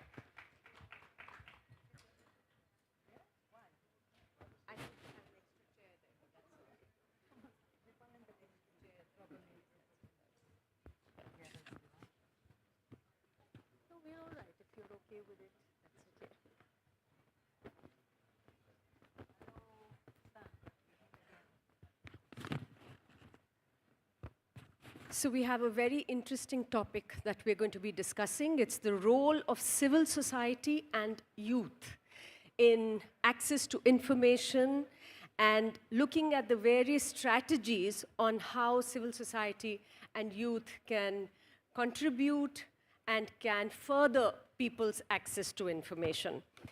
Global experience has shown how civil society has played a very, very significant role in ensuring that countries get right to information, access to information laws. And the right to information has been one of the most empowering tools for people. So we've seen across the world, the 140 countries that we've been talking about since yesterday, where access to information laws exist, and the others where some policies or executive orders also exist. We've seen how civil society, the youth in particular, have played a very, very significant role at all the stages. The first stage, of course, is where there is a demand for a law. The second is when the law is brought in, how the law is used. And finally, when there is a pushback, how people stand up to protect it, how civil society has stood up to protect it. I come from India, and I have seen in our own country how there was a very strong civil society grassroots movement, which involved not just the academics or lawyers or journalists, but from people across socioeconomic strata from different parts of the country who came together and demanded an effective law. And once the law came, there's been vibrant use of the law to hold those in power to account. So we in India have about 6 million right to information requests that are filed every year. And these are filed by young people, by people living at the margins, who are demanding answers and using those to ensure that there is accountability. I can't think of a single social campaign or movement in the country which has not used access to information laws, whether it is the environmental movement, where information about mining, extractive industry has been sought, whether it is women's rights movement, where mothers of those where there have been enforced disappearances, they have asked for information. I think there's some disturbance in the mic. It's better. Yes. Access to information law has been used to ensure police accountability, to ensure a host of accountability issues, address them in my country. And of course, when there has been a backslide, the right to information law has been amended, the youth and civil society have come forward to ensure that that doesn't happen easily, at least. So we've won many battles, lost some, but the role of civil society and the youth has been very, very strong and remarkable. We have a very, very illustrious panel today who's going to, each of them is going to talk about their own country context, but also the larger context, the global context. And I'm going to straight away start by introducing them and requesting them to talk, because we are going to do this in two rounds. And I'll request each of you to keep to about 4 to 5 minutes, and then we'll come to the next round of questions. So I'll start with Ms. Malu Mangahas, who's the co-convener of the Right to Know Now Coalition, a prominent advocacy group pushing for the enactment of the Freedom of Information law in the Philippines. She's also the executive director and co-founder of the Philippine Center for Investigative Journalism, where she has led efforts to advance transparency and public's right to know. Malu, in the absence of a comprehensive freedom of information law in the Philippines, your coalition has been conducting an initiative called FOI Community of Practice. Can you tell us more about this, and how and why does the Right to Information and the Right to Know Coalition conduct this? You can use this mic. Magandang hapon po sa inyong lahat. That's good afternoon in the Philippine language. The Right to Know Right Now Coalition is a network of about 160 individual advocates and civil society groups behind the 25-year campaign for the passage of an FOI law in the Philippines. So you will see that that's 8 Philippine Congresses, 6 Philippine presidents, and we still do not have an FOI law. However, absent the law, we think we should address the issue of demand and shore it up ahead of the presence of the law. Of course, you know that we believe it's a supply-demand equation, freedom of information, so we've been mobilizing our CSOs to do what we call FOI Community of Practice. What is this about? As journalists with the PCIJ before, we know that we have to be very methodical in getting information. So for 6 runs of our FOI practice, actually, we've mobilized CSOs to do practice work, which means these are needs-based or needs-triggered, evidence-focused, and methodical reporting or filing of access to information requests with various government agencies. We follow the method of the journalists. We count the number of letters we send, we count the number of phone calls made, to whom or which agency or unit in the agency.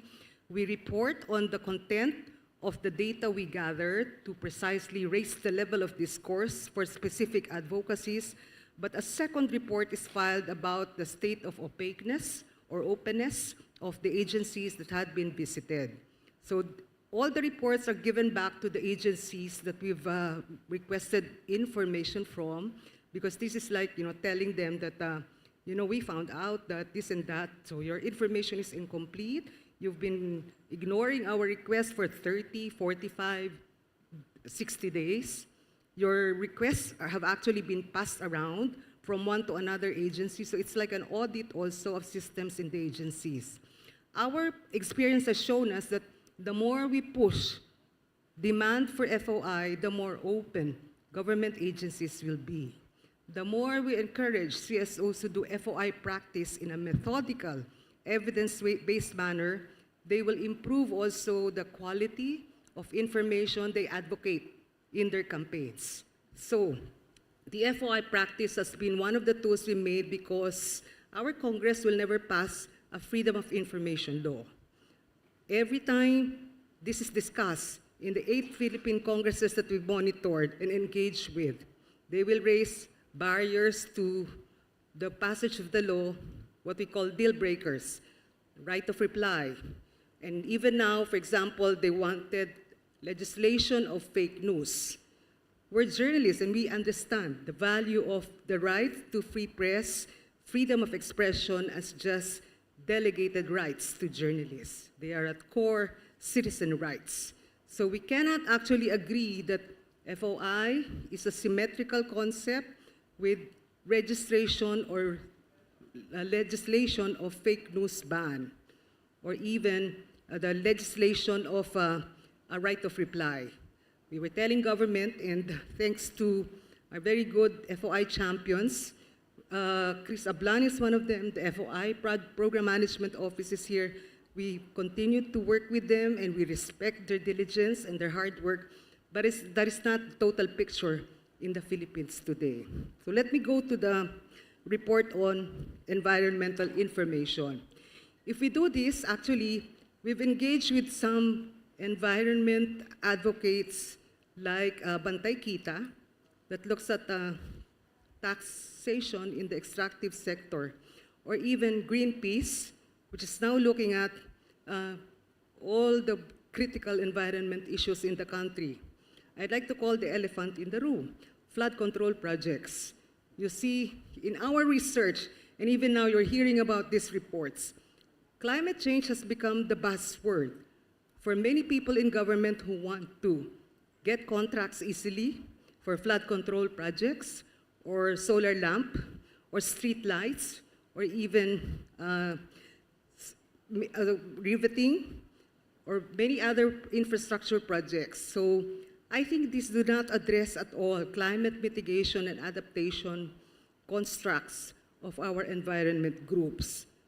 One of the groups that we're dealing with, Greenpeace, and actually the legal resource center of lawyers working for the environment or environment protection.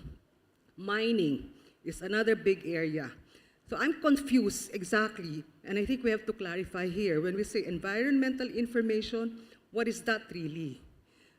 Our belief is actually in the Duterte era, first year, we produced an executive order number 2, FOI in the executive branch, and we actually even helped draft it, the Right to Know Coalition. However, subsequent to that, FOI manuals were drafted by all the agencies. And in the case of the Department of Environment and Natural Resources today, so many exceptions had been added. And we were surprised and we wanted to litigate this in court eventually. Exceptions had been made for environmental impact assessment, environmental clearance certificate, even the financial and technical proposals. One important project that we want everyone to appreciate as really critical for environmental information access is the Tampakan Mining Project, one of the largest gold and copper projects in the world, still undeveloped. And it will affect watershed areas, forest areas, and indigenous community areas. So I don't think it's something that should be allowed to pass.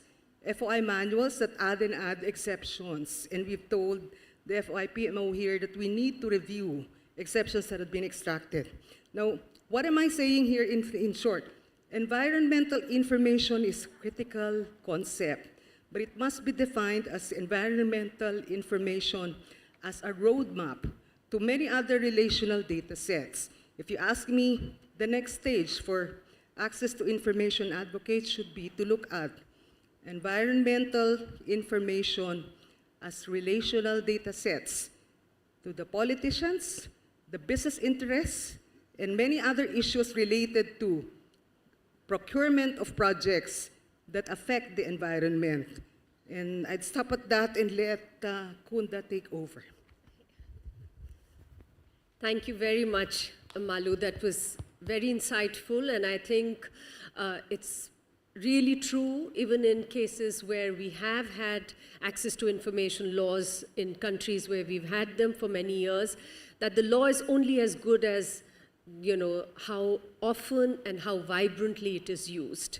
So it's important to really create this FOI community of practice, and the issues that you mentioned about exemptions and those exemptions have to be limited is very important, because finally, one can only use a law if the exemptions are tightly defined and people are actually able to access information that is of use to them. I'll come back to you in the next round, but we'll go to Mr. Kunda Dikshit now. He's the editor and publisher of the Nepali Times, a leading English language weekly known for in-depth reporting on politics, society, and the environment. He previously worked with the BBC Interpress Service and has authored Dateline Earth, Journalism as if the Planet Mattered. And in 2022, he received the East-West Center's Courage and Impact Journalism Award for his commitment to press freedom and access to information. Kunda, if I could ask you a question. We all have been observing what has been happening in Nepal recently with the youth protests and the youth taking to the streets on issues of corruption and malgovernance. Given the recent developments, what do you think led to these protests, and what do you see as the future of democracy in Nepal and indeed even beyond? Thank you, Anjali. Yes, everyone has been asking me about, so what happened in your country? Yesterday, a taxi driver asked me, but he knew everything because he was watching it all on TikTok. Actually, he told me, maybe we should do the same thing in the Philippines. So I was really shocked by that, how fast the information spreads and how well informed people are all across the world. I feel like a bit of an imposter in this panel because I'm not a youth, as you can see, and I'm also the only non-Filipino in the panel. But I did, well, I was based in Manila for 4 years in the early 90s. So I still remember a few sentences in Tagalog, one of them being "Saan tayo kakain?" When's the lunch? But yeah, I think you asked about Nepal, and it has been simmering for a long time.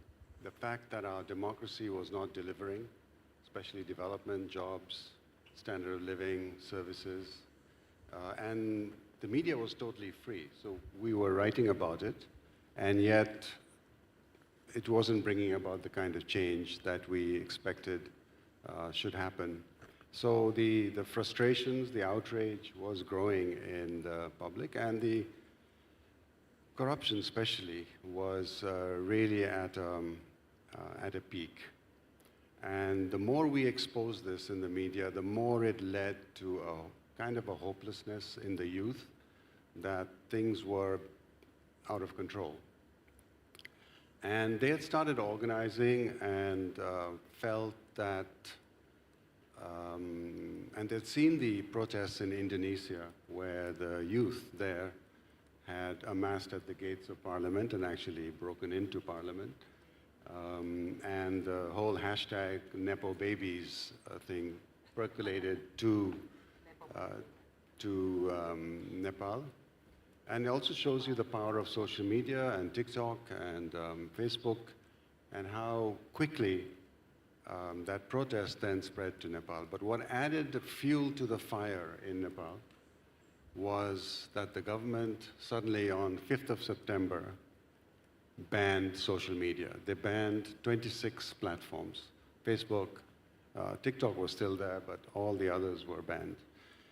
And that really fed into the outrage. So the youth started organizing on VPN platforms and decided to have a protest on the 8th of September, which was supposed to be peaceful, but this indiscriminate firing by the police killed about 21 of the young protesters, and that, again, that led to the eruption of violence and destruction the next day. But it was a volcano that was about to erupt, and it did erupt. If it hadn't erupted in early September, it would have erupted next month or in the near future. So I think the lessons from Nepal are there for all of us in the region to see. Just because you have an elected government, it doesn't mean that it has legitimacy. It only has legitimacy if it performs and delivers. And you can have a completely free press like we did in Nepal, and yet it will not quell the outrage. Because journalism and investigative journalism can only take you halfway there. We can only expose corruption in high places. But it is for the other agencies of government to come in, the judiciary, the police, for the persecution, the trials. So awareness by itself is not enough.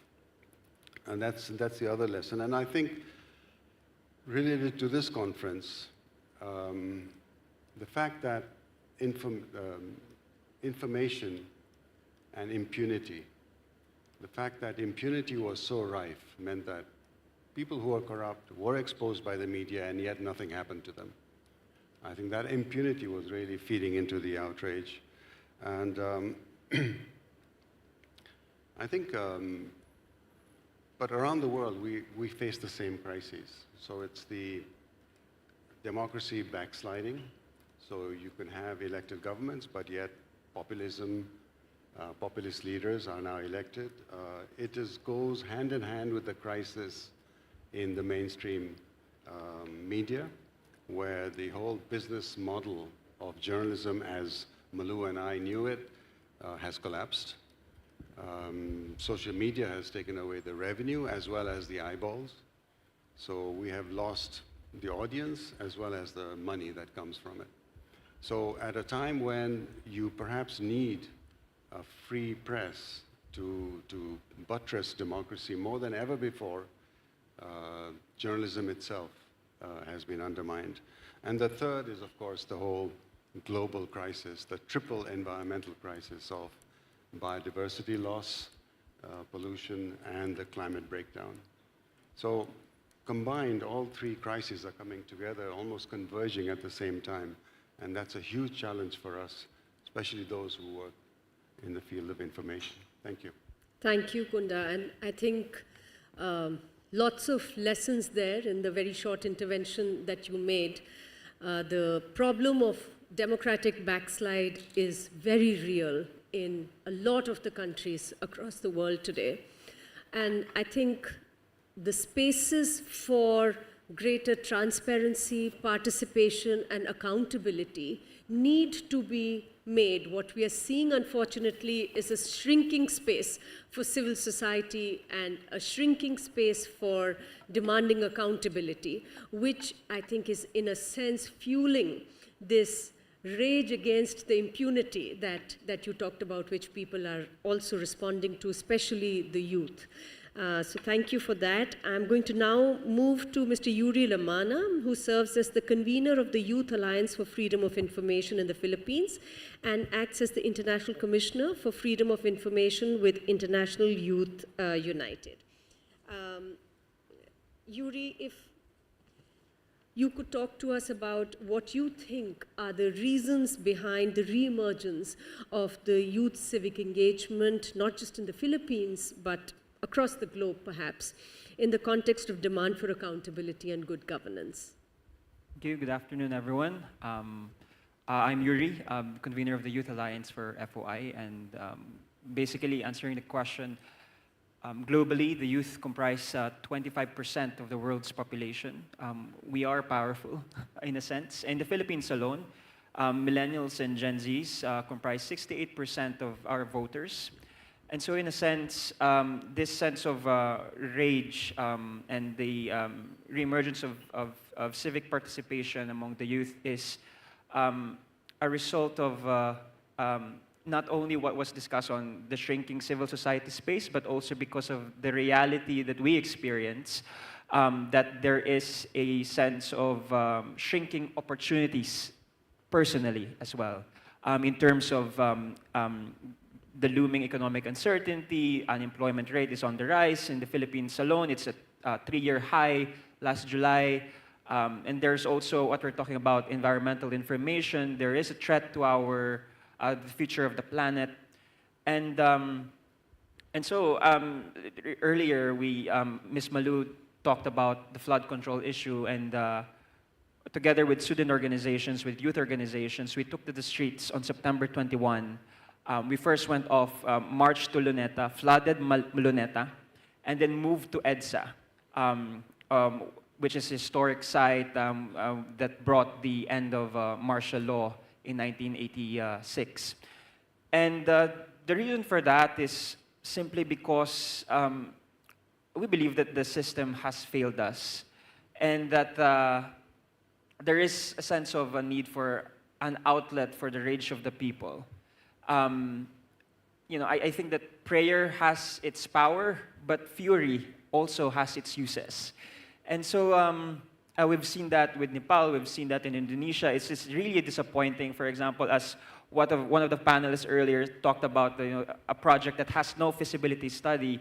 It's the same thing in the Philippines. There are flood control projects which did not have any feasibility study whatsoever. So in a sense, it's, earlier, social media was also a tool in the spread of information, and we've seen how Filipinos are very, very creative and innovative and very good, in fact, at shedding light to corruption issues, where that chairman of the Committee on Appropriations went to, the flight he was going to, Filipinos are everywhere, basically. So,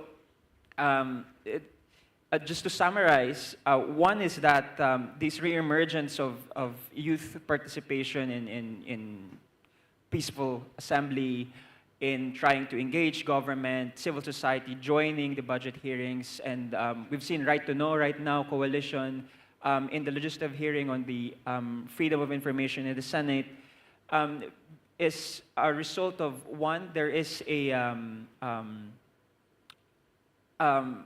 hitting reality for the youth that our future is at stake. And second, that there is a information, the spread of information is much quicker, wider in today's age through social media. And the youth are connected. We are digital natives. Of course, I am the oldest in this panel. We're digital natives in a sense, and so we're able to, if government tries to hide things from us, we will find a way. Fury will find its way. Thank you. Thank you, Yuri, and I'm going to take that forward to Joseph Francisco Ortega. He serves as the chairperson of the Philippine National Youth Commission, and he previously held the post of regional director for the Department of Tourism. Would you like to talk, Joseph, about the role of the youth in, accessing information, environmental information, information that's relevant for sustainable development? Good afternoon, everyone. I hope everyone is still interested to listen. But thank you for having us here today, the National Youth Commission. So I've heard actually everybody speak with regards to the freedom of information, and I would like to happily say and report that since it's just my first year in the National Youth Commission, we have done a lot to actually address the issues on freedom of information, basically starting with our youth. So maybe, I hope no one here is from the previous administration because they'll get mad at me. But when I came in, I saw that the agency that we had that was representing the youth was slightly controlled. So when I say slightly controlled, let's say they were involved in cases like red tagging. Red tagging is identifying somebody to be of a communist leaning, right? So there was an issue with our agency back then. And also our agency was supposedly blocking people on social media, especially those people saying comments and so many things, right? Real people, not trolls. So the first thing that we did was we unblocked all of those people. And then the second thing we did was we basically didn't allow any of our commissioners at all or any of our staff to do any red taggings. And I believe it was met with optimism with our youth because when we had our conventions in the previous months, all of them who were blocked were able to speak.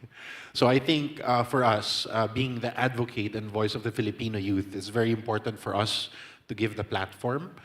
Because again, like I said, I'm only here, our term is only for 3 years, renewable, for a maximum of 2 years, so there's really not a lot we can do from our standpoint. So the best thing we can do is to really widen the platform, especially for the youth. So I'll give you an example.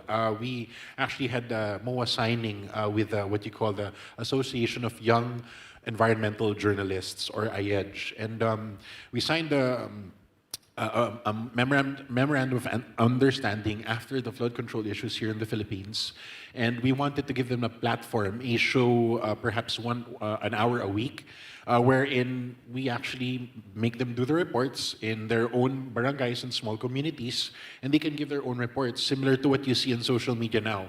I'm from the province of La Union in the north, and I grew up in my community, a little surf town, and I actually did live with some of the surfers there, and we saw our community grow from nothing to a fully developed community. And you know, it saddens me because there are some issues there as well with infrastructure that I also don't know about, and I want to do something about it. And from the point of where I stand, I think the best way to go about it is to really go back to values formation.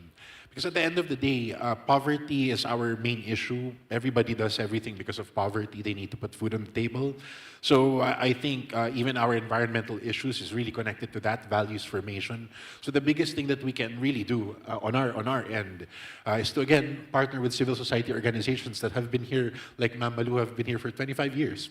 You know, we don't want to pretend like we know everything and we can solve these problems, because if we did, then they would have solved the problems already. So I think, again, going back to my answer, I think the best thing that we can do is to really widen that platform, give them the armaments, right, to strike what is wrong. But I think, again, with our youth, I always say, there's always a constructive way to do these things. Because while it is good to exercise, and I encourage people to exercise their democratic feelings and discontent. However, if we want to rebuild quick, we need to be able to build from within, change the system from within.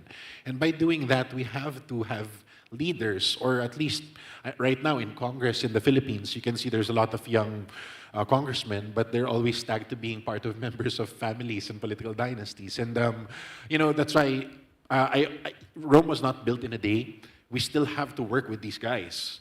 And if we can convince them to do the right thing, maybe that's half the battle, right? So while we are fighting the front with civil society organizations, we still have to make our amends and, I guess, make the current government work still. Thank you. Thank you very much, Joseph. And I think what we've heard is really sort of, you know, something that we all you know, can relate to, and we are seeing across the world, you know, what you talked about, the youth sort of getting really enraged when they're seeing this kind of impunity, you know, some of the steps that you talked about that you took to unblock people who've been blocked, you know, for speaking out their minds. I'm going to depart from convention, if it's possible here, and take 2 questions before we move to the second round of Can I just answers. interject quickly? I mean, just for the group. Yes. In the meantime, if you can please raise your hands, anybody who wants to ask questions, because then the panelists can also answer your questions while they respond to some of mine. Yeah, please go ahead, Manu. I've covered democracy movements in the Philippines, from EDSA to before that, I was a student leader. I think the problem is, with all due respect to all the youth and students in the room, youth is not really a question of age. We were young before. All the people here are not youthful anymore. We're leaders of the democracy movements of the 80s and 90s and 2000s, right? So the key element I think that's changed is technology. Not the age, not the youth. The youth people have the numbers, and it's very good that they're engaged. But I think also we have to give all due respect to the people who became before the youth, who were once youth. The only difference, I think, is you see we're angry again. We like to get angry when everything crops up like a big corruption case. We were angry at EDSA, People Power One, but we only agreed to boot out Ferdinand Marcos Sr. After that, we didn't know what we wanted to do or what we wanted to see happen. We were angry again. Series of episodes of corruption in pork barrel funds. We're angry once more. I think the eternal flame that really lights up all the youth movements of the last 40 decades would be good governance, transparency, accountability. So with all due respect to the youth, actually we must respect the youth of before. Absolutely. And I think we have a very good representation, civil society, media, and the youth, for that very reason. Look at his white hair. Yes. So are there any questions from the floor that we can ask the panelists to also think about and answer as they go into the next round? Any pressing, burning questions? Yeah, please. Hi, good afternoon. My name's Billy Blanco. I'm from the Philippines, from the Ateneo Human Rights Center. I was curious about a particular point of discussion earlier about the shrinking space in civil society and really the role of the youth. And when we talk about the youth are not just, digital natives. They're not just the ones going on the street. But you mentioned also red tagging. And so a lot of our youth are young NVI defenders or campus journalists who are not just reacting to the situation.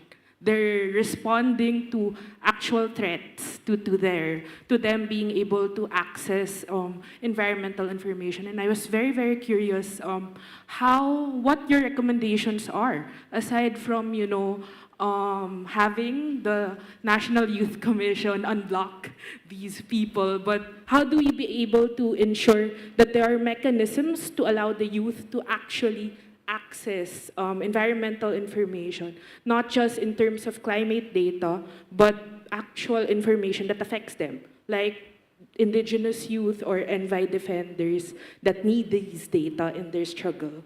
Thank you. Thank you. That's a very useful question. Any other questions? Otherwise, we move. Yes, please.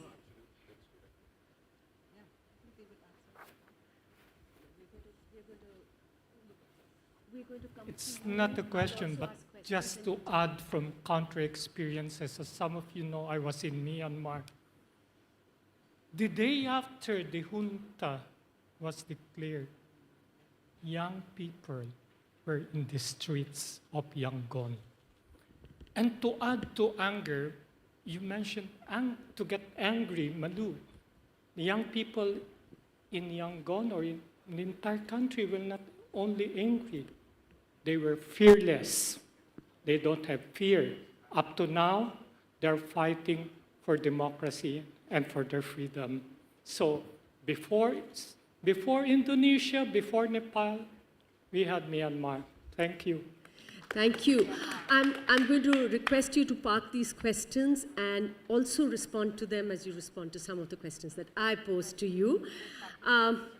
What we are clearly experiencing is a pushback where there have been very hard-fought rights that have accrued to people. And in some senses, we are now also seeing anger on the streets, whether it's Nepal or any other country. And the pushback to the rights-based legislations, to access to information, has taken many forms. Of course, there is a pushback in terms of blocking, in terms of gagging those who speak out.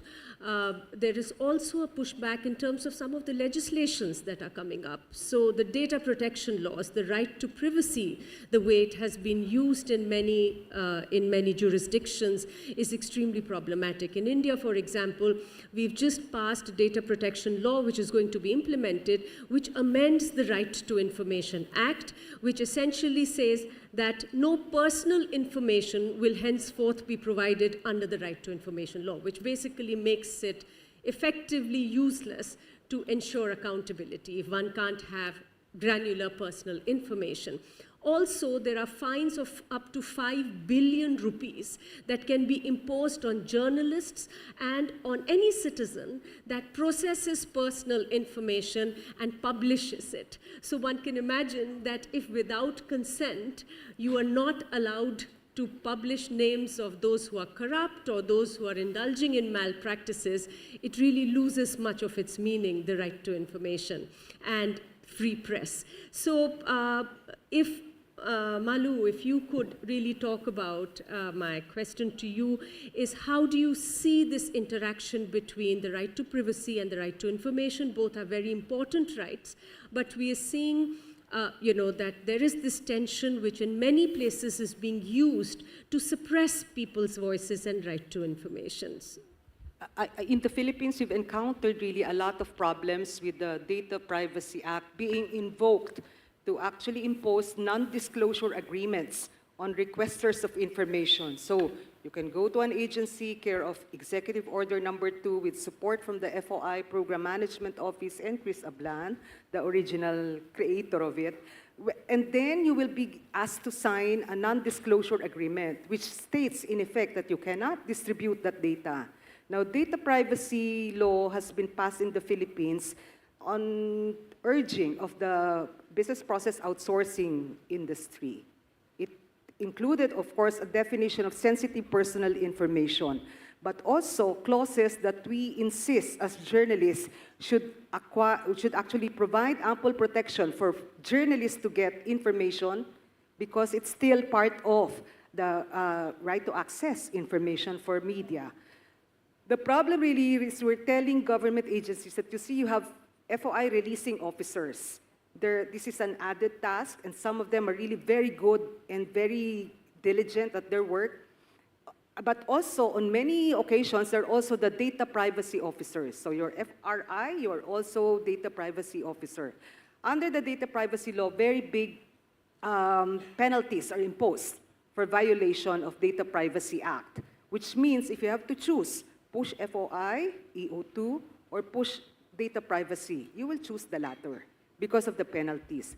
So we've been telling the government, and we've done a study on this, how it would be important to really improve on the practice of Executive Order number 2, so that you just don't allow them to deny requests. You just don't allow agencies to impose NDAs, because data privacy is a different matter from data governance. And we were telling them that under the Data Privacy Act even, you cannot erase the principle in the Constitution that public office is a public trust. So people in government should not be claiming privacy at all. I mean, perfectly, because we've seen this in libel laws. It says you cannot be claiming privacy space because you're in the business really of serving the people and being paid by taxpayers' money. That goes as well for celebrities. They could claim only half the privacy they want because it's really because they're in the business of seeking public adulation. So what we're saying that, of course, it's important to see the practice go through and move forward. That's why we're seeking a joint meeting between FOI officers and data privacy officers to clarify it. The other thing that we've done is actually also to include a petition in the Supreme Court for private companies performing governmental functions to be covered by access to information. Why? Because it has been, in our experience, the excuse for banks, private companies to evade prosecution under plunder and other laws, corruption laws in the Philippines. So we're waiting for the Supreme Court to rule on this. It's a case of first impression. We filed this because of the 18 billion peso contract for the automated election system in the last election, May. Because one of the companies there that provided the financing for the project is the company that now is in the news for flood control projects that are ghost and substandard, St. Timothy Construction Corporation. So we're looking at these steps, and we're very happy that even the FOI-PMO is appreciative. We're looking at also imposing, well, at least some clarity that if you deny a request, you have to state why you denied it. You cannot just deny because you feel like you're denying. Data privacy officers should also be asked to clarify that they cannot impose non-disclosure agreements just outright. And finally, the concept of data privacy versus data governance, that should be clear also to public officials. Thank you. That's very useful. I think across the world, in many jurisdictions, we are seeing today how the data protection and the right to privacy is actually being used to withhold very important information. And thank you, Malu, for addressing some of those issues. Kunda, in addition to responding to the questions that came from the floor, if you have any response to those, can you also talk to us about the role of the media?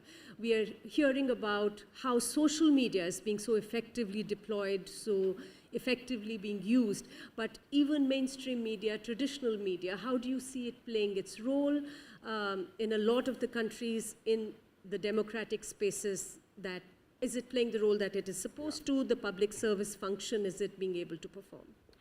No, it does feel at my age, which is Gen, I don't know what it is, You're young then. that we are dinosaurs in the mainstream media. Our role in agenda setting has been undermined. Journalism as a business, as I mentioned before, is being weakened. And our role has been taken over by social media. With its immediacy, its global reach, its amplification. So it has given agencies for organization of these protests. It is transboundary, which means that something that happens in Indonesia has an immediate impact in Nepal or Philippines or even Madagascar today, right? It also helps in organizing these rallies for immediate people to come out on the streets very quickly. You had EDSA before, but it took some time to organize. Now it can be done overnight.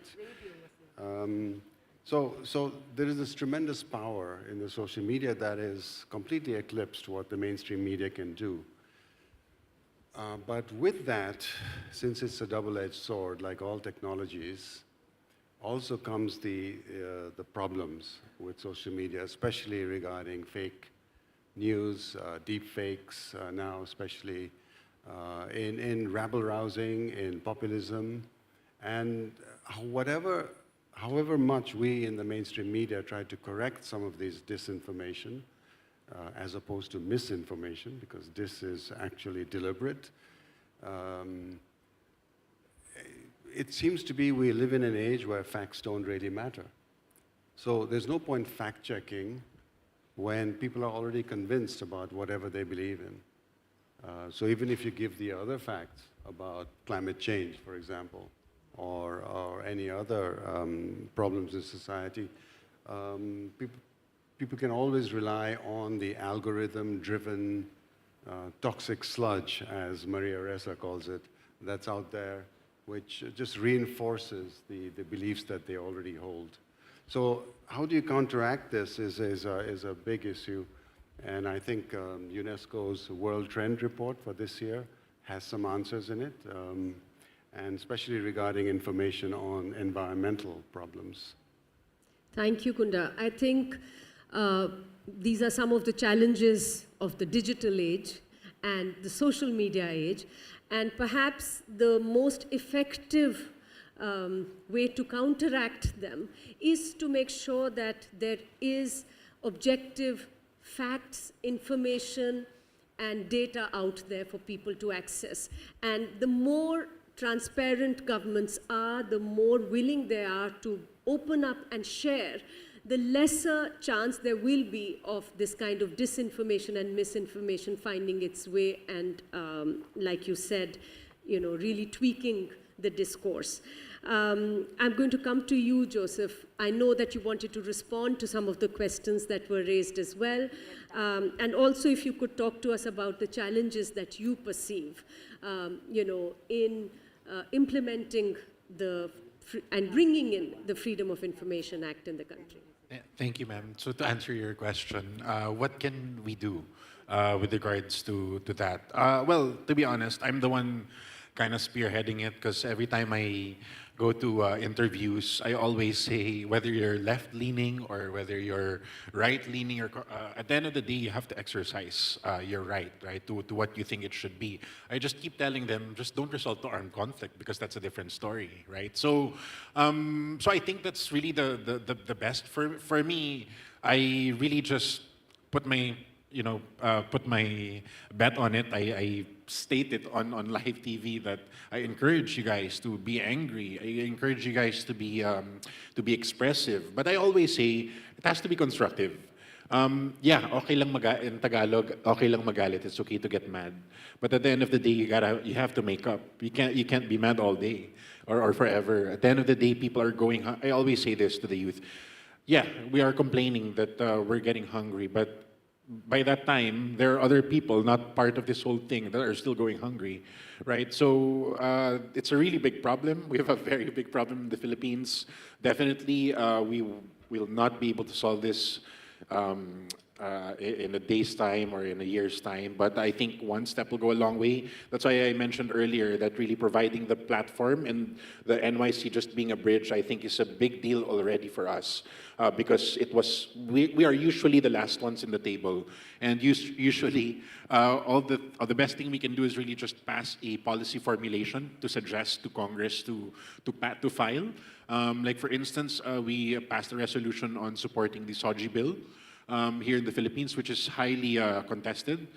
So that's something that we've been really talking about. But again, I think it boils down to really influencing our legislators, because all the things that we do as implementing agencies are ruled by law.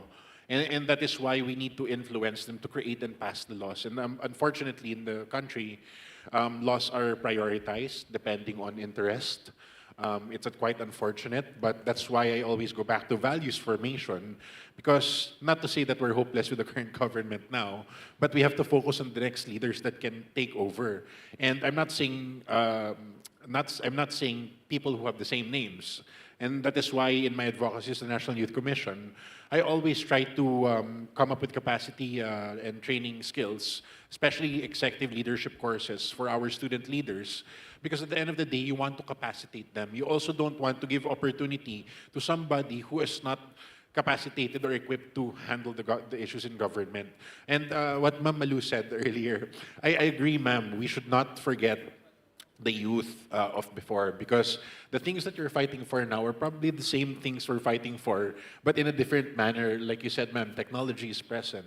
And I think it's really a lot also on our mental health, this technology, because everything is demanded to us in an instant. I mean, my mom always asks me, Jeff, how can I log in onto Netflix? I mean, she does this every week, you know? So, and every time I'm in a high-level meeting, it's as if my high-level meeting does not matter. Her Netflix matters more. So I guess the way I see it is we're highly interconnected. And I always tell the seniors, and the more experienced, I would say, the more experienced that I would say, I always tell them, you know, you really need to guide us. We need your guidance with all humility, because at the end of the day, everybody's going to get old. We will need to take care of all of you. When we get older, we will be the next leaders. So I think what you're fighting for is not yet done, because as long as there's not enough youth leaders sitting down, and if there are still leaders who are has a traditional way of thinking, I think the battle is not yet, is far from over.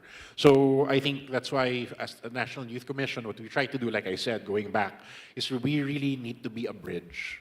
Because if we're a bridge, then a lot more help can come in to the people that need this help and this mindset. So thank you. Thank you, Joseph. Yuri, if you would care to talk to us about whether there is a policy window that you see opening up for the passage of a freedom of information law in Philippines now, given the involvement of the youth, you know, their interest in corruption issues, some of which we also saw recently. So if you could talk about that. Before I answer the question, just want to go back as well to the question.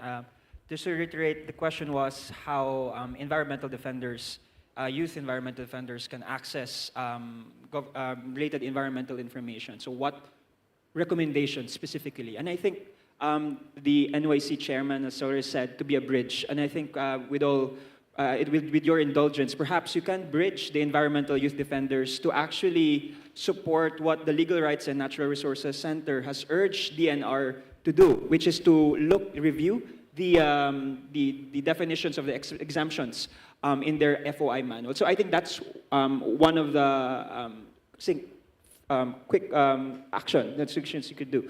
And then to answer the question, we actually did a research at the University of the Philippines. I'm also a graduate student at the National College of Public Administration and Governance. And we analyzed 112 FOI measures that were filed in the Philippine Congress from 1987 to 2024.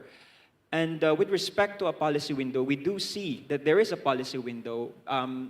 But before going to that topic, the challenges that we saw was that there is congressional resistance, not coming from the Senate, but coming from the House of Representatives. It's from Congress. So earlier, Mamalu discussed about the right to reply issue provision.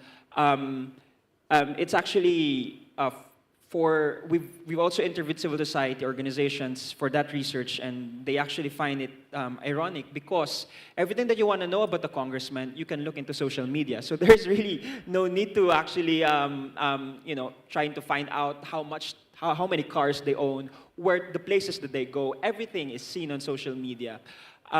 So there's congressional resistance because I think we believe that the congressmen the district representatives feel that if there is an FOI, their skeletons in the closet will be revealed openly. But when we look actually in the data of the eFOI portal, 54% of the 321,000 users are private citizens, and their main question really is related to their individual needs. So where do I access social aid from government? Where's the, what are the projects in terms of the schools, or these are really personal questions related to like tourism data. So they were not really asking much about related to what the congressmen were fearing about, no. And then the second point as well is in terms of the challenges in the passage of the FOI bill is because again, the president, I think earlier the PCFOI has said that they're pushing it to be an urgent measure, but we are not. But we believe on our end, it seems to be symbolic because as long as it's not part of the LEDAC priority measure of the president or the priority measures of the president that is recommended to Congress, to prioritize, as long as that's not included there, it remains to be a symbolic promise. And so then, is there a policy window? Yes, because of a focusing event, which is the flood control issue. This corruption issue becomes a focusing event in policy research wherein this brings about the need for greater transparency. Earlier, I was listening to the radio, and it's a transportation advocate who was being interviewed, and he was saying that there is a need to pass the FOI law to actually curtail these flood control issues. And we are seeing that, again, the FOI, we're talking about environmental information. FOI is a multi-sectoral stakeholder advocacy. There are a lot of intersections where various interests come into play. Therefore, this corruption issue, this focusing event, provides a policy window for the administration to actually show that they are transparent, that they have nothing to hide. And second point, that because there's a policy window, we believe that there's a policy window, is because of heightened political competition between, in the Philippine context, we have basically sort of three groups. You have the Marcoses, you have the Dutertes, and you have the liberal opposition. On the part of the incumbent administration, we've seen in research that if there is a weak approval rating for the president, there is an incentive for the incumbent president to actually push for transparency measures. And the third point that we believe that there is a policy window is the DBM, the Department of Budget of Management, leading the advocacy on FOI to be passed into law, because DBM funds the budget of government agencies, and the FOI measure needs a budget, needs an FOI commission. So just to summarize, yes, we believe that there's a policy window because, number one, there's corruption, this focusing event. Number two, that there is heightened political competition. And number three, with the selection of the DBM as a champion for FOI. And of course, not forgetting, of course, the civil society pressure that we're seeing and the role of the media, the importance of it. In various radio shows we've been monitoring, really there's a clamor for the FOI measure coming from civil society through these media platforms. Thank you. Thank you so much. And that's true that, we've seen this globally, that corruption, fighting corruption, ensuring good governance, one of the most important prerequisites is people's involvement and their access to information. Unless there are those spaces for people to access information, to participate, and to hold those who are in power accountable, it's impossible to fight some of the problems that many countries are seeing. How much time do we have now? We have 5 minutes. So if anyone has any questions, yes. We'll just take 2 questions, or if there are not any more than just one, and we'll go for a quick round of concluding comments. Good afternoon. I am Patrick from the Philippines. So my question goes for any of the panel, but I just wanted to connect to what we can do moving forward, because there has been a good grounding of the intersection of access to information and why it is an important discussion for everyone to care about. But understanding why environmental access to environmental information is a thing that we should all support. Because at the core of sustainability, we ask ourselves, is there enough for tomorrow? And for the youth representative right now in the person of NYC Chair, like, is there really a future that we could promise to the Filipino youth? Because typhoons are getting stronger by the minute, resources are getting misused for corruption and other things. Then how can we bridge that demand for access to information? Because we all know that environmental information might be our banner program for this program, but it is also about access to clean water, access to food, and ensuring that people have food on their table. So I just want to understand what are we doing to, quote unquote, lead as the future emerges. Thank you. I see we already have another question. After this, we'll come to the panelists. Yeah, we can. Hello, hello. We can hear you. Please go ahead. Thank you. So I'm Justin from the Philippines. My question is related to youth engagement, since what's unique about the Philippines is that we're not just part of civil society, but there's also this mechanism for the Sangguniang Kabataan, which, to my knowledge, doesn't exist in other countries. So, to the knowledge of Chairperson Ortega, are there data or evidence of how this transforms to governance reforms or access to information at the youth level? And are there other possible models that we can recommend or copy from or benchmark from other countries as well that also have youth mechanisms for participation? Thank you. So we have exactly 4 minutes left now. We'll go from that side this time. Yuri, if you can start.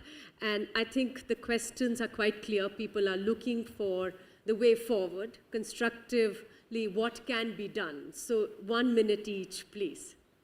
Yeah, there's a future for the youth. I've seen you participating in the legislative hearings as well in the Senate. And that is actually inspirational in a way, because it shows that, again, that sort of civil participation coming from the youth sector. So yes, there is a future, and what can be done is that we continue exposing. We use what we do best, exposing corruption, exposing the Nepo babies in social media. I think that's the contribution of the youth sector, and also joining peaceful assemblies, because well, we're not talking about armed conflict here, but we're talking about peaceful assemblies because it's a way to show that and to clamor to government that there are really people on the streets that are angry. Thank you. Democratic spaces, working within those. Yes, please, Joseph.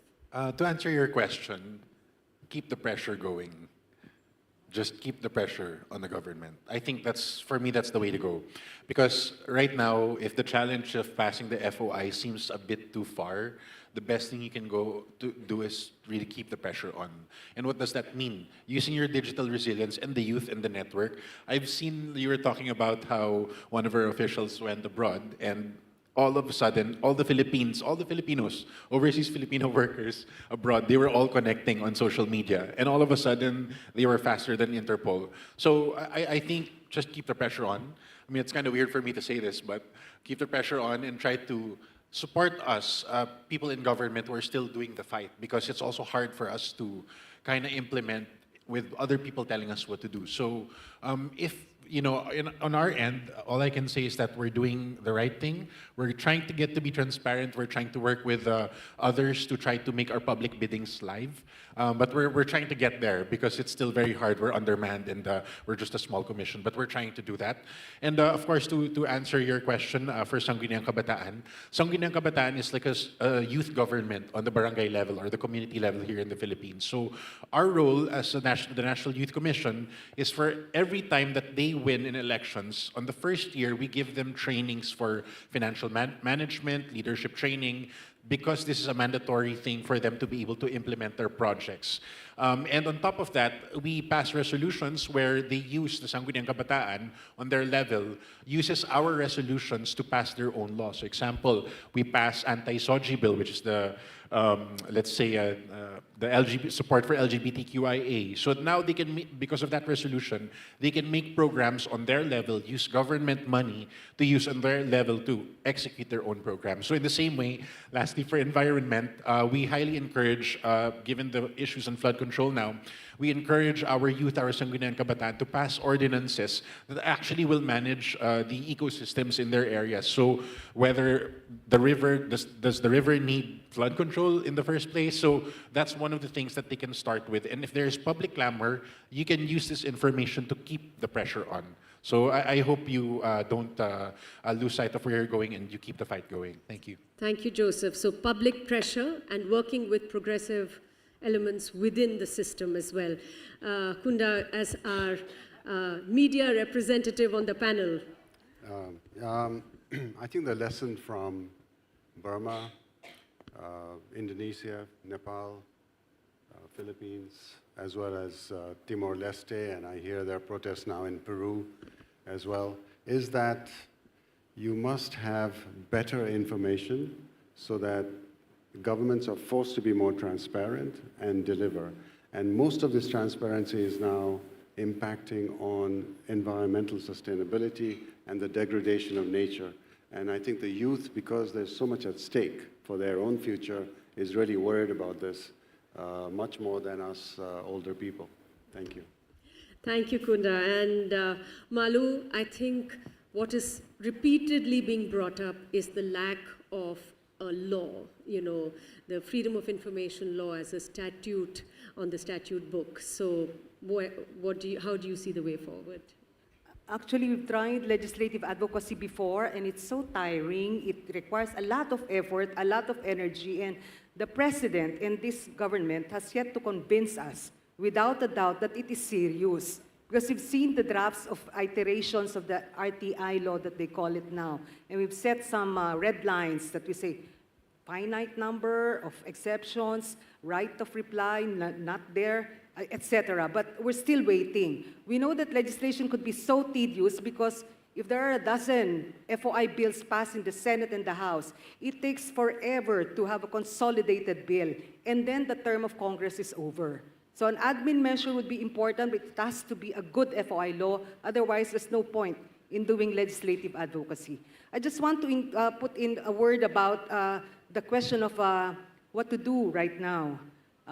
Flood control projects, corruption is so pervasive. In our reading, and we put out a story today, it is really a crime of many hands.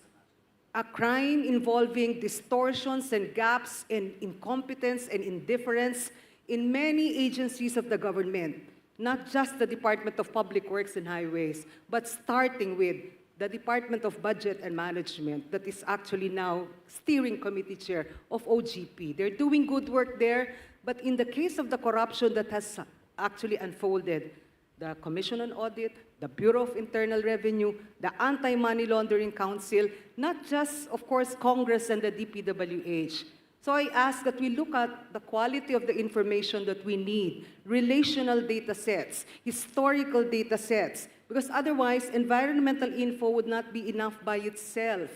And we're thinking that, you know, the eternal goal that we want is transparency, accountability, and good governance, not just a law. If it's a bad law, we don't like it. So finally, a word to everyone. Social media is so important. I have been teaching journalism until years ago, and I always tell my students, mind your media diet. I've always believed that print has become and will be forever medium of record and reference. You read the newspaper in the toilet. You cannot do that with your, well, if you have a laptop, you may. The radio is actually the medium of greatest reach in developing countries like the Philippines. Television is the medium of greatest impact. And actually now, social media could be all of that. It has so much power, but I think we should mind our diet.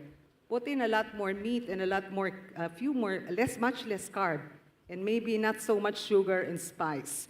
So my say and sense is Let's try all media and study harder, learn better. And of course, social media, they have good writers, as traditional media has. They have not so good writers, as there are also not so good journalists. Thank you very much. Thank you. Please join me in thanking the panel for a very, very energizing discussion.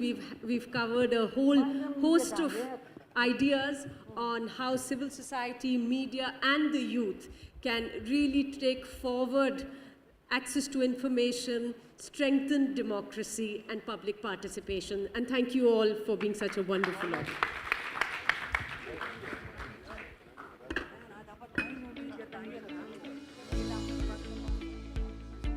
Thank you so much to our moderator and our speakers. Now, I hope everybody was able to take part in conversations that truly mattered most to you and also to our participants online. It has been a journey, right? Now, from warm welcomes and meaningful conversations to cultural showcases and inspiring voices, together we've made the 2025 IDUAI an unforgettable celebration, okay? We laughed, we shared, we learned, and we took photos, and we're still taking photos. Thank you so much, ma'am. And of course, we are conversing on stage. And we built connections that will carry this movement forward. Now, this is more than a conference, like we always say. This is a community, and more importantly, this is a celebration. Now, of course, we have encapsulated the highlights of our passion and advocacy. Now, I would like to ask you guys which, part of this is your favorite. Did you like the performances? Raise your hand. Did you like the performances? The dance number in the first day, the rondallas in the second day. Did you like the cultural night altogether? Yes, that was your favorite. Who stayed till the break of dawn? Nobody, because you were here at 9 o'clock sharp this morning. I can say that with great confidence because, I saw everybody coming in. Not well behaved, but yeah, you were here at 9 o'clock in the morning. So, ladies and gentlemen, let's all enjoy this 4-minute presentation, the 2025 IDUAI.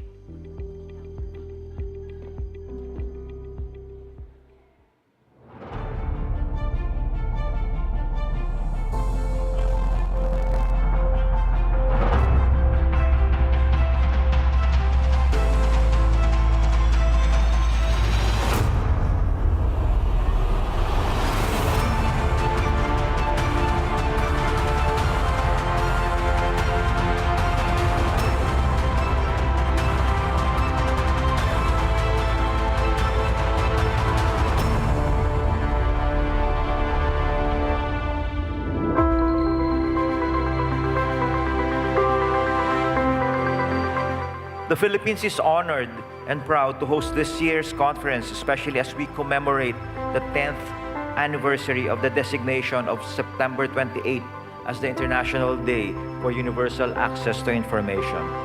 These platforms are vital in strengthening international cooperation and regional solidarity for open, participatory governance.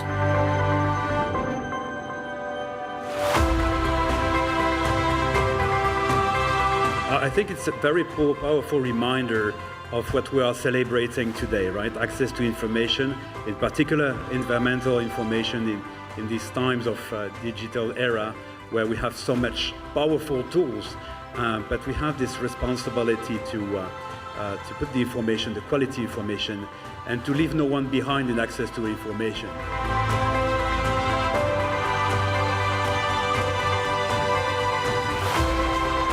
ASEAN is confronted by climate change. There is mass pollution, diversity, and natural disasters. In this regard, timely and accurate accessible environment information is essential In the digital age, we have tools to make environmental knowledge universal. Let us join hands to ensure that by 2030, no one is left in the dark about the environment that sustains us all.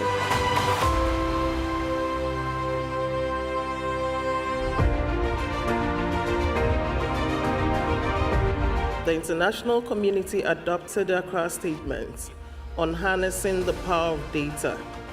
That statement affirmed a simple truth. Access to data is central to the right to information, democracy, and accountability. When people are informed, when information flows freely and reliably, societies become more resilient, responsive, and just. Let us join hands to ensure that by 2030, no one is left in the dark about the environment that sustains us all. This celebration is a meaningful recognition of our continuing commitment to the Sustainable Development Goal 16.10, ensuring public access to information as a fundamental human right. In a new Philippines, every citizen has the right to ask and be involved. Tämä on IDUAI 2025. Bonjour, cela est IDUAI 2025. May IDUAI dehas fan service. This is IDUAI 2025. We're IDUAI 2025. Ito ang IDUAI 2025. This is IDUAI 2025. IDUAI 2025年ようこそ。ये है IDUAI 2025.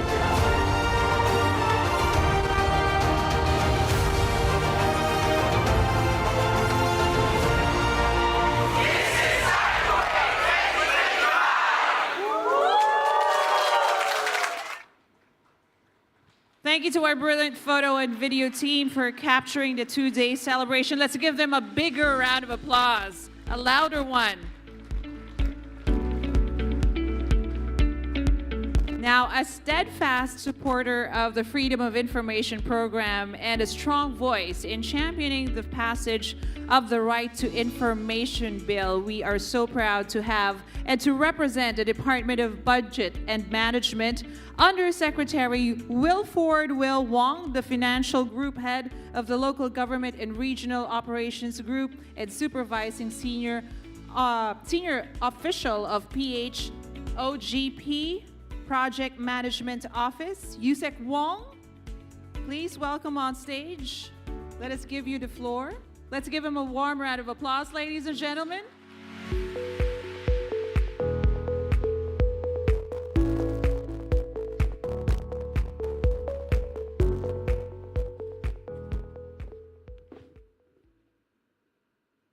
Gandang hapon. Good afternoon, everyone. I hope you can see me. I'm a little vertically challenged here. Okay, good afternoon. Thank you for having me. Apologies that Secretary Mina could not make it this afternoon. She has a meeting, an urgent meeting with the President that was just scheduled earlier this morning. To the Presidential Communications Office, most especially its Freedom of Information Program Management Office, to the United Nations Educational, Scientific, and Cultural Organization, or UNESCO, fellow champions of open government and sustainable development, isang magandang hapon, good day, and good afternoon to everyone.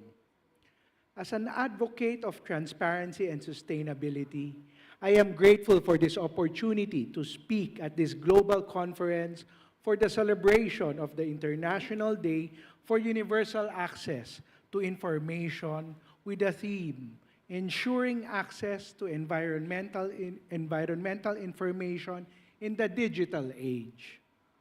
It is not, in the current context, the right to information is not only vital, it is indispensable for safeguarding democracy, empowering citizens, and ensuring that environmental governance remains both credible and accountable.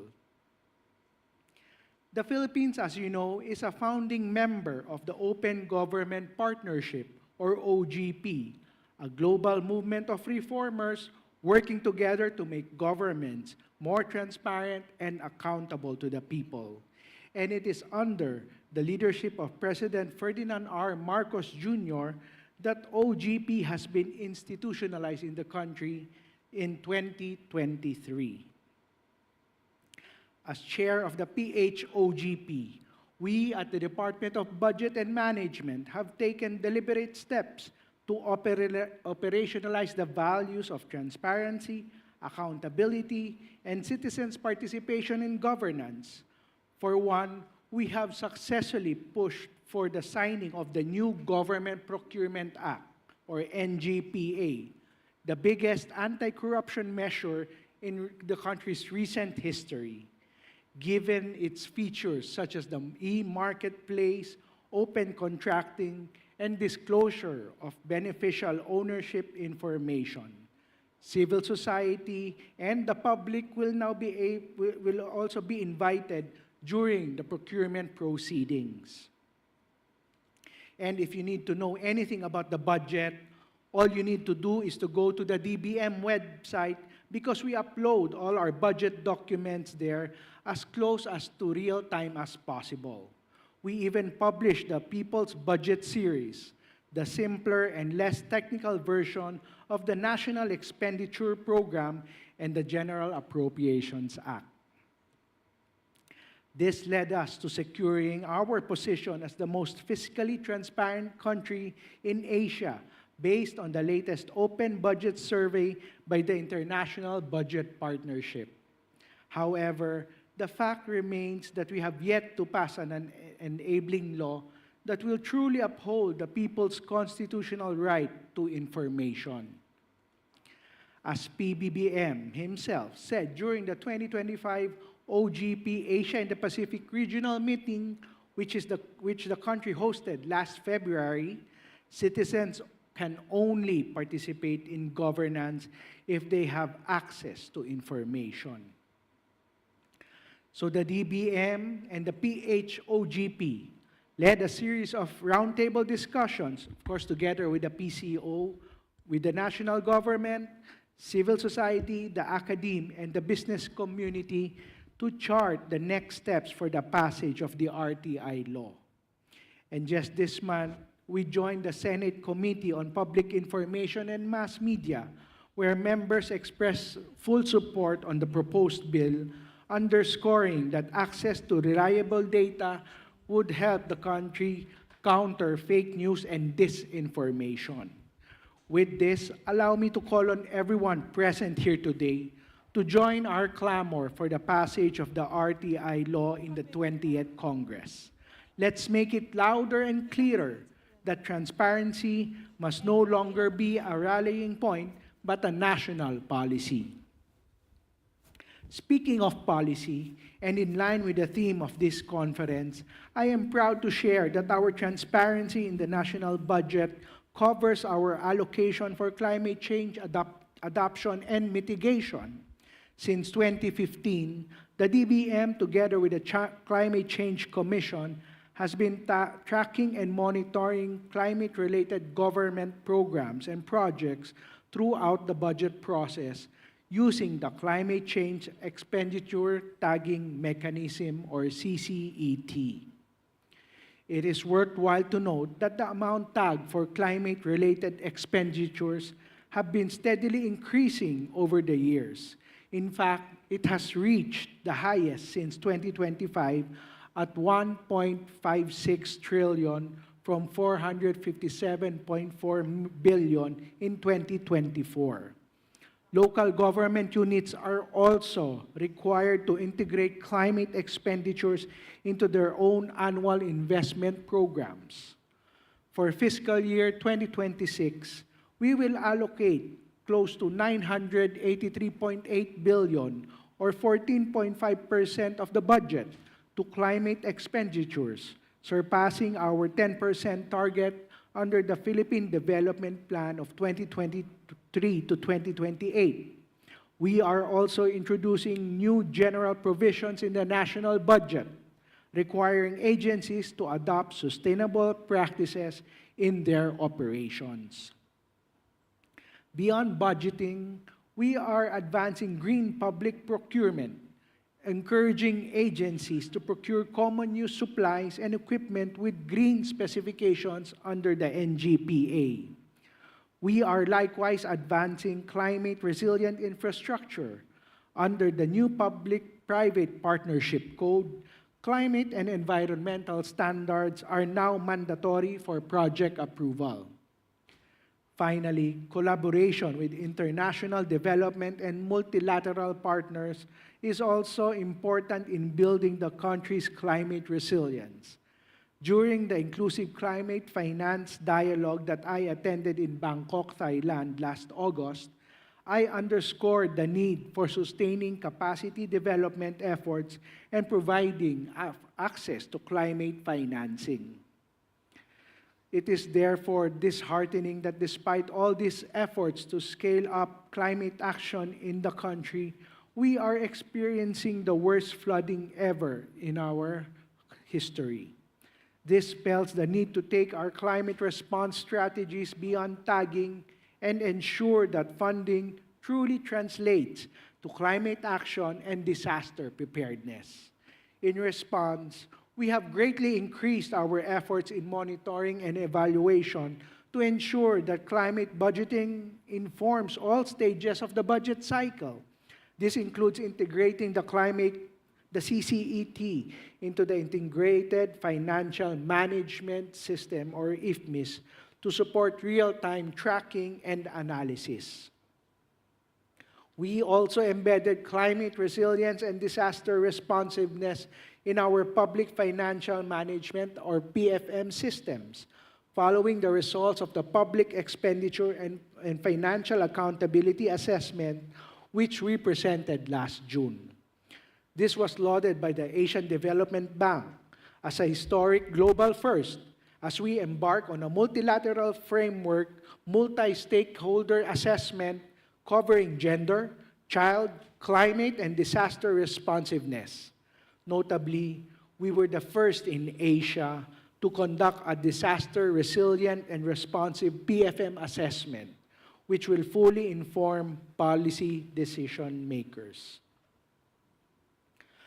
And to ensure that every peso benefits every Filipino, and to provide everyone access to environmental information in this age of digitalization, we relaunched our Project DIME, or the Digital Information for Monitoring and Evaluation.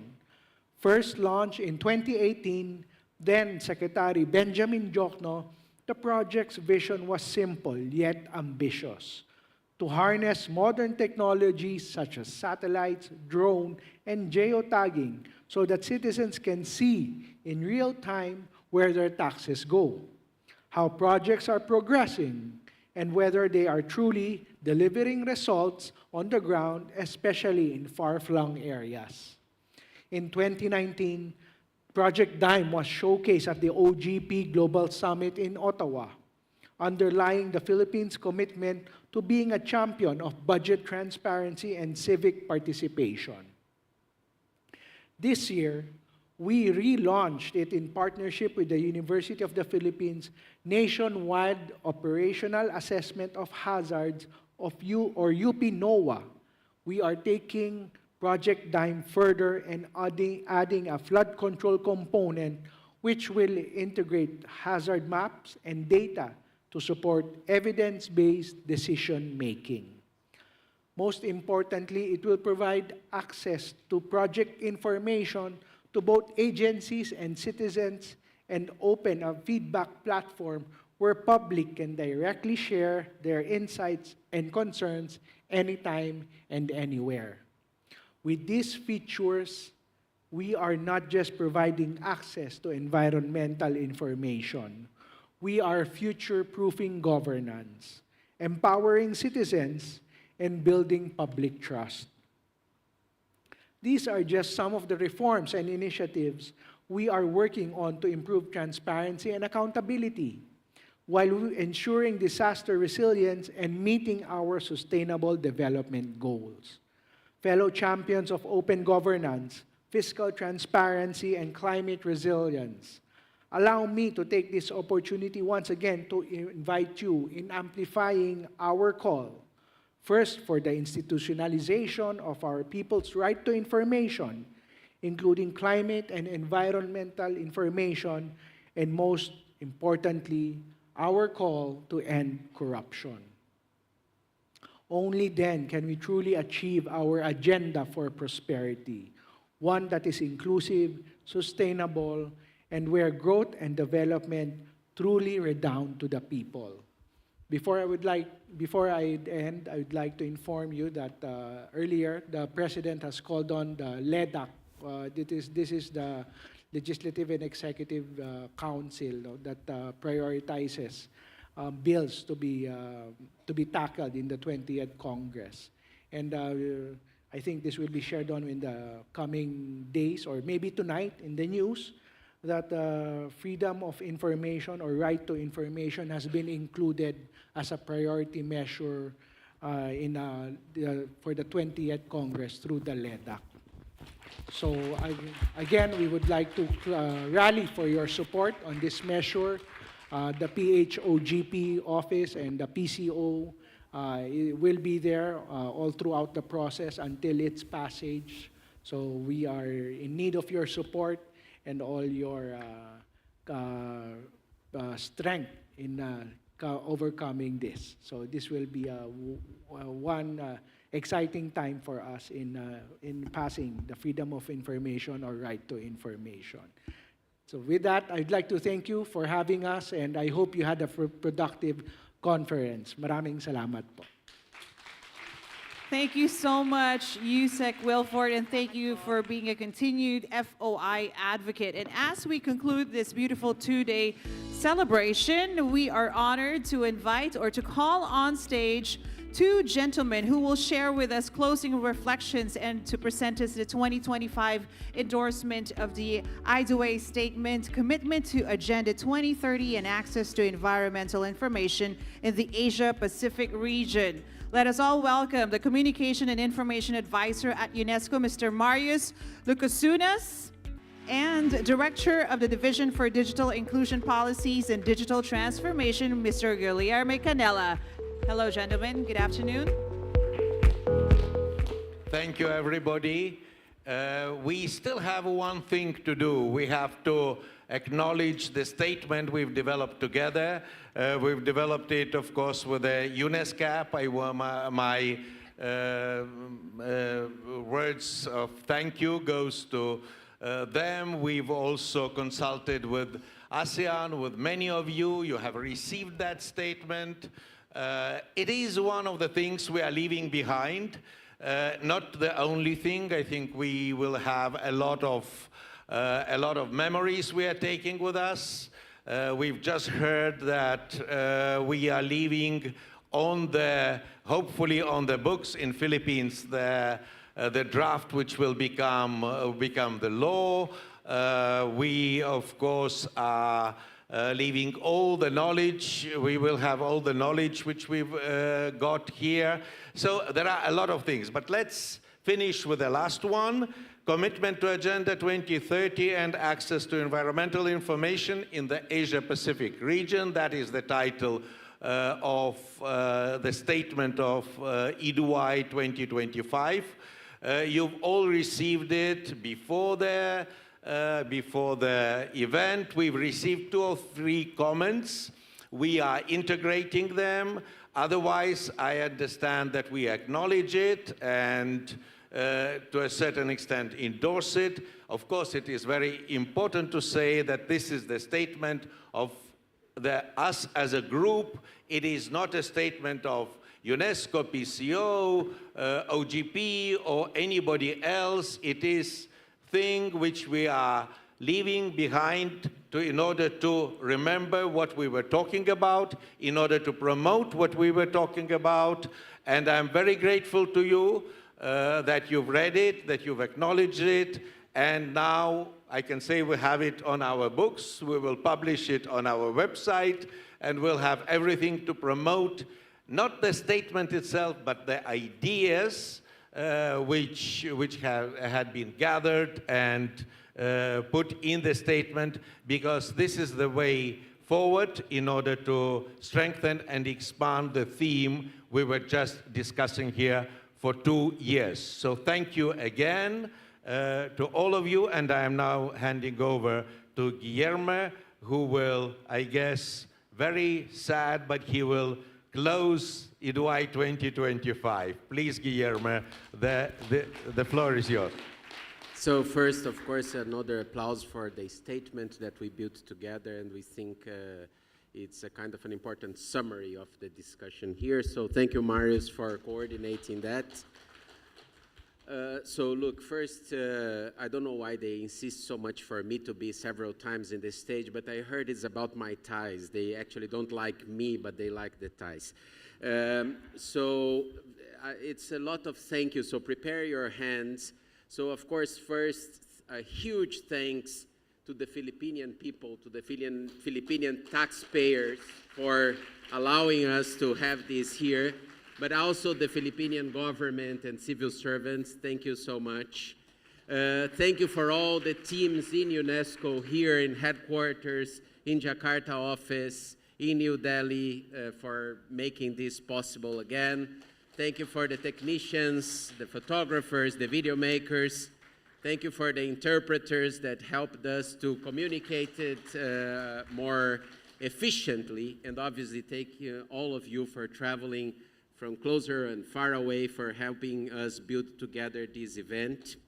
I want to offer a special thanks to the colleagues from the United Nations system, the different resident coordinators that will be here with us, but also the Economic Commission, because the idea is to show that the access to information is not a UNESCO business. It's a business of the entire United Nations system and, of course, the regional organizations. Otherwise, we are not going to make it. So thank you so much for sharing with us these days. It's difficult to measure success of certain things, but let me give you a statistic that about this IDUAI 2025. Last year, if you put in Google search access to information, the exact expression, and UNESCO, and just putting UNESCO because it's very common that someone mentioning at the International Day is mentioning UNESCO, you will find for a period of 1 month, September, around the IDUAI, 4,000 mentions to this. This year, you will find 34,000 mentions to this. So I do think there is a growing interest in mentioning, also because of the challenges we are facing, let's not deny that, but this connection and the importance of keeping protecting these rights that, as we said, is under threat, unfortunately, in many parts of the world. So, final thing, a bit of homework that we need to do. One of them, of course, for Philippines, to walk the talk, and we hope that next IDUAI, Toby will have Philippines added as a full legislation in his ranking and so on. So let's hope for that. In the more immediate future, I understand that ASEAN will have a meeting in October where they will discuss a declaration on access to information and environmental issues. So for the colleagues involved on that, all the best. I hope this will go through.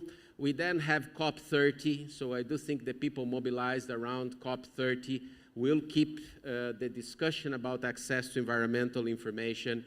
And obviously, and this is approaching very quickly, we have only 4 years to conclude the 2030 agenda, and still many countries to have freedom of information laws and so on. So let's please speed up the pace here.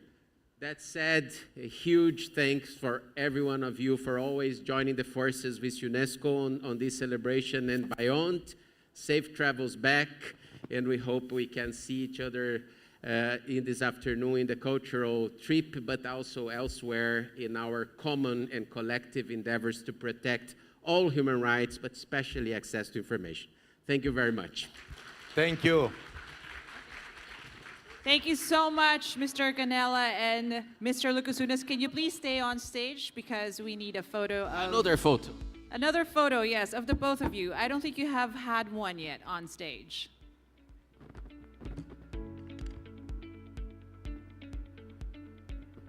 And as we take their photos, may we inform everyone that we have found an EpiPen. We don't know who the owner is. If you are looking for your EpiPen, this belongs to you. We have it here in the registration area, not here, but outside the hall. Yeah, the registration area is outside the hall. And since Mr. Canela mentioned safe travel, speaking of traveling, now our Secretariat is offering airport transfers for delegates departing from September 30 to October 3. So not just today, but until the 3rd of October. And we will be scheduling your transfer schedules 4 hours ahead of your flight to give you time to check in, go through immigration and what have you. But if you want or if you need your schedules to be moved or changed, kindly approach our Secretariat for arrangements, okay? If you need or you want your schedules to be changed, kindly approach our Secretariat for that information. Again, September 30 to October 3. And the EpiPen. And also for those of you who are going to be joining the tour, we have some reminders. Wear comfortable shoes. Yeah. Don't bring food and drinks. And don't bring backpacks or any huge bags. Okay? Belt bags are, of course, more than welcome. Now, we have, for our cultural tour today, remember 3:30 on the 3rd floor, lobby, right here, okay? We are gonna meet you there. Please ensure that because you are registered, because slots are limited. Also, it will be indoors at the National Museum of Anthropology, okay, and Natural History for today. And are we missing out on anything? Okay, visit our booths, Department of Trade and Industry, Cultura, and interactive booth of the 2030 Youth Force PH. If you are going to post this on social media, do you guys remember the hashtags? Oh, come on. We've been here 2 days. Hashtag 2025 IDUAI. Yes, what else? Hashtag, I'm the one forgetting the hashtags now. That's why I'm asking you. Okay, just don't forget our hashtags. We are going to flash it on the screens if you're going to be posting it on social media. And any more reminders that we are forgetting? Okay, they are very strict with the time. 3:30 at the lobby. And of course, we are inviting everyone to join us for lunch in Kusina. Okay, that's it, everyone. Thank you so much. We hope that you enjoyed this 2-day celebration of IDUAI 2025. Bon appetit, everyone. Goodbye. I'll see you at Kusina for lunch.